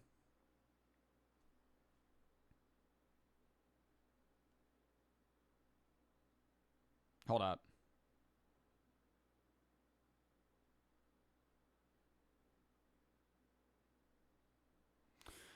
Fast and Infinite for the sub. Aspiring streamers, this is the comfort zone. Not too famous to have people stalking or ruining your personal life. Consistently streaming, pulling 500 to 2K viewers, recognizably inside a niche and visible outside of it. May have one lane gaming, just chatting, reaction, not versatile. You can survive here for years, barely break Whether ceilings. intentional or not, but also not too unknown. Oh, like a lot of one-game Andes, maybe? Like a lot of people that main like Marvel Rivals or main Minecraft or main certain games kind of hover here. To live comfortably. This level is what Twitch is about, or was about. Obviously the upper levels. Yeah, so I'm level 4. Changed Twitch more recently, but this level is more chill in my opinion. This is like the ideal level that I'd like to be at if I ever started streaming. Level 4. I think 3 and 4 is probably the best.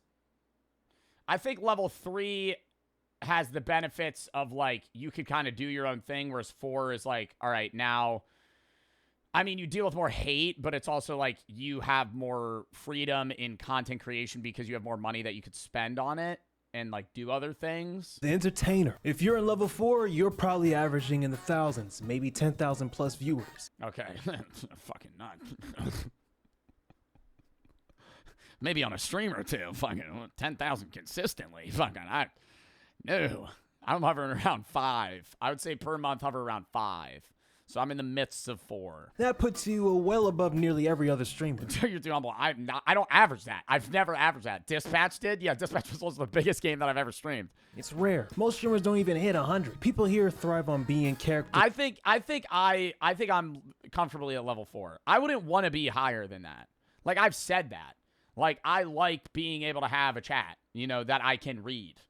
Like, I think getting to the point where it's like you're so large that it's just like you're streaming and you don't ever look at chat is like, that sucks. There's more than anything, or very skilled at what they do, whether it's games. Like, I can't read most chats, but I'm also still able to like pick ones out of a crowd. Jin, thank you for the 5 gifted fast for the sub. Music, IRL, politics, they know how to entertain. They get viewers for a reason. That's basically level 4 all the way up to level 7. Take the poggers lane. Wait. How do you grow from 5K viewers? Oh, you could do it. Way more idea-based content than regular desktop streams. You stream less than you normally would, and you do way more collab content. Like when I did the bingo thing with Lud, it does better. Like I could just schedule that and do that all the time, but it's like exhausting. And then you can't do your own content. Like you're always doing collabs. You're always doing stuff like that's why you see like all of the biggest streamers right now are in groups. AMP, FaZe, right? Fucking like OTK or like any of these other groups. It's like these people all fucking circulate viewers within themselves. And they do a lot of outreach to other groups to try and pull them in. There are people that are beyond that, like Speed or Queso. But Queso also does still share a lot of audience members. Like, he has a group.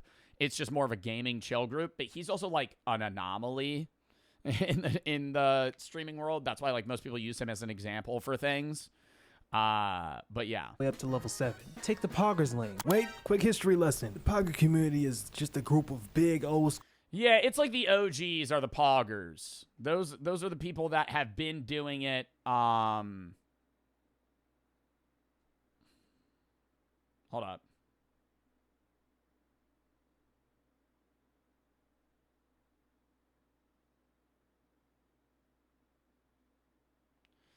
Sorry, responding to Brooke.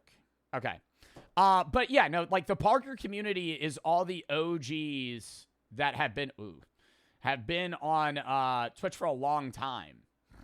Listen, the Parker community. Like, it's Hassan, Cutie, I mean Miz before. I don't know who this is. Who's this? Who's this on the right?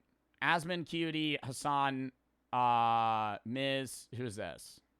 No idea. I don't know who that is. She's probably an OG though. Pogger community is... But like all those people, XQC would be a Poggers community. They're not W or L. W or L chats was like Kai. Like 2020, I would say like post-COVID. Mid-COVID, post-COVID is like, is WL. Pre that, like if you were streaming pre-2020, you were an OG like Pogger guy. It's just a group of big old school Twitch streamers who blew up off of gaming and built their own little ecosystem. Basically white people. And I think Poggers is like a Twitch slang for hype or something like that. Guys like Asmin Gold or Mizkif. He's basically the glue that holds his side of Twitch together. He co-founded OTK. If you want controversy and unfiltered opinions, Isn't he not in OTK anymore? I don't know. Who's still in OTK? I feel like people flood in and out of that group all the time. You're watching a Sneeko or Destiny. If you want goon content, you've got DDG, a YouTuber who turned Twitch into another project of his. If you're into women who say nigga freely, you're watching Cinna. This tier is also where most of AMP lives. Everyone except Kai, Duke, and Agent. Level 5, the star. If you're in... What? He's saying level 4 is AMP? An Agent. Level 5, the star. Yeah. Agent's not level 4. Kai's not level 4. Chris is. Duke is. Phantom, I feel like just doesn't stream enough. So, but he has a lot of fucking viewers. Because they're independent. Oh, you're saying they're not independent? No, they are. But it's like, I feel like a lot of them are larger. An Agent. Level 5, the star. If you're in level 5, congratulations. You're 1 in 10,000. Literally. Level 5 is basically the... Phantom streams all the time? Does he really? I thought he took a break. Phantom Twitch tracker.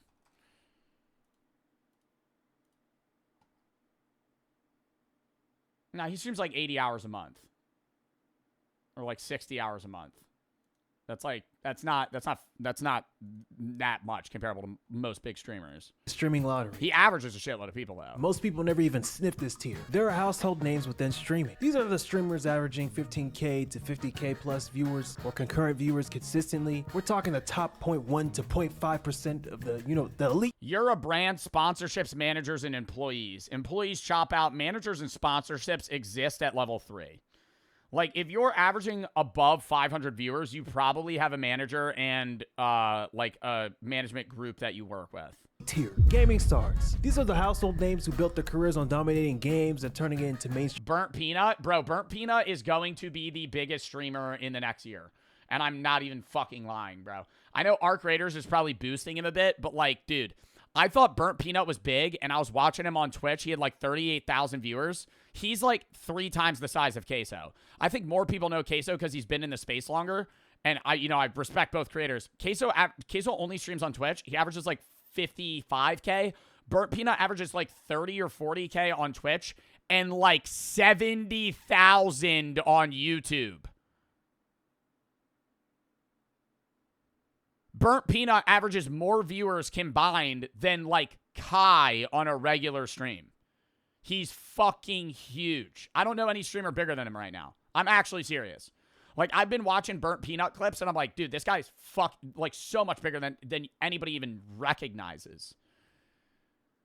It's insane. I don't know if he streams anywhere else. Jinxie does multi-platform stuff too, but it's like Jinxie's more known, but that's because he's been in it longer. Like, right now, Burnt Peanut is the biggest gaming streamer on Twitch, and it's not even close. Like, it's not even close. Like, this is... Dude, I'll literally pull him up. Never heard of him because he's new. He's the 12th ranked Twitch streamer. Look at his fucking graph. Just a straight upward fucking spike. Go to fucking overview. Look at that. Average is 20. Dude, he's maxed out 93K viewers. 40K viewers, 60K viewers, 44K viewers. And that's just on Twitch. On YouTube, he's averaging like twice what he is on Twitch.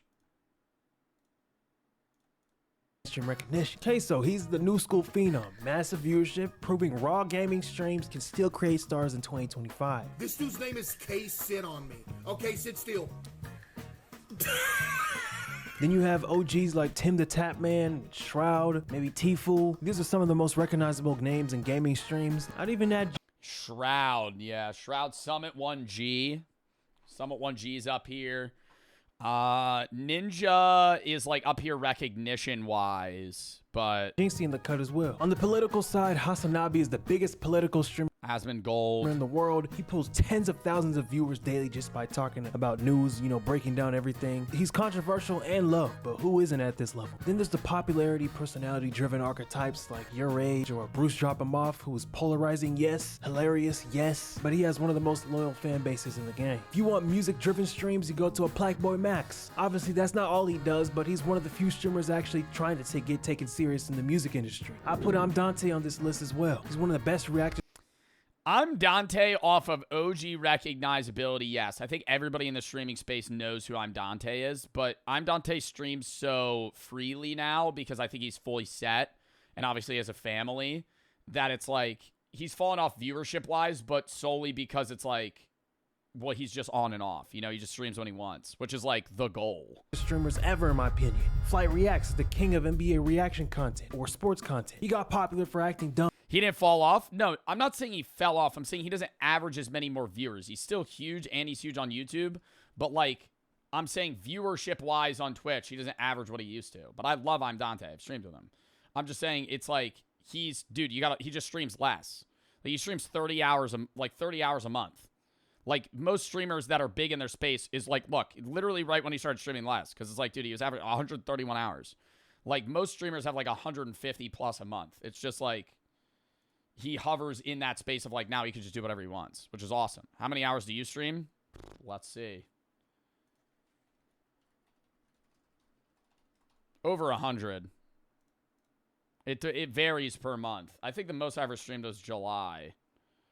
Yeah, like 120. Well, I am cutting back a little bit on streaming, but like 106. This is this month, so it's not over. 116, 120, 142, 17, 122, 134. Like, I at least stream like 4 hours a day.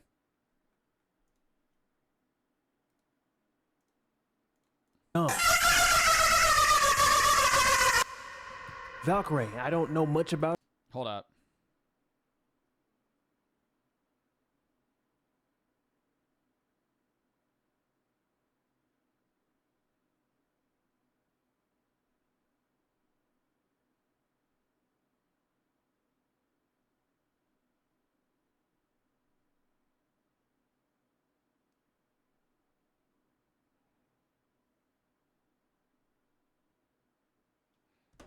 I don't even watch her. And normally that would mean I shouldn't rank her, right? False. I'm a ranker anyway. She's level 5. Then there's Ludwig, who's part of the Pogger community. Ludwig is tricky because he's either level 5 or level 6. Before Kai, he's level 6. Level 6. I think Ludwig's more transcended streamer, and now he's a YouTuber. And that did his subathon. Like he is one of the most known people, but he's definitely larger than like half the people that he listed on level 5. And Mafia-thons and broke all these records. Ludwig held the Twitch subscription record with the 31-day subathon in 2021. Ludwig, in my opinion, popularized the subathon format and became the biggest streamer in the world at one moment. You know what? Just because of that, he's level 6. Just because of that alone. Which brings us to level 6. Level 6, cultural shift. This tier is where the most famous streamers ever are. XQC. He started as an Overwatch pro to one of Twitch's most... Yeah, you gotta be like... fuck. You gotta be somebody that's been in the game a long time to be on level 6. I feel like he's gonna say level 7 is like Speed and Kai, but I feel like even though they're so large, they haven't like culturally changed Twitch the same way that like people that have been doing it since 2015 have. Watched and subscribed streamers. He's also popular for needing subtitles on streams every once in a while. Guys, what the fuck is going on? You know what they have something to do with some of you guys. I guess supposed to say the flights. Nigga, you ain't funny. That's not true. Maybe you're just boring as and lame as hell. Cause only lame niggas say that shit. You ain't funny, Pokimane. She has been the face of streaming for women for nearly a decade. She's the blueprint. Without Pokimane, half of today's women in streaming wouldn't even have the same lane. Honestly, I would say that Twitch's marketing, maybe it's changed, but when I got into streaming, this was during the COVID, you know, like 2021 era, she was the face of Twitch. Even though she wasn't the biggest streamer, like Twitch marketed Twitch with her as the forefront. She made it normal to stream, I guess. I don't know. Hate it or love it, she's an icon for female streaming. Abai. If you're in the US thinking Abai who, just know he's famous in the Spanish-speaking streaming. Nah, Abai's one of the biggest streamers, off of solely the fact that he averages crazy amounts of fucking viewers. He's like bigger than than some of the biggest American streamers. And Ibai is known by non-US Twitch viewers, or by Twitch viewers in the US even so, right? Like, I don't watch a lot of foreign streamers, but I know who Ibai is, even though he does Spanish streams. Man's at one point had 9.3 million. Yeah, I think he had the biggest view count on Twitch now. Peak concurrent viewers on Twitch, meaning 9 million viewers were watching him at the same time on one stream. If you still don't know him, you probably seen him in that viral speed meme when they both look at each other at the Ballon d'Or award ceremony. I think I said it right. Ninja. He took Fortnite from a popular game to a worldwide obsession. Well, not really him. There's obviously... I think Ninja's the biggest streamer ever. Genuinely. I think Ninja will always be the biggest streamer ever from Fortnite. Like, just everybody knows Ninja. He's massive, yes, but that's not for the meme. I'm saying, like, Ninja is the biggest streamer of all time. Like, that, if you're having, like, a fucking Michael Jordan debate on, like, the best streamer, different thing, but, like, the biggest, Ninja. Just off name, Ninja. Everybody knows him. Everybody knows Ninja. Dude, he was on fucking Times Square. I mean, cringy, yes, but... still the other people, but he was like the face of it for one point. He streamed with Drake, broke Twitch records, got ESPN covers, late night interviews, the whole thing for just being a streamer. That was not even heard of. Now he's obviously not pulling those, you know, insane numbers like he did anymore, but that doesn't erase the blueprint he left behind. He showed the world that streaming... Tfue pales in comparison of popularity. I love the content Tfue makes now, but Tfue was not nearly as large. It could cross into the mainstream. Level 7, Icon. This is it, the final level. Level 7 is reserved for the streamers who go beyond numbers. When you hit level 7, you're not competing with other streamers. Kai overshadows him now? Dude, Kai, but you gotta keep in mind, Ninja pulled Kai numbers when Twitch had 1/3 the average fucking viewer base. Like, Kai has more viewers. Ninja had more of the pie. Ninja was literally holding like fucking 20% of Twitch. Anymore, you're competing with, you know, rappers, athletes, YouTubers, celebrities in the context of fame. I'm talking people who never opened Twitch in their life. They know who you are. There are only 2 streamers I put on Icon. Kai Cenat, you know, he's the face of Twitch, no doubt. Yeah, Kai and Speed. I don't know anybody else. Like streamer-wise, Aiden Ross. Streaming into an event. Subathons became the biggest event in online content. When Kai goes live, it's almost like old television. Kai is the event host of the internet. He's the one who took a format that used to be sit and stream for hours and flipped it into improv TV. He has, of course, got hate for that. Some say he's selling out. Others complain he's making everything about big stunts instead of just chilling and gaming. Some of his... Is he really not streaming until 2026? Peers accused him of view botting, because he's been off for like 2 months.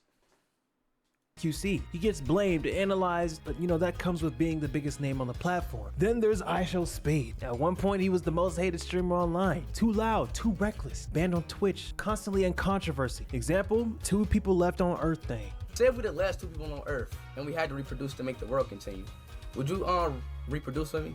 No, because that means our kids will have to intertwine and then their kids, no. Who gonna stop me? I will. Who's gonna stop me? But you know, he transcended all that. He flocked over to YouTube after he got banned, used Ronaldo as a way to get even more popular. Now he's a global name. Europe, South America, Asia, Africa, it doesn't matter where you go. Kids know who IShowSpeed is, even adults. And soccer really made that a thing. Like him being intertwined with Ronaldo, and then the soccer community, it just elevated him to worldwide fame. Yes, he did world tours, but that was also just because it's like everybody knew Ronaldo, and he was in association with Ronaldo, and then he also like diverged from that. But soccer is known in every single country, regardless of language.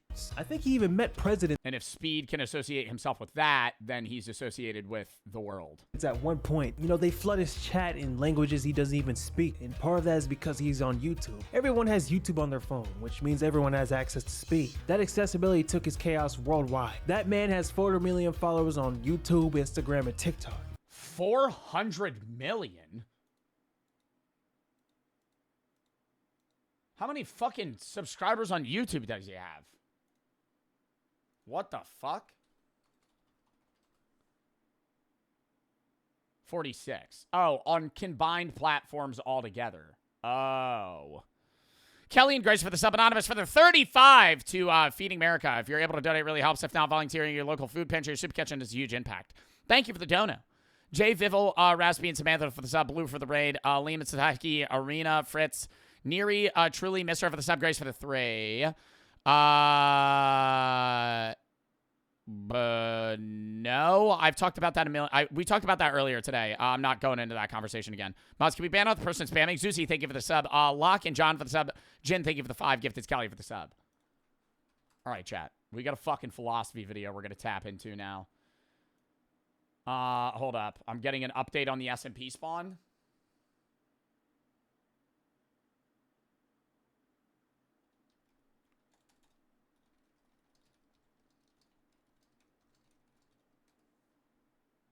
Also, the S&P starts Monday. Today's Reacts, obviously. Tomorrow, I'm going to be live noon to 3 doing random games. Thursday, Thanksgiving Day, I'm not live. Friday, I'm going to be doing noon to 3 random games as well. Probably more horror. Saturday, not live. Sunday, Reacts. Monday...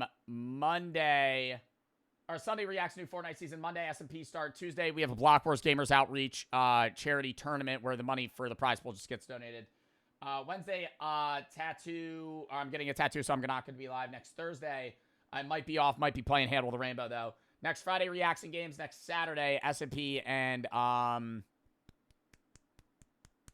the Hunger Games event for Toys for Tots. Adam for the sub, Kelly for the sub. I have to piss, though. Then we're going to hop in to the last video. Count me down. Also, W charity stream thus far. I know we've been doing a lot back-to-back, but we're still raising a lot, and that's why I wanted to match it so we could raise more. We're at 2,552, so I'll match that. We'll be at 5K. I'll probably do 3K total. We'll be at like 5,500. Yeah, coming down 30 seconds, though.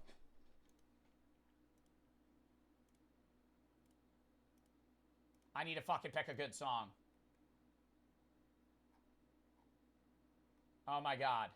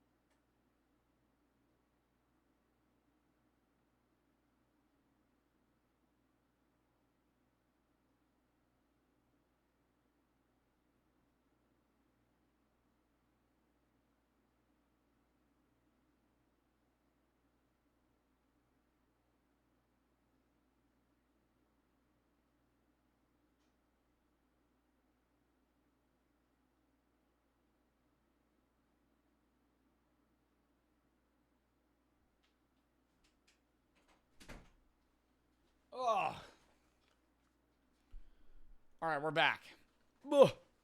Mirko for the sub, WD for the 3, Adam and Kelly for the sub. Next video. Humans are terrifying. Lock in. What makes humans terrifying? We're not the strongest or fastest animal, and we're definitely not the biggest. So what makes us scarier than anything in history? At first, I thought it was because we're smart, but after spending hours researching human nature and what humans have done, the horror of humans goes much deeper than I thought. I don't think we're scary because we're smart. I think we're scary because we understand ourselves on a deeper level of consciousness and are capable of, you know, having bad intentions that could hurt other people, you know?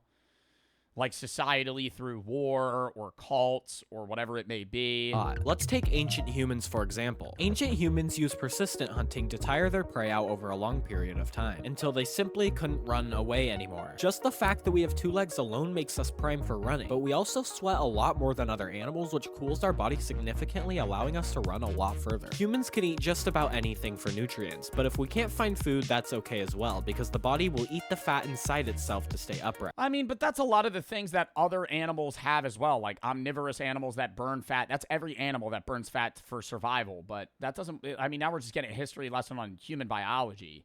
I think we're more scary from other animals' perspectives because we're able to use the environment around us to aid us to kill other animals. Other animals rely on their own, you know, bodies to fight and survive, but we fight and survive through making clothing and weaponry. To stay running and innovation. Skip, this is the last video of the day, dummy.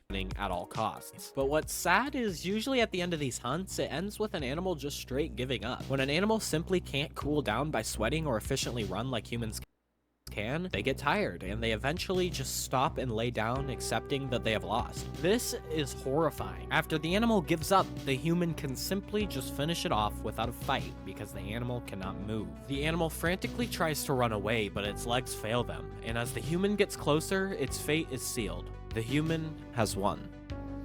That's like really old levels of hunting, though, to just basically run an animal down until it's fucking just exhausted so they could kill it, because that's really bad energy conservation wise individually. Like hunting today is just all about stealth and just waiting. Other animals do that too. Yeah, that's what I'm saying, man. Like cheetahs, well, cheetahs have bursts of energy, so they don't. But it's like a lot of lion and wolf packs will just run animals down until they get tired. Absolute relentlessness that humans portray when they hunt is so terrifying to me. But humans aren't the only persistence hunters in the animal kingdom. However, our scariness goes far, far beyond persistent hunting, because hunting was important in ancient times. But now, we've brought humanity far past the times of fire and stones, and we've become very aware of the true atrocities of humankind. My Humans God, have committed dude, the fucking mental warfare of trench. Dude, learning about World War I feel like when you're in history class, you perceive it as boring because it's like not modern war, but it's fucking horrifying. The idea that you're just sitting in a trench getting fucking barraged by artillery over and over, getting instantaneous trauma, and then when the fucking firing stops, you know that they're running across the fucking no man's land to come run in your hole and kill you. So you just hear sounds nonstop. You can't sleep. You actually kind of expect death. Then it just stops out of nowhere. And that means now you got to get ready to fucking pick up a gun and shoot the people that are coming across the fucking, you know, quarter-mile gap in between the two of you. Much of their own atrocities amongst themselves throughout history, in ways much more brutal than we could imagine. Yeah, chemical warfare too. On top of that, you see a fucking cloud. Dude, World War I had to be the worst war to be. Not the worst war. I mean, you can't really compare wars to be a part of and which would be horrible, but like, God, dude, the trauma of fucking living through World War I would be horrible. But will we ever fully unite? And if so, how terrifying? Oh my God, or D-Day? Fuck, that's a battle. Can we be? In the case of an alien invasion, aliens might not be ready for the destruction that humans could inflict on them. Imagine coming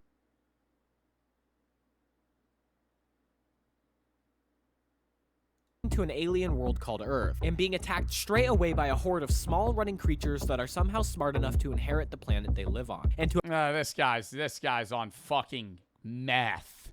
You think that aliens would not expect, bro, if they find us, they can kill us. If they have the technology to get to fucking Earth, they're most definitely able to defend themselves from humans. Have manipulated metal and chemicals into weapons of mass destruction that can blow up entire lands of mass in seconds. You could argue that maybe there's a species that lives on another planet that's all, you know, gathering energies from just photosynthesis. They don't need to kill each other to survive, so they never develop that survivability aspect that's required. But at that sense, there's no real advancement or need to develop technologically. So the odds that that species would then become intelligent and advanced enough to leave their own home planet and find ours to just be peaceful and oblivious to the fact that we might just blow them up is like so unlikely. It's more likely that they would be just a weird altered version of like another, you know, survivability-based species, not looking like us, obviously living in different conditions, but like find the survival need to have a larger brain or larger computing process to where they're able to invent and use this surrounding environments where they could advance and come find us. Raspy for the sub, Mesa for the sub, Larry for the 10, Duckling, thank you for the 10, Merce and Jesse for the subs. And not only do humans manipulate things into weapons, our entire existence itself is owed to endurance and determination. When we have a sight in mind, we do not stop until that goal is accomplished. Our actual fighting capacities are barbaric. We can take extreme damage to our insides and lose half our blood and live on. But we also fight with such tenacity and endurance that might not even be conceivable to an alien species. That's a human for you. Pure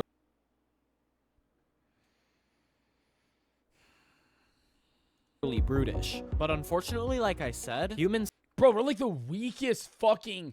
I understand what he's saying, and he's like, they have so much tenacity. They can fight and survive. Bro, we die to almost any animal in hand-to-hand combat. Like any predatory animal in hand-to-hand combat. They're fucking mauling us to death. Like, we're scary because we're intelligent enough to, you know, use that intelligence to harm others in ways that are shocking, right? Like genocide, right? I feel like that's like human innovation leading towards disaster, right? Not fucking, oh, an individual human so scary because they're tenacious.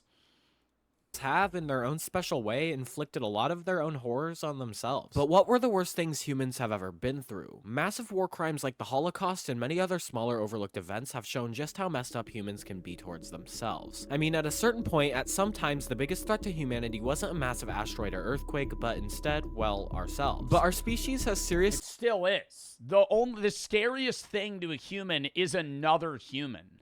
Not outside of, like, fucking philosophical existential threats of, like, what was my purpose in life.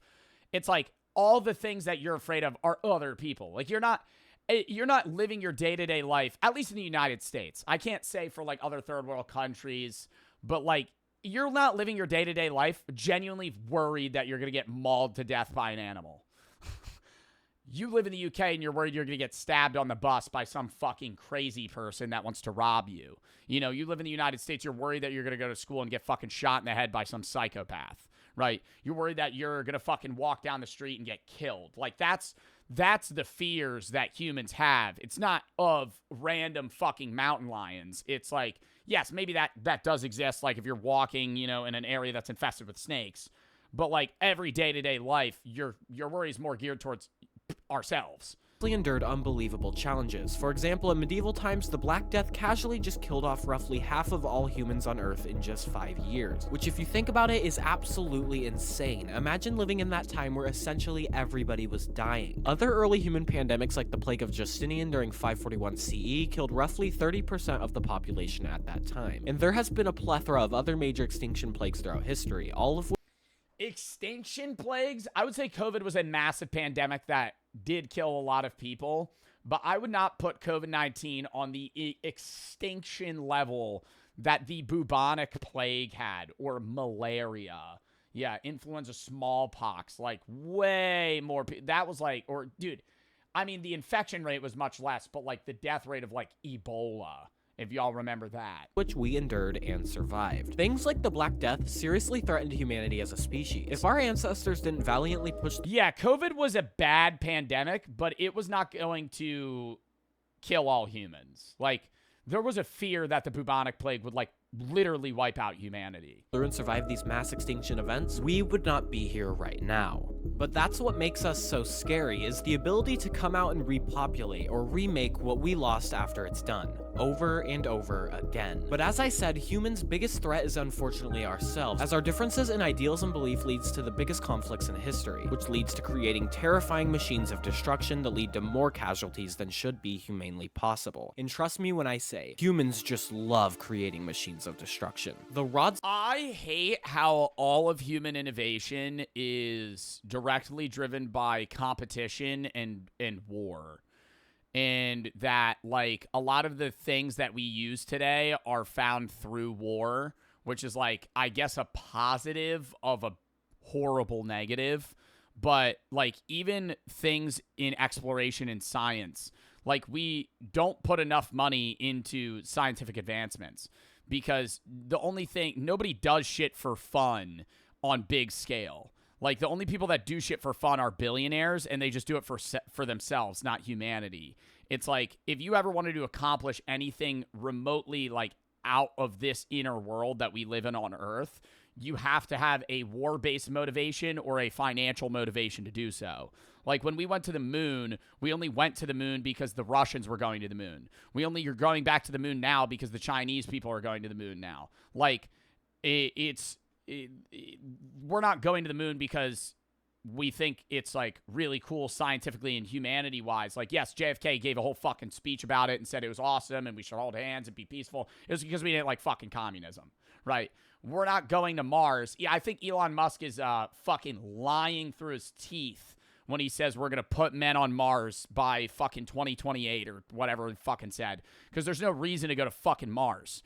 If you're a fucking SpaceX employee, or not employee, investor, like privately, or you own a fraction of a company that wants to send people to Mars, they're never going to do that because it's going to cost $1 trillion and there's no financial return. It's literally a for fun trip. So we'd be raising literally $1,000 billion to go to Mars. It's not a technology thing. A lot of people think we can't get to Mars. We could get to Mars right now. We would just need 3 months, however long it takes. A month to design the shit, 2 months to design the shit, and then however long it fucking takes, 3, 4, 6 months to get to fucking Mars. You'd be the first people on fucking Mars instantly. We could get there, right? There's just no reason to go. Now, if you found gold on Mars, people would be like, oh, hell yeah, let's go to fucking Mars. But if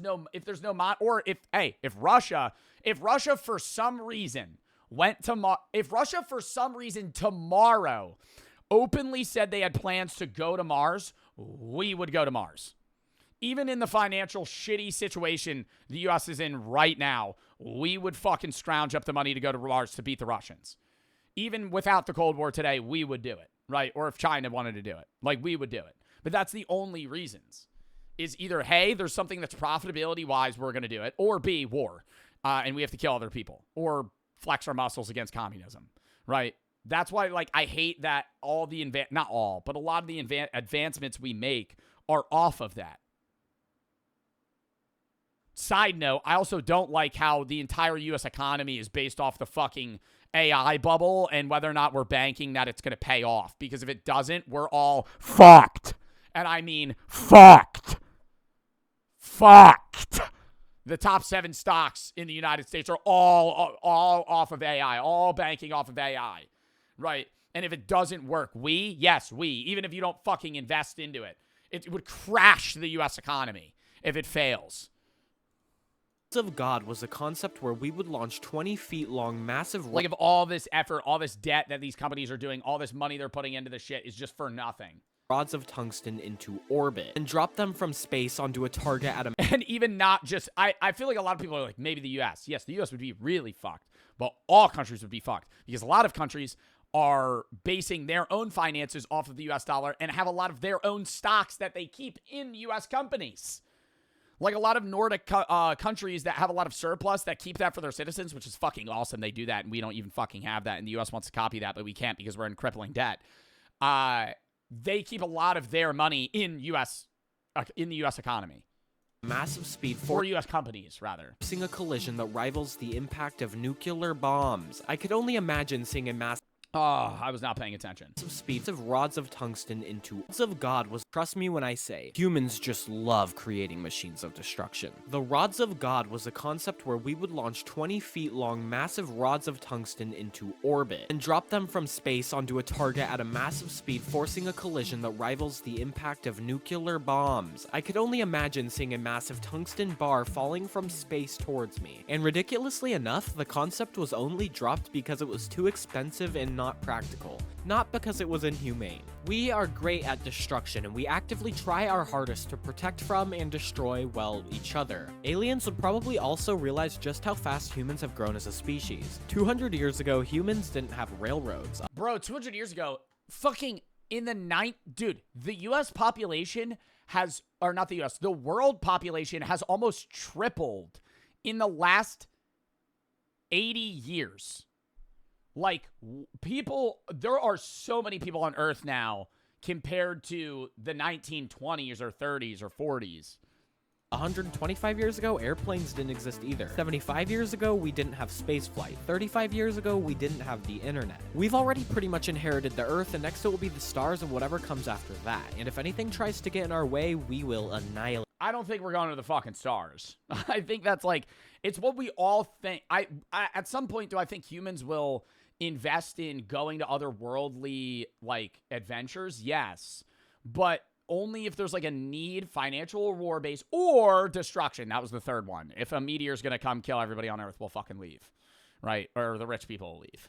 But that'll be, like, the scenarios. Or we're so, like, I don't think we would leave Earth until we perfect Earth so well that we're not living in a utopia, but, like, we have effectively almost infinite energy for anything we need to do on planet, and no problems of food sources or, like, structural buildings or technological advancements. Like, we could do so much more shit on Earth first before leaving. Yeah, when we're type 1 civilization, we fully encapsulated Earth's energy.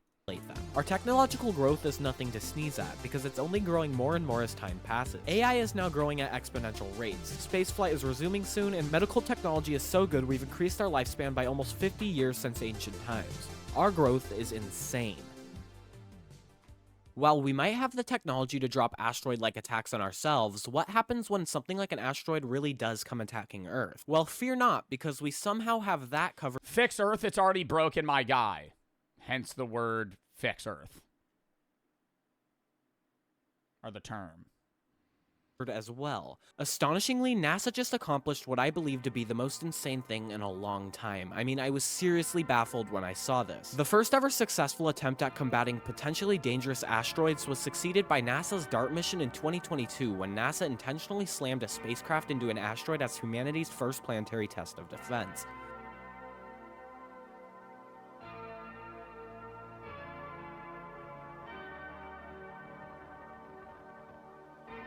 The asteroid Dimorphos was roughly 6.8 million miles away from Earth at the time, and the spacecraft hit the asteroid at 13,000 miles per hour upon collision. The crater left on the asteroid in mid-space was about 33 feet across, and we, as humans, successfully directed an asteroid orbit period by an entire 32 minutes. We shot something across the vast nothingness of space and altered an asteroid. Okay, yeah, we altered it 32 minutes. Asteroid mid-orbit. That is confounding. Space is such an invisible boundary for humans. It's sheer I always say, like, when it was like Don't Look Up, that movie about the asteroid that was gonna hit Earth, I really do believe if we had like 5 years, like if right now you're like, you have 5 years, this big ass asteroid's gonna fucking kill everybody on Earth, I think we would figure it the fuck out. I think all money in the world would go to funding means of stopping that from happening. Vastness and emptiness is something. No chance. I think we'd fucking redirect that shit. Oppenheimer smoking a goddamn cigarette made a nuclear bomb in fucking 3 years, right? With a bunch of people. 4 years, however long that shit took in the middle of Texas. And that was a hidden project. Now you have the whole world putting their fucking minds together. I think they figure it out. Something that I actually... Would it be hard? Yeah. I'm not saying I'm going to be the brains behind it, but I think all the money would go towards it. We made a whole video on. But slowly, surely, us humans are poking at the veil. We are held back by a glass ceiling that is space travel. One day, we might even be able to make it to another planet or another star, because we are so mortifyingly growing that our potential will shatter the glass ceiling without looking back. And once this happens, the universe will truly be afraid of our potential. But I've been holding back on talking about one specific thing because it truly is the most terrifying thing about humans. That one thing is our curiosity, our unwavering desire to explore pretty much anything. We want to conquer everything that we don't already have possession of. We want to conquer mountains so we can climb every one that looks impossible, and some of us die in the process simply for the sake of doing it. We travel to space because we feel claustrophobic on the already massive Earth and want more to conquer, explore, and experience. We find every nook and cranny of every possible spot that we can so we know we're not missing out, and we love every second doing it. If I were an alien that came to Earth, I would be afraid, as humans would likely uncover me by accident and find me interesting and take me in for human investigation. The human is a capsule of creativity, a capsule of spirit and courage, and we leave our mark in every possible way we can for the people that will be here after we are gone, because we feel that it is important to say hello. And I heard Mount Rushmore, side note, I love what he's saying. I heard Mount Rushmore is like unbearably overrated. In like what you drive like 5 hours to go see it, pull up, and you're like, oh. And then you leave. And I've never heard somebody be like, damn, I loved Mount Rushmore. They're always like, yeah, you know, it was 4 big heads on a rock.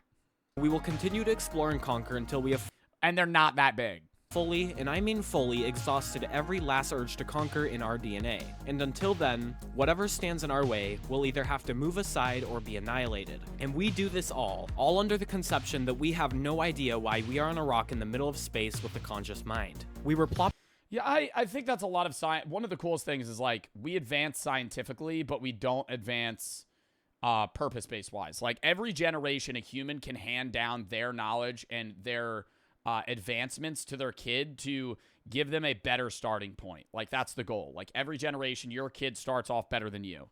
Not just financially, but, like, scientifically, philosophically, or not philosophically, intelligence-wise, like, what we know. They're able to learn quicker, right, and obtain more. But every generation, you also reset that purpose, right? Like, everybody has an individual purpose and philosophical reason that they're here and, like, what they want to achieve. But you can't hand that off once you figure it out. You can hand everything else off, you know, advancements that you make individually or societally, you know, what you learned you could pass down to your kids. But, like, you can't hand over, like, your meaning, your purpose. And a lot of people try, but it's like, that's something that's, like, truly individual to one person. Stop yapping, Joe. Fuck out of the stream, blind man. I don't want you here. What was I saying? But yeah, like, you can hand off knowledge, but you can't hand off purpose. And so that's another thing that I think drives people is, like, you want that advancements because you crave that curiosity for knowledge, which is what we share as a middle grounds between the two, right? Finding individual purpose, also advancing scientifically, kind of loop back to the same goal of, like, what the fuck's happening? Trying to figure that out.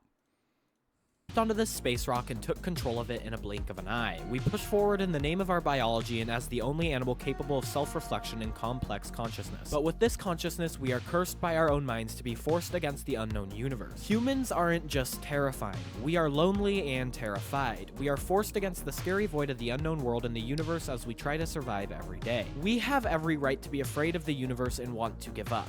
So then why do we continue no matter what? Why do we somehow pull through the most dire circumstances? I'll say it again and again, because us humans are persistent. We are absurd and we are great. We persevere even in the face of the terrifying and unknown universe. In the face of absurdity, in the face of the unknown, we continue to strive and proceed to push forward regardless of the outcome. Because we are relentless and we are terrifying. O universe tremble, for Mother Earth has birthed an unforgiving force, and it looks upon you wanting. We are matter that decided to wake up one day. We are significant and beautiful that no matter what stands in our way, we shall push forward in the name of humanity, to write one more story in the seemingly pointless tale of history. We will continue to breathe our breaths and become a force so reckoning that not even the Mother Universe could hold a candle to our grit. We will forge a new path throughout time and mark the name Homo sapien deep within the cosmos as a crucial point in history. As a species so terrifying that we forced our way— Damn, I hope we fucking mark our species history in the cosmos, because it would be really upsetting if, like,